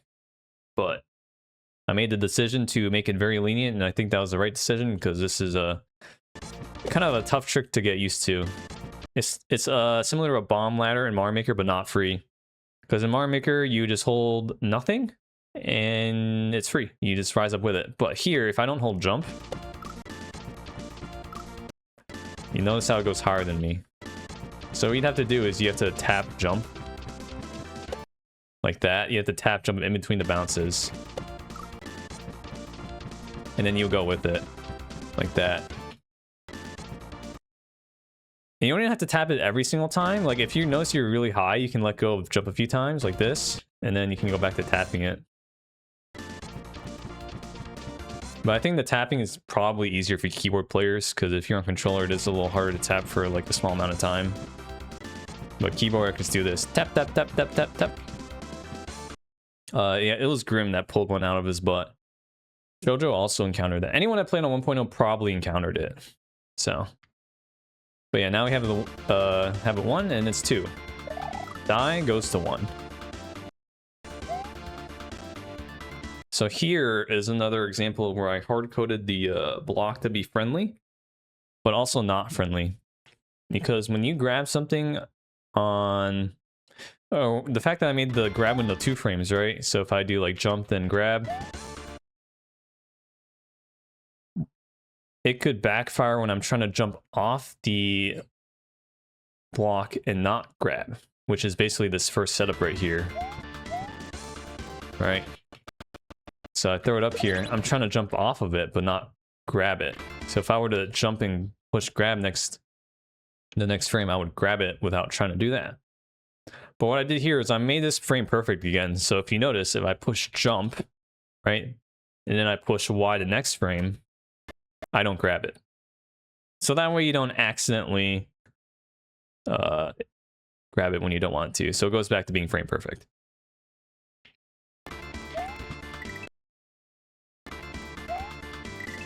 And when it goes to the bottom low, when you have to do jump grabs with it, it goes back to having that 2 frame window.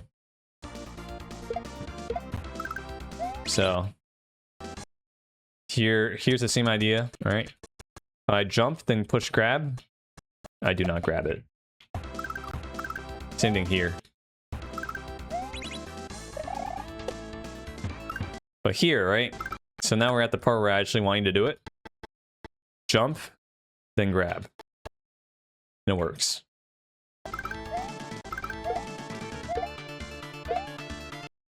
And there used to not be a wall here, but I think the wall was the right call here. Also, there's a glitch here.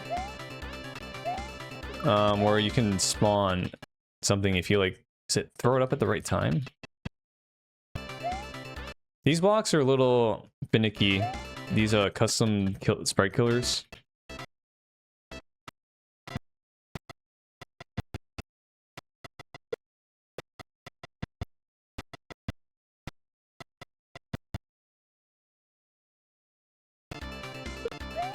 Let me see if I can demonstrate it. Maybe not. Ooh, too fast.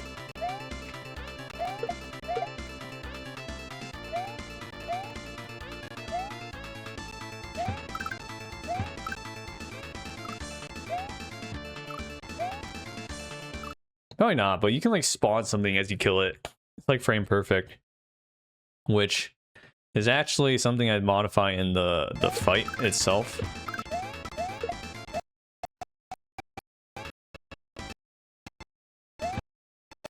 Well, I want to do this real quick.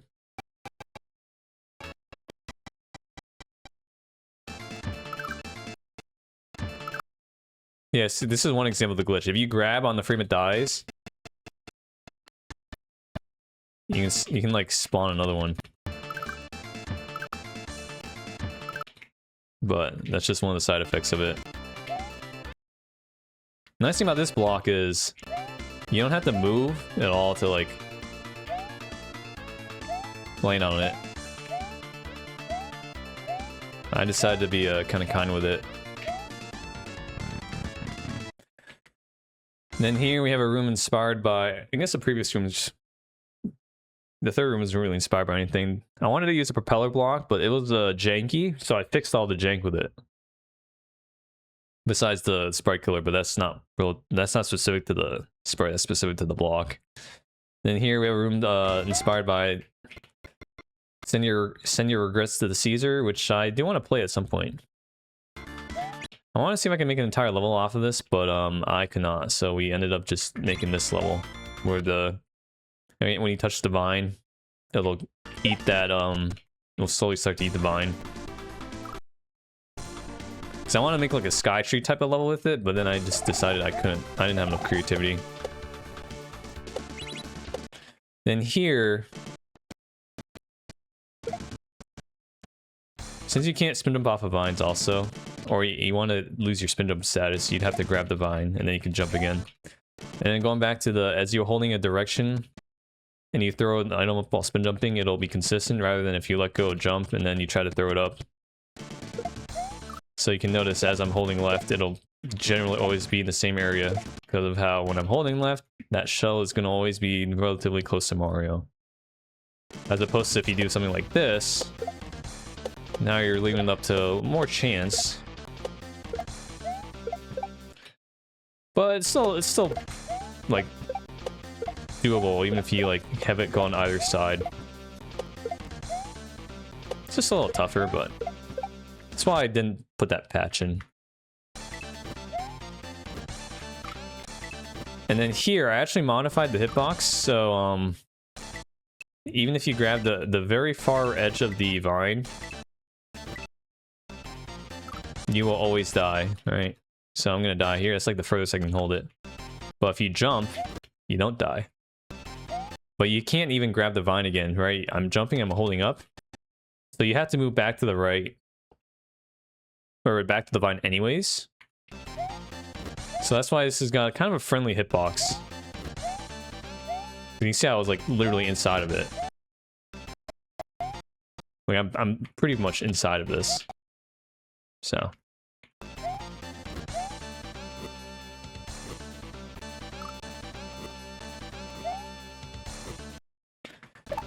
And then again, if I were to have died, right, if this was not 3, it was 2 or lower, you would get sent back to room 1, and then you would continue the loop until you get to 3, and then you beat that respective room, and it takes you to a random level from Dram 1 or Dram 2. So this one is, well, not going on anymore. This one is Dram 2 room 4? I'm not going to play all the rooms, but if you do hit this fish, it does count to the counter also. So this room is actually broken in 1.3. We fixed it now, so if you notice, it actually works properly. So anyone that plays 1.3 and got this room, you can blame me.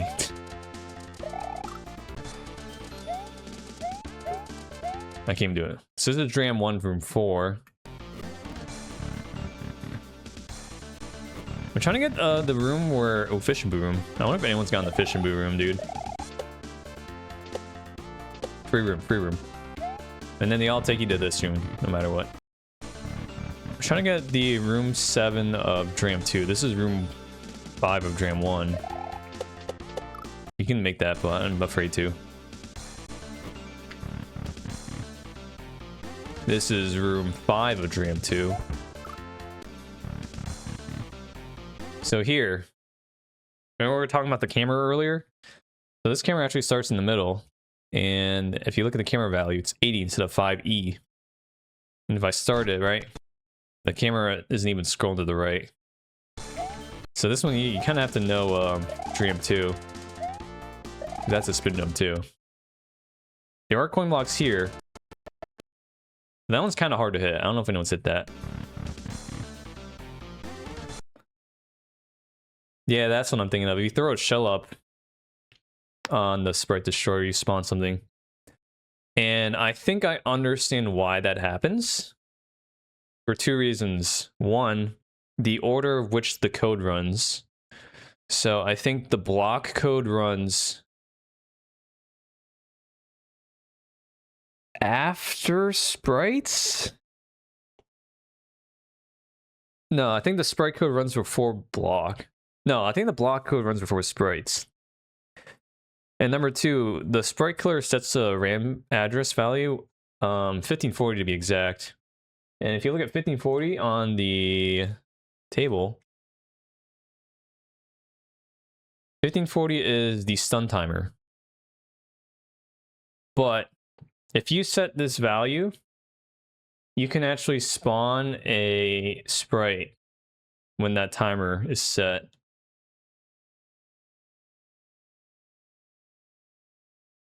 So for example, this one. That's probably why a Koopa spawns, because since this is how Koopas handle 1540. Yeah, because it's stun time for a Koopa hiding inside. So it thinks the Koopa's hiding inside because the timer's set. So when it's set to 0, it's going to spawn the Koopa. But they set this address because when you kill something with a spin jump, it displays the... Actually, we can do this right now. We can do this right now. So when you kill something with a spin jump, it also sets 1540, which is, what was it, 6? So, kill this with spin jump, 1F. And that's because this is used as the duration for this, to show this. But because of the order the code runs, since this is set to a value, it's going to cause a Koopa to spawn when this timer reaches 0. Because the other thing the Sprite Killer does is it sets the alive state to unalive, 14C8. And if we look here, 14C8, the spin jump would be 4. So what I think happens is, because of the order of the code running, this value gets set back from 4 to alive. Or the game thinks it's alive when it's not, and as a result, it sets... Or when 1540 sets to 0, it spawns the Koopa. So I haven't found a good way to get around that in terms of having that jank potentially not happen, because again, it's specific to the block, really. But that is relevant to the fight, because with the propeller block phase, you know how there's a Sprite Killer floor? That's actually fake. And it's because of how this glitch can happen with the Sprite Killer blocks. But we'll just do this real quick. Also, fun fact, this Pokey will always respawn. I lied. Don't listen to me ever again. I made it not respawn, because I think it used to always respawn. I'm just a dirty liar. Oh, I can't enter doors.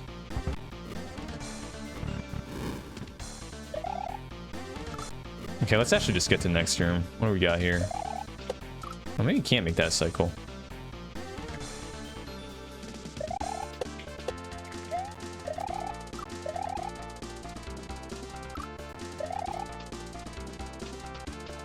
There are coin blocks here. There's one. The second one might be harder to hit because I use a smaller hitbox. Yeah, there's 2. Okay. So now here we have the don't miss. Nothing different about this shell jump unless you're poo. This is just a choke test, I guess.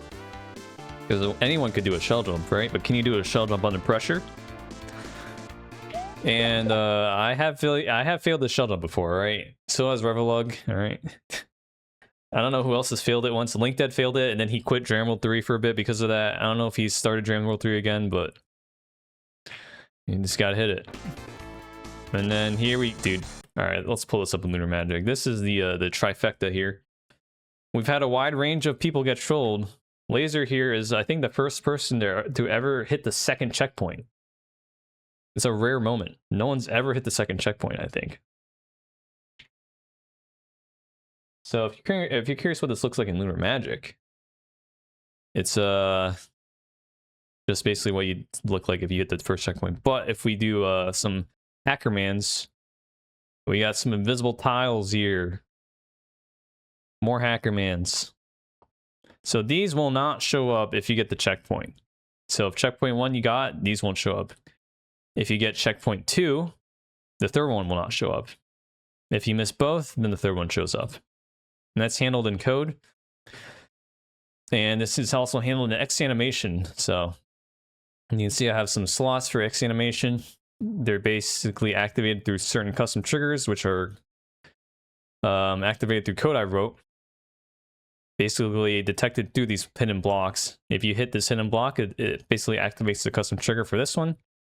Same thing with this one, the hidden block, which is this one, I think, activates this. Which are also, these are all message box trigger dependent. So depending on how far you are in the stages of getting trolled, will determine what message gets shown up. So if we go through here,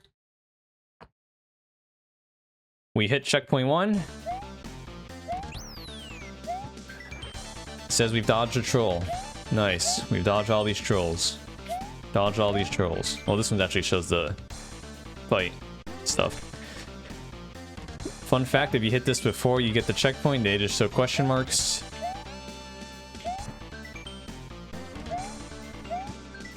This one is, I don't know if anyone would ever hit this. It's honestly impressive that you made it all the way here without grabbing a single checkpoint. So if you grab it, that happens. If you hit it, now you notice this shows up. This now says, just kidding, I can be nice sometimes. This goes to question mark. This goes to question mark. So then if you go this, you hit this. Now we have this one. All right, there's no way you mess this one up, right? And this is question marks. If you grab this checkpoint, you get the message that explains, you know, don't be greedy for bad RNG. But if you don't, all right, if you do this, now it shows, well, good luck one-shotting this boss. You won't. And yeah, I think Laser's the first person ever to get this checkpoint. And then you dodge one troll, so since you don't get this displayed, this shows up. But man, people going 3 for 3 has been great.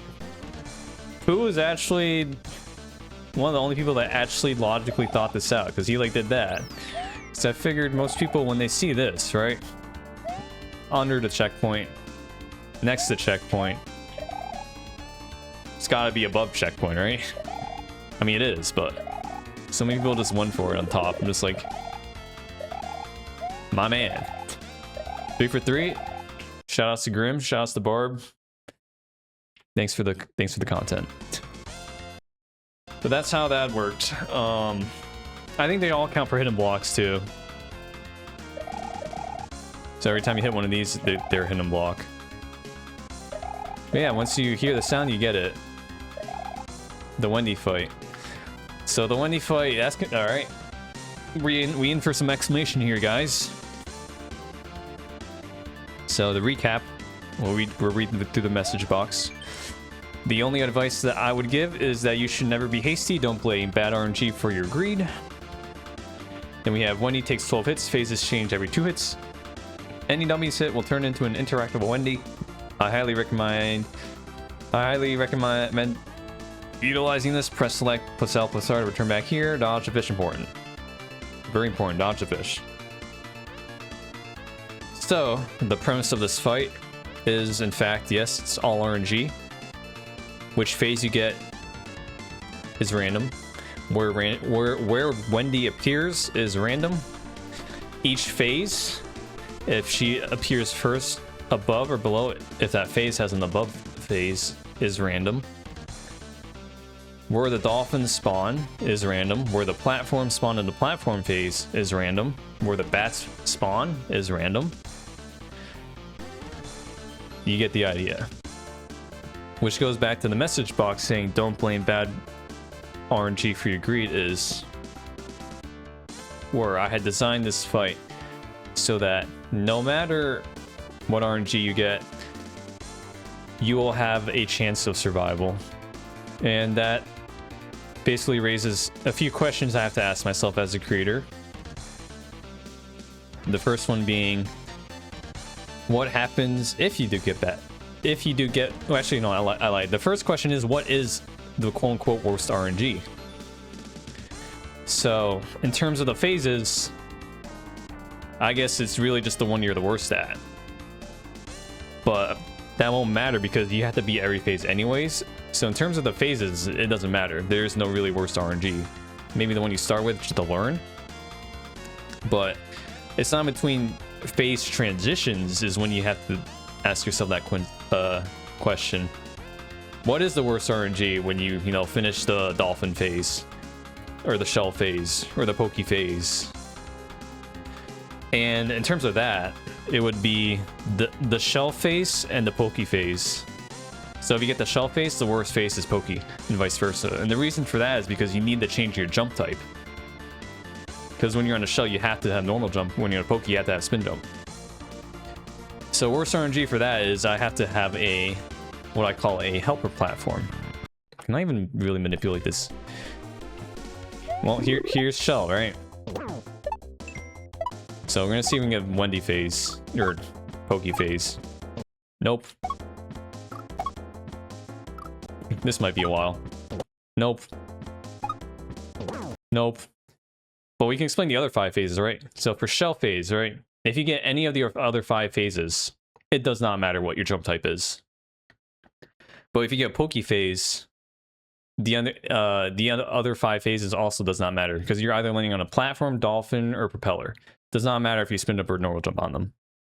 So the next question arises from that is, where is the positioning for dolphin, platform, propeller block?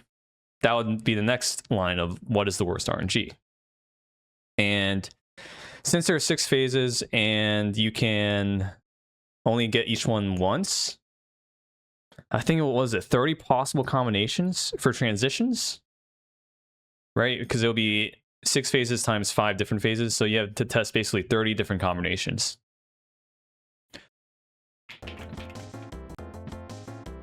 So that brings us to the next part is transitions.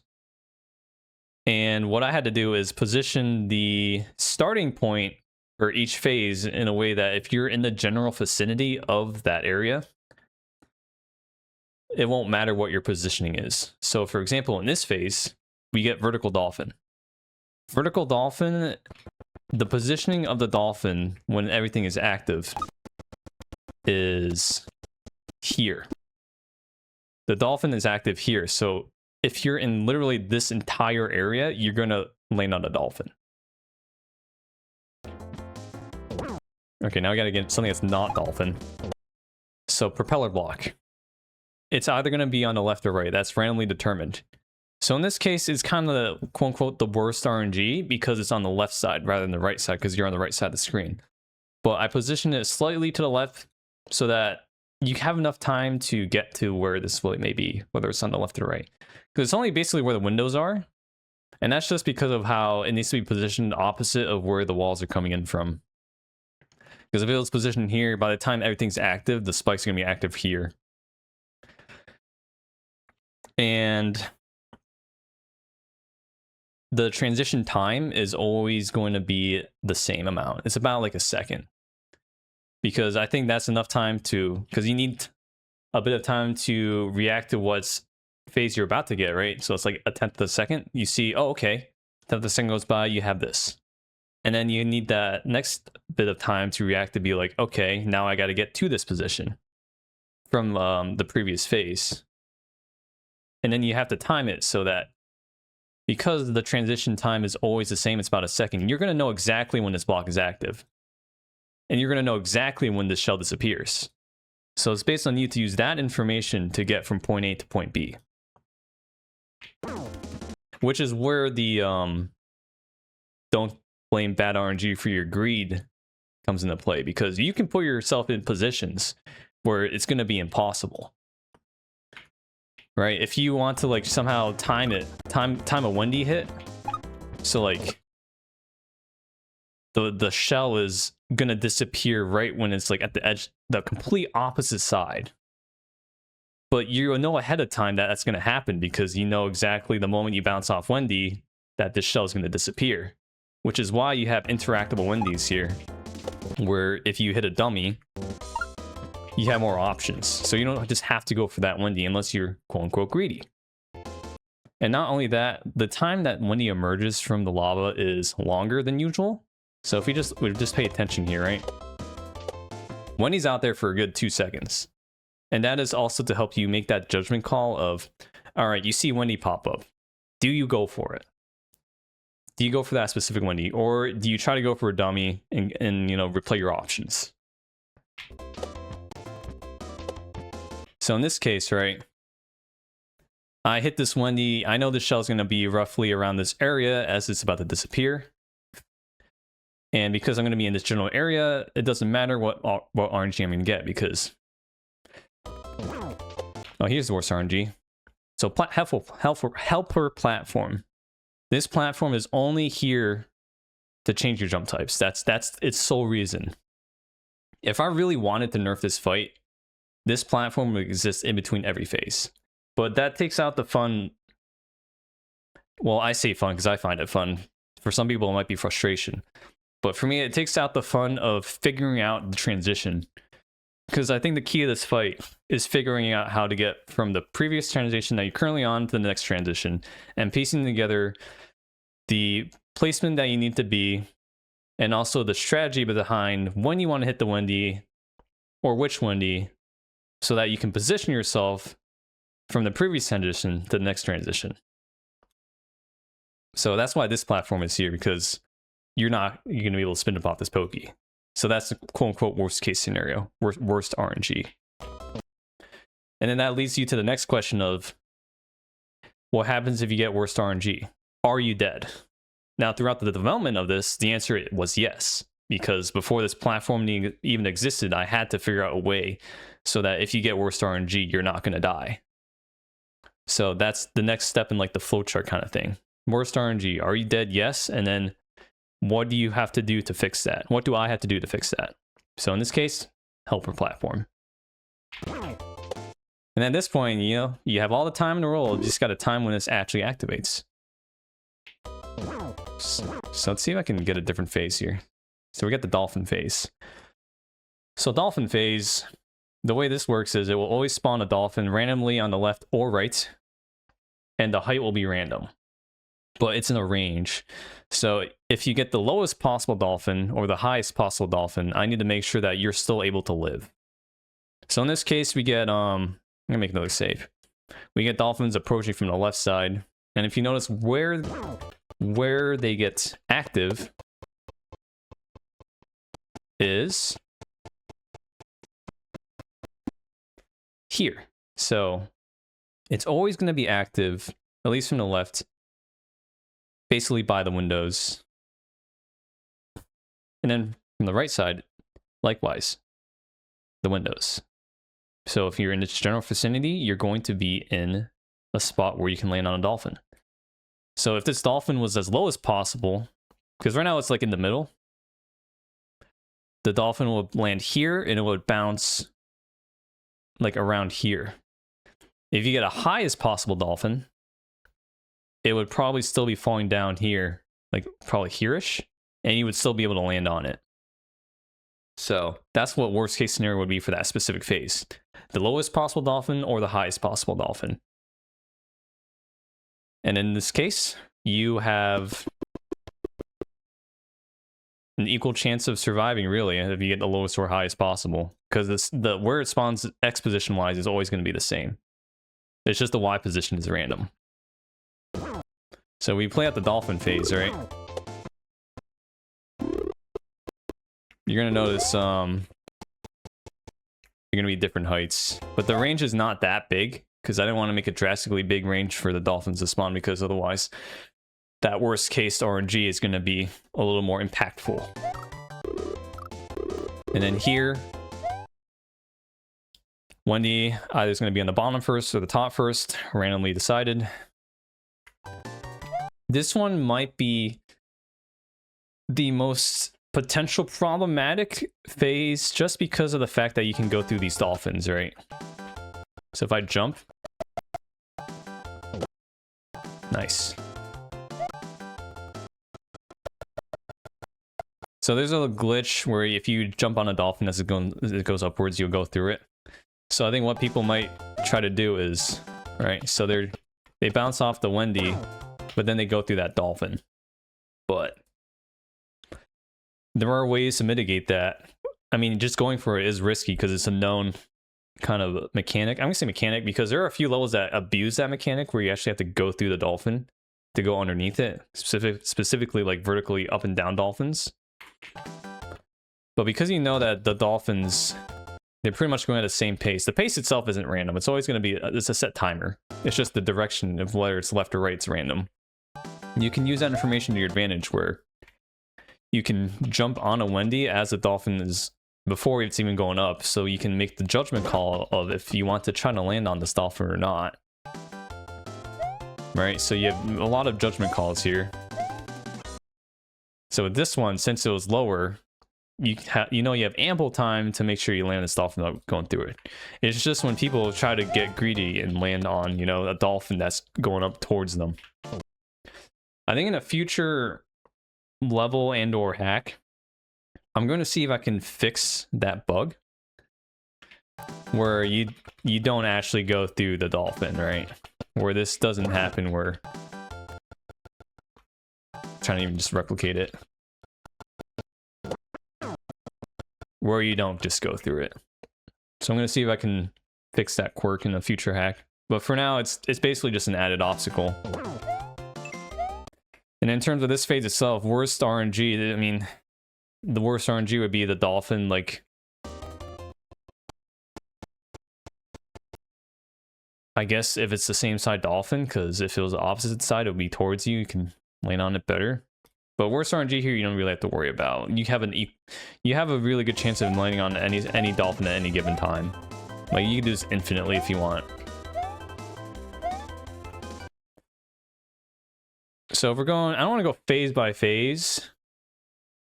Like, you go shell to feller blog, and then we test shell to dolphin. But we'll explain basically what RNG you get, what next phase you get will not matter, and how basically every mistake is your fault. You cannot blame RNG for your mistake, because if you're going for a Wendy hit, with all the information that you have, especially with the transitions, you know exactly when the shell's going to run out. You know exactly when this Pokey is going to run out. Stuff like that.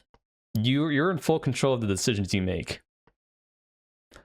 And that's why I basically stand by the fact that you cannot blame bad RNG for your greed. And that was my main goal for this fight. Whether people actually agree with that, I mean, it's up to them, but that's one thing I will stand by here.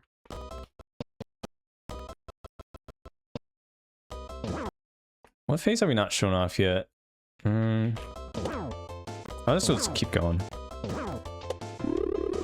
For this phase in particular, I had to make it so that these spawn later because they would get in your way if they had already spawned. So that is a situation where worst RNG would be this. If you're like, you bounce off a Wendy and then, I don't know, you're in a Poke phase or something.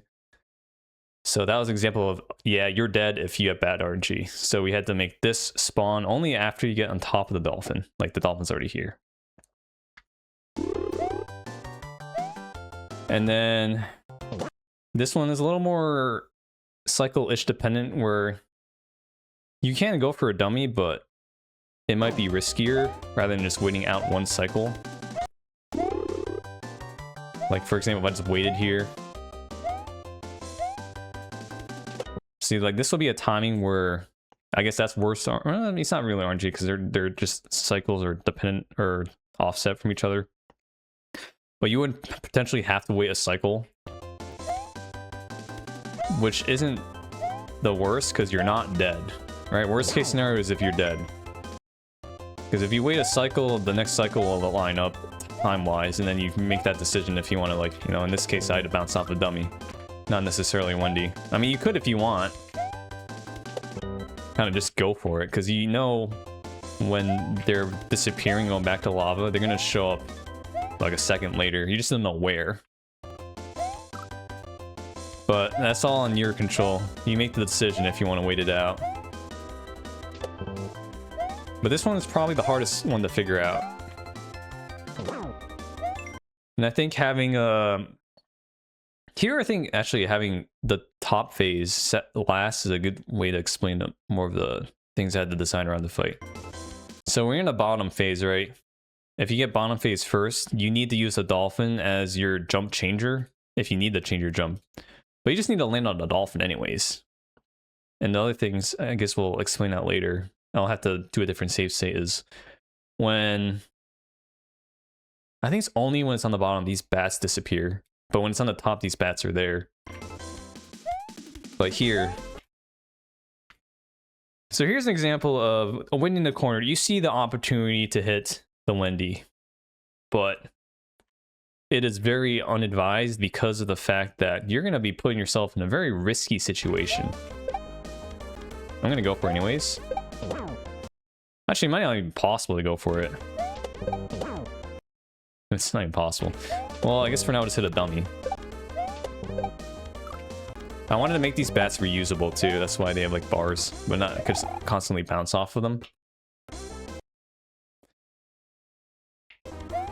So here, I'm just gonna make them all Wendy's, just to demonstrate.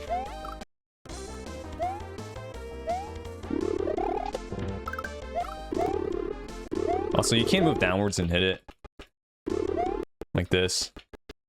I used to make it so you had to hit it from below and had to go move upwards, but I decided to nerf that and just make you do that. So here, is an example of I kind of modified some of the RNG, because if you're going for a top phase and you see Wendy, people are gonna do probably one of two things. They're either going to bounce on the bat first and then go on the Wendy. If you do that, you're going to have to land on the dolphin because of the amount of time for the transition. Which is fine, right? Because if you're on a dolphin, you can change to spin jump or normal jump if you get the pokey or shell phase. But I think what some people might do is they'll hit the Wendy first and then they'll bounce on the shell or bounce on the bat. And if you do this, you don't necessarily need to use the dolphin, right?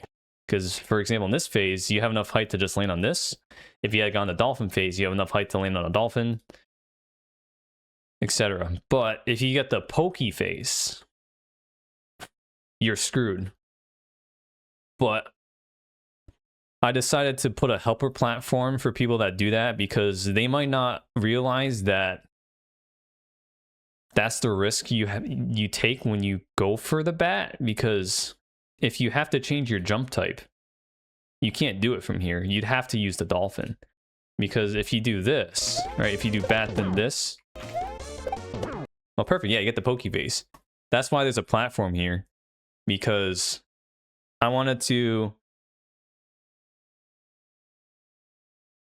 I guess, help them, because I don't think they would have been able to realize that you can't do that, or if you do that, you risk it. You're going for the greed, basically, for an easier strat for the situation.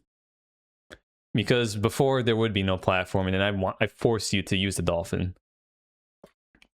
But that's why this platform exists.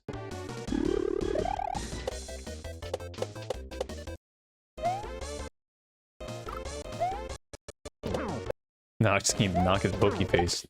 But yeah, see, for example, if I don't use this dolphin, land on the next dolphin phase. Easy peasy. So if we go back here, I mean, there's nothing really to say about this phase other than every time the pokey hits the wall, these shoot out from the opposite side as an obstacle. And then it's just to call back to the first phase, or first room in the castle. I try to use all 4 phases, or I try to use all 4 rooms in the phase, but I couldn't think of anything for a Mecha Koopa or the Vine, so I just did not put that in, and we put Dolphins in instead.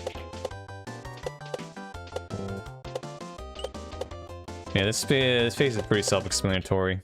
It's another one of those situations where you can choose to hit Wendy, right? Assuming this was the last bounce, you know when this Pokey's gonna run out.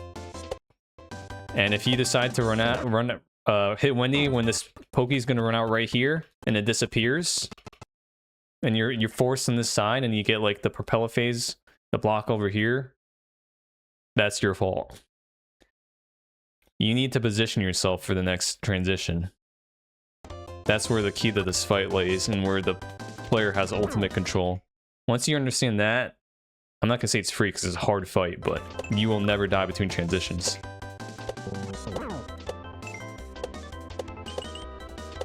But that's why all these phases are positioned that way, so that, you know, the pokey starts here, the shell starts here, the vertical dolphin starts down here, the random dolphins from left to right, they are positioned here, the propeller blocks are either here or here, and what's the last phase? The platform phase? The platform phase, their X position is randomly determined, but the furthest left it can be is here. So you're still in this general area. The furthest right is equidistant, so you're still in that general area. So that's why timing is key for the transitions. Timing and position. And then at that point, it will not matter what RNG you get, you will always have a chance to live. See, like this is a pretty decent platform. Notice where it appears in the middle. So this phase, yeah, I guess the worst RNG technically would be just the platform furthest away from it. So I think this is the furthest left it can be. Hence why it's like basically covering the windows. And I guess the next worst would be if the platform was over here. But I mean, the distance between there and there wouldn't really make the obstacle that different. But the bats don't show up until you make one hit. So once you have a hit, the bats start showing up. And it's not necessarily going to be bad then platform, then bad then platform. That is also randomly determined, because that will keep you on your toes. Because if you jump like pretty high up, for example, all right, if I'm trying to pre-jump or something, first of all, you're not going to know where it is. That's why it's more advised to go towards the bottom, so you can anticipate, you see either a bat or a platform spawn, and you can make that judgment call of whether you have to, like, one time the bats even show up. So you make that judgment call if you want to, you know, go between them, or see if it's a bat that you can go between, or go to the platforms, rather than every other. And then here, I think I already did the pokey phase, but I ended up adding a platform if you get the pokey phase. And I think if you get the shell phase too. Because if you hit Wendy and then you use the bats, you're not going to have an opportunity to switch to a spin jump if you get the pokey phase, right? But in situations where you had a platform, right? Here, I can do that no problem, but I don't have a great way of detecting or knowing ahead of time if a player is going to jump off a bat, or if they're going to be able to have a platform to switch their jump type. So worst case scenario, worst RNG for this situation would be pokey, and that's where we have the helper platform show up too. So that way you're not screwed because you're normal jumping onto a pokey.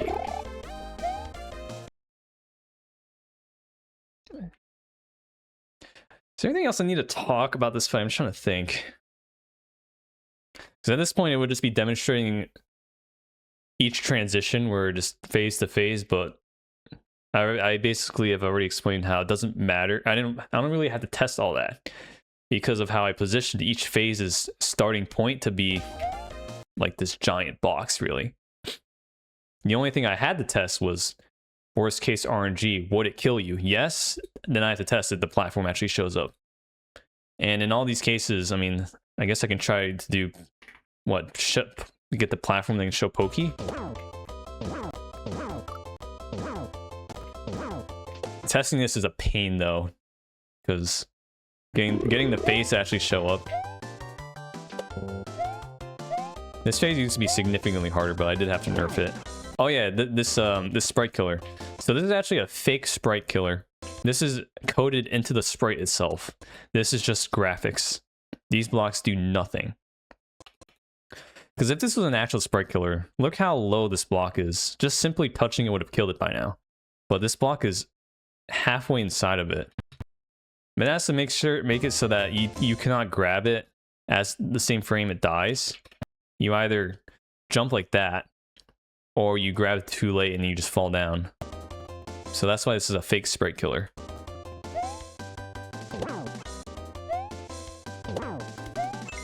And then these are all 2 frames, 2-frame jumps. So here, the propeller phase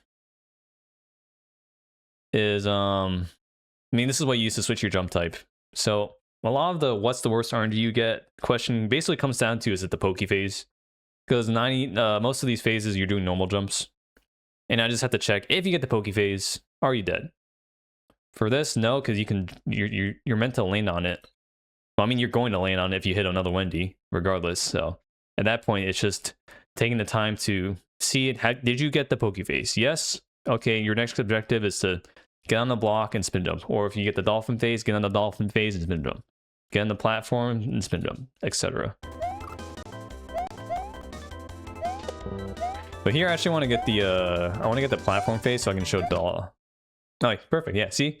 You get the pokey phase, and you see you got spin jump. And then, like I said, pokey phase, you're always going to end up in this general area. So your goal is always to just get back here before the transition is over, and you're good to go. But yeah, I want to get platform phase, actually. Nope, give me platform. Nope, give me platform. Nope, give me platform. Here we go. I think a better way for a creator, at least to test this, is that if I had like a hotkey to force a specific phase to happen. But I mean, otherwise I would just do this and spam save states until I get the phase.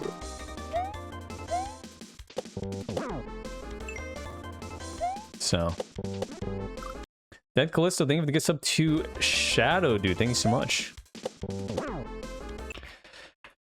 Yeah, that's where the greed comes in, really. Like, that attempt right there should not have gone for that Wendy, because I see this platform coming down. I don't have an angle, but I still went for it anyways. Well, this one I can, though. But enough talking about the greed part. So now I just want to get pokey phase. Nope. Give me pokey phase. Nope. Pokey phase. Nope. Pokey phase. Okay, no. Well, it didn't show the bats, but here, that's why there's a platform here. Just in case you get the bats here.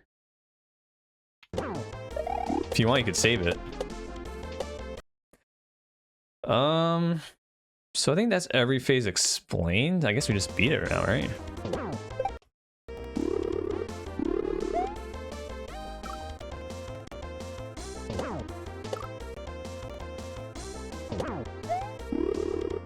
And then this is also a sprite, a spike with a smaller hitbox from the top, actually. Oh, here we go. We got top phase first. So bottom phase, these bats should disappear, I think.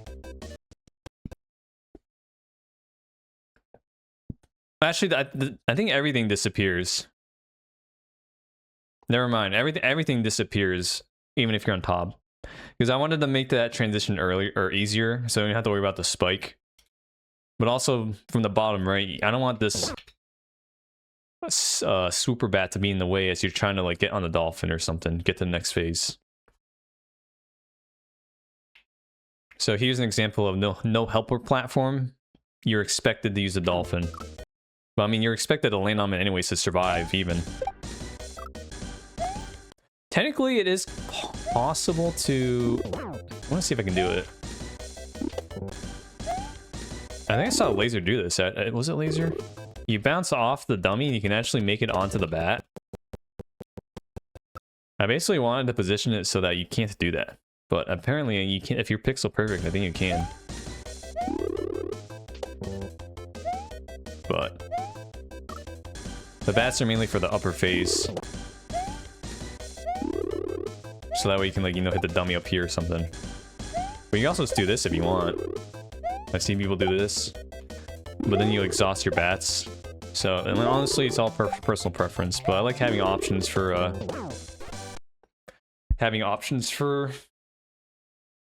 the different strats for that one. There was also strats where you use a dummy as a platform, like this, right? In this case, it would be fine, because I don't have the spin jump. But it really does just come down to if people can recognize that there are certain strats that run the risk of you dying, depending on RNG. And there are certain strats that are RNG proof, where it doesn't matter what RNG you get, you will live. And that might not be like a necessary thing people either think about or think they have to or expected to think about.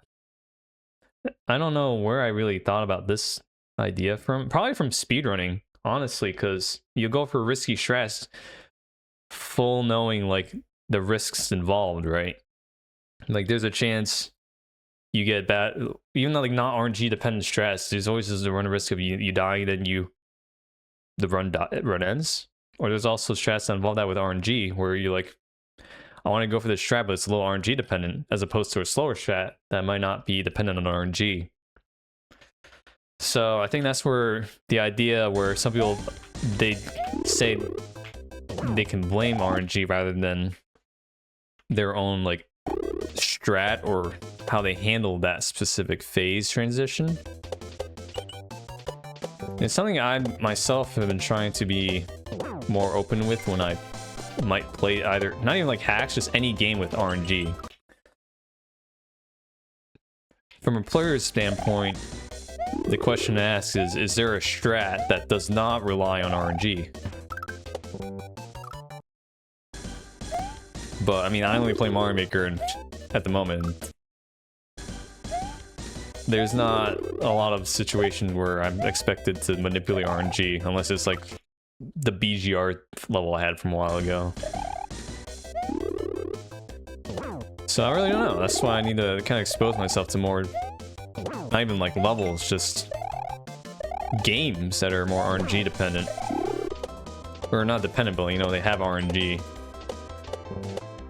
Because I think if you use RNG well, it really can enhance whatever you're trying to do. Because it's not just the same thing over and over again. You're expected to adapt. But it's just those situations where you put yourself into a potential, oh, this RNG happened, I'm dead kind of moment. Anyways, I guess that was 6 phases. I'm just trying to think if there's any other thing to talk about with the fight itself. I think we covered pretty much all I had to talk about the fight. But 12 hits, none of them repeat. Once you're done, you get the cloud. Again, this really tests your transition skills, because you want to time it so that you're above this area. It's a little higher, but you want to time it so you get that maximum height. So in this case, the poke phase, you want to bounce off just a bit before it disappears, so you ensure this spawns. Shell phase, same idea. Dolphin phase, I mean, all the phases, same idea. I'm basically just repeating myself at this point. And then here we have the audio cue for the fish. Right there. If Wendy dies from up top and falls down, it's not until Wendy submerges into the lava a little further before this fish spawns, so it will spawn later. That's why you gotta listen to the audio cue here. So that is the cue for when you know when fish is gonna arrive.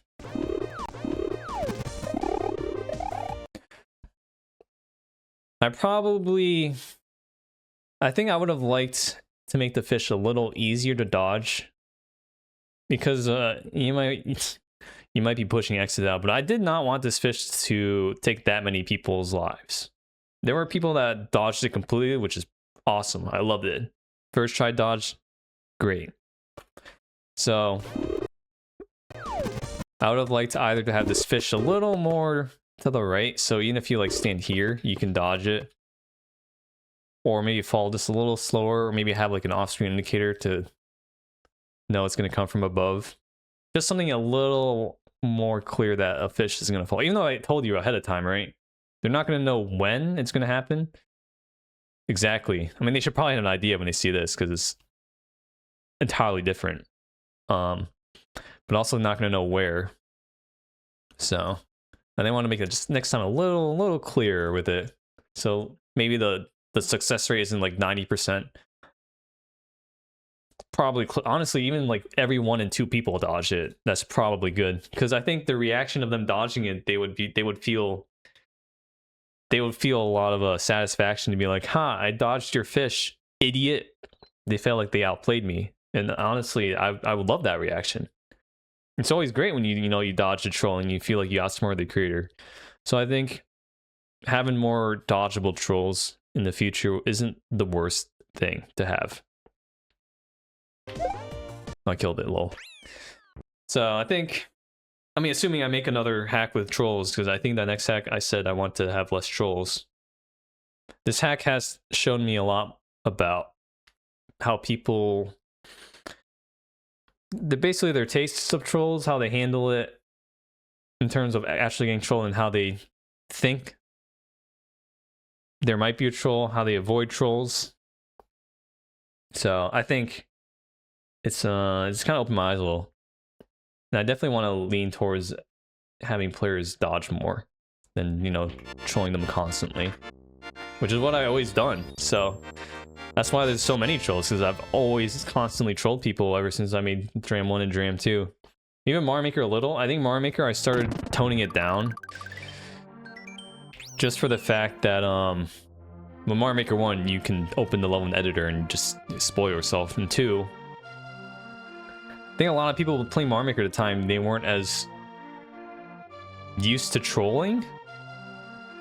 Because I think people that play Mario Maker, their first experience to Kaizo was probably through a Kaizo level in Mario Maker. So they might just get hit with a troll and just immediately hate it. As opposed to Kaizo, where, I mean, the whole Kaizo series was made because they wanted to troll their friends, so that's probably why I dialed it back a little in Mario Maker. And it's not a lot of options, you just have invisible blocks, really. I mean, nowadays you see troll level creators who makes all these crazy complicated trolls. So the trolling has been improving, but back then Mario Maker was fresh, not a lot of people knew much, so. But nowadays I think my perspective of trolling has changed a little with that.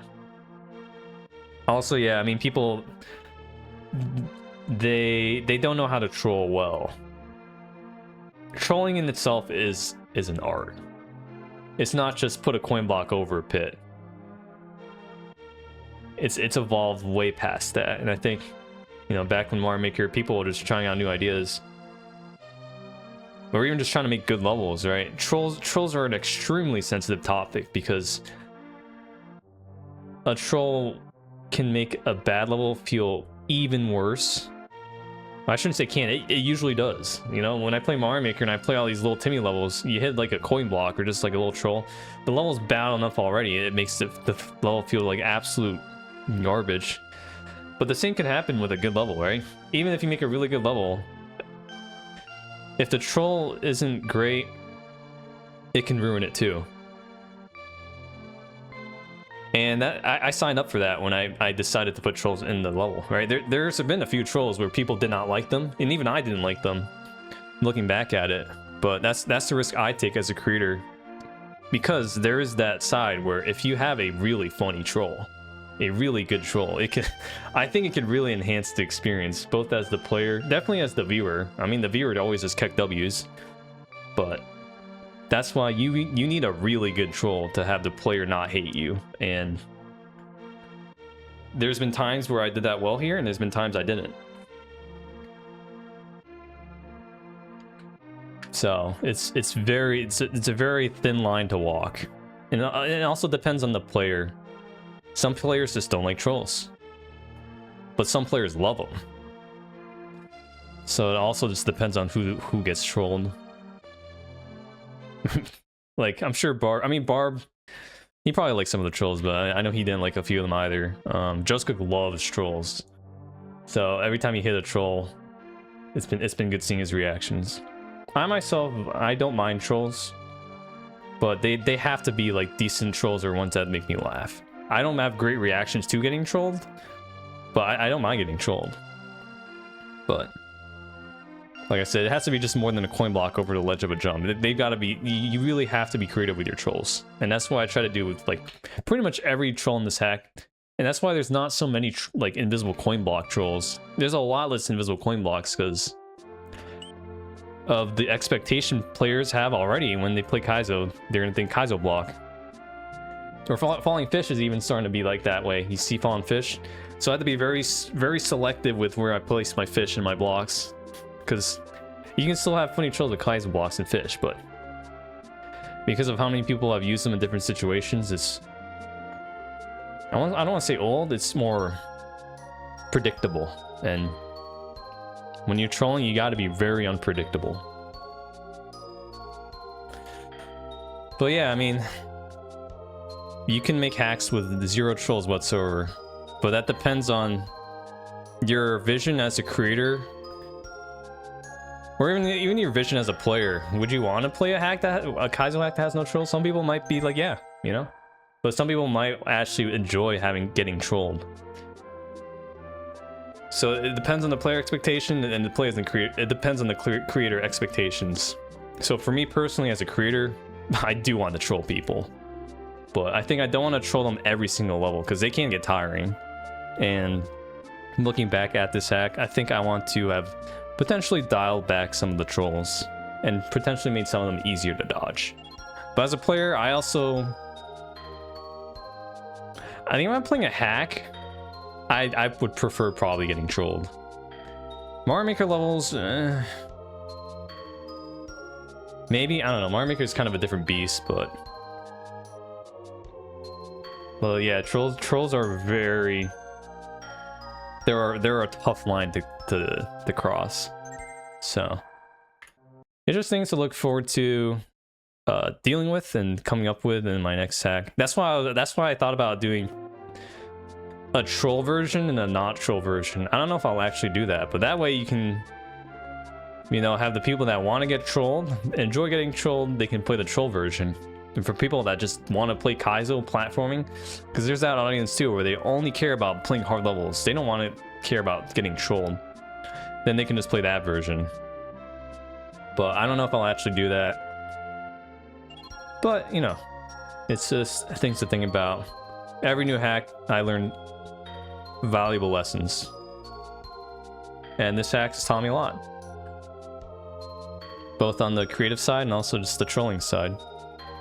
So, anyways, that was a tangent I didn't expect to go down.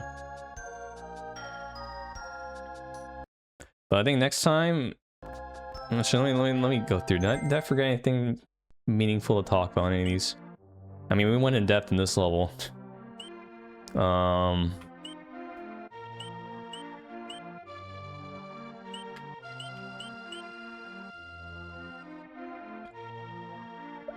I mean, I briefly talked about the interactable one. I didn't really talk about the interactable Wendy's. I mean, I can talk about it for 1 second. If you beat this level, you just get a random 5th room, and you can choose to do it if you want, because every room's gonna have a door. But I think the one thing I mentioned very briefly, especially with the bad RNG, is with the dummies turning into a Wendy. Honestly, that's the whole reason this kind of fight turned into how it did, with the fact that the #1 problem with Wendy fights is most of the time it's stalling until you get Wendy in a hittable spot. And what I wanted to do was fix that, where every chance is to hit a dummy or Wendy is a chance worth going for. Because when you're in a regular Wendy fight, depending on how the fight is designed, you have no reason to hit a dummy. They're just there. But with this fight, you have all the reason to hit Wendy, because it makes each time Wendy pop up easier until you're basically guaranteed a hit, because every Wendy is a dummy, or every dummy is a Wendy. So in situations like, for example, if this Wendy was not in a great spot to hit, that's okay, because you have 2 dummies here. 2 dummies ripening to be bounced off of. And it's worth going for. Also, you can hit 2 at the same time. They'll both show up as Wendy's here, if you're curious. Look, they're all Wendy's. And if you hit a Wendy and then a dummy, it doesn't matter. It stays a dummy. So, for those that are curious about the logic behind that. Well, and that's not a great place to demonstrate. Whatever, let's just do this. See, I hit that, it's a dummy.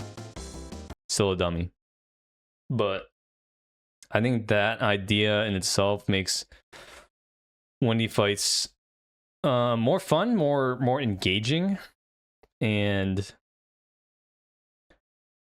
the problem is I want to release that code, but it's so horrifically written that I don't think anyone could really make use of it. It's very hard coded to my needs, but I'm hoping maybe the person that wrote the custom Wendy.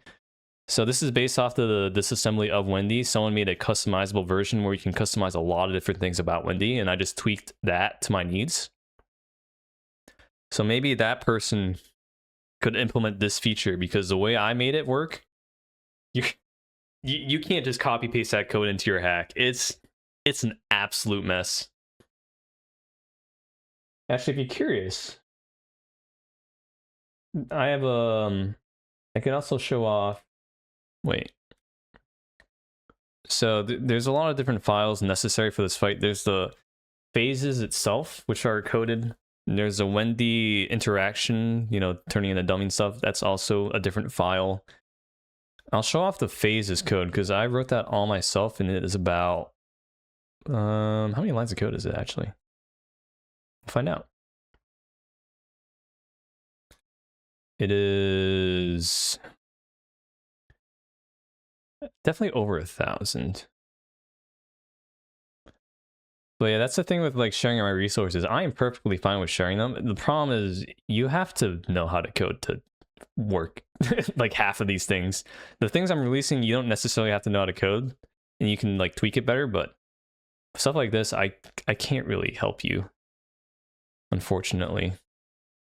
But I'll show you the code. You want to see the code I wrote? Oh, look at all this code, man. Look at all these addresses and things. Whoa.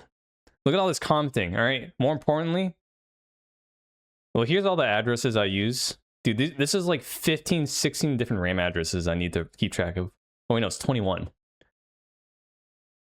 And then, great commenting by your boy. Look at this. Huge commenter. If you don't comment your code, you should be ashamed of yourself. Especially if you're running a assembly code.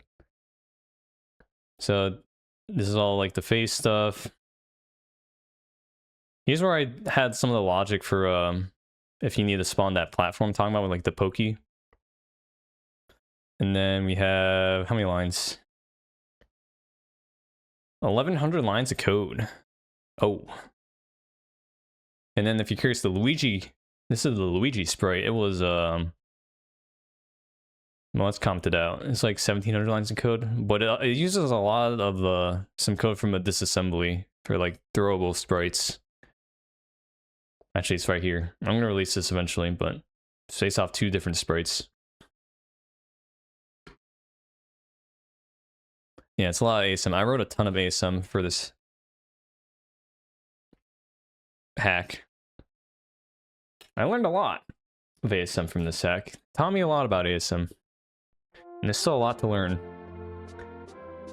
But yeah, I think that's all we have to talk about for this section. We got through World 1.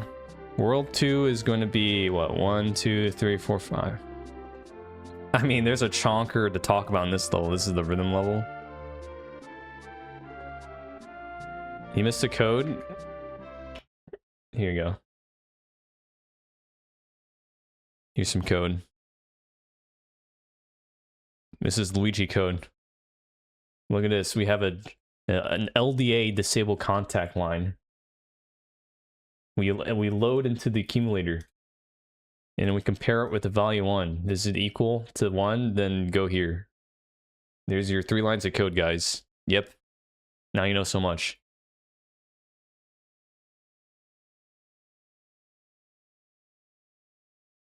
But yeah, we got some technical details of this episode.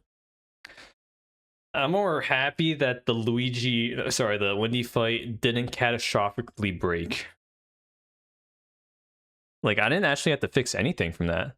Every now and then, I think Wendy would show up in no dummies, but I think that's because of Sprite slots getting filled, but that only happens once, and then then they show up again. So you can, I'm so glad that I didn't have to fix anything, because if I had to fix anything in that fight, that would have been bad. I would not know where to go, because that was a mess of code. You're gonna make your own hack now? When is your SNW Kaizo hack arc? I'm gonna make a 2DX chart in my next hack just for you. No, I won't. I will not do that. But yeah, that's it for this episode, I guess. We'll stop the timer. YouTubers, you'll be eating a lot, I guess, because I'm gonna put this on my main YouTube. It has been decided. So if you've enjoyed it, I'm glad you've been enjoying it. So we have this, we got World 3, and we got Special World. So there's gonna be at least 3 more parts, probably. And I don't think they're gonna be as lengthy as this, because... Well, the next really technically demanding explanation might be Jump King level, but... the rhythm game level is actually, we'll see. The castle was definitely the most technical level to explain though in the entire hack, I think. The rest is not so much, so we'll see. We'll see. But yeah, we'll see you next episode, tours. Make sure to like, subscribe, and comment, I guess. Or don't.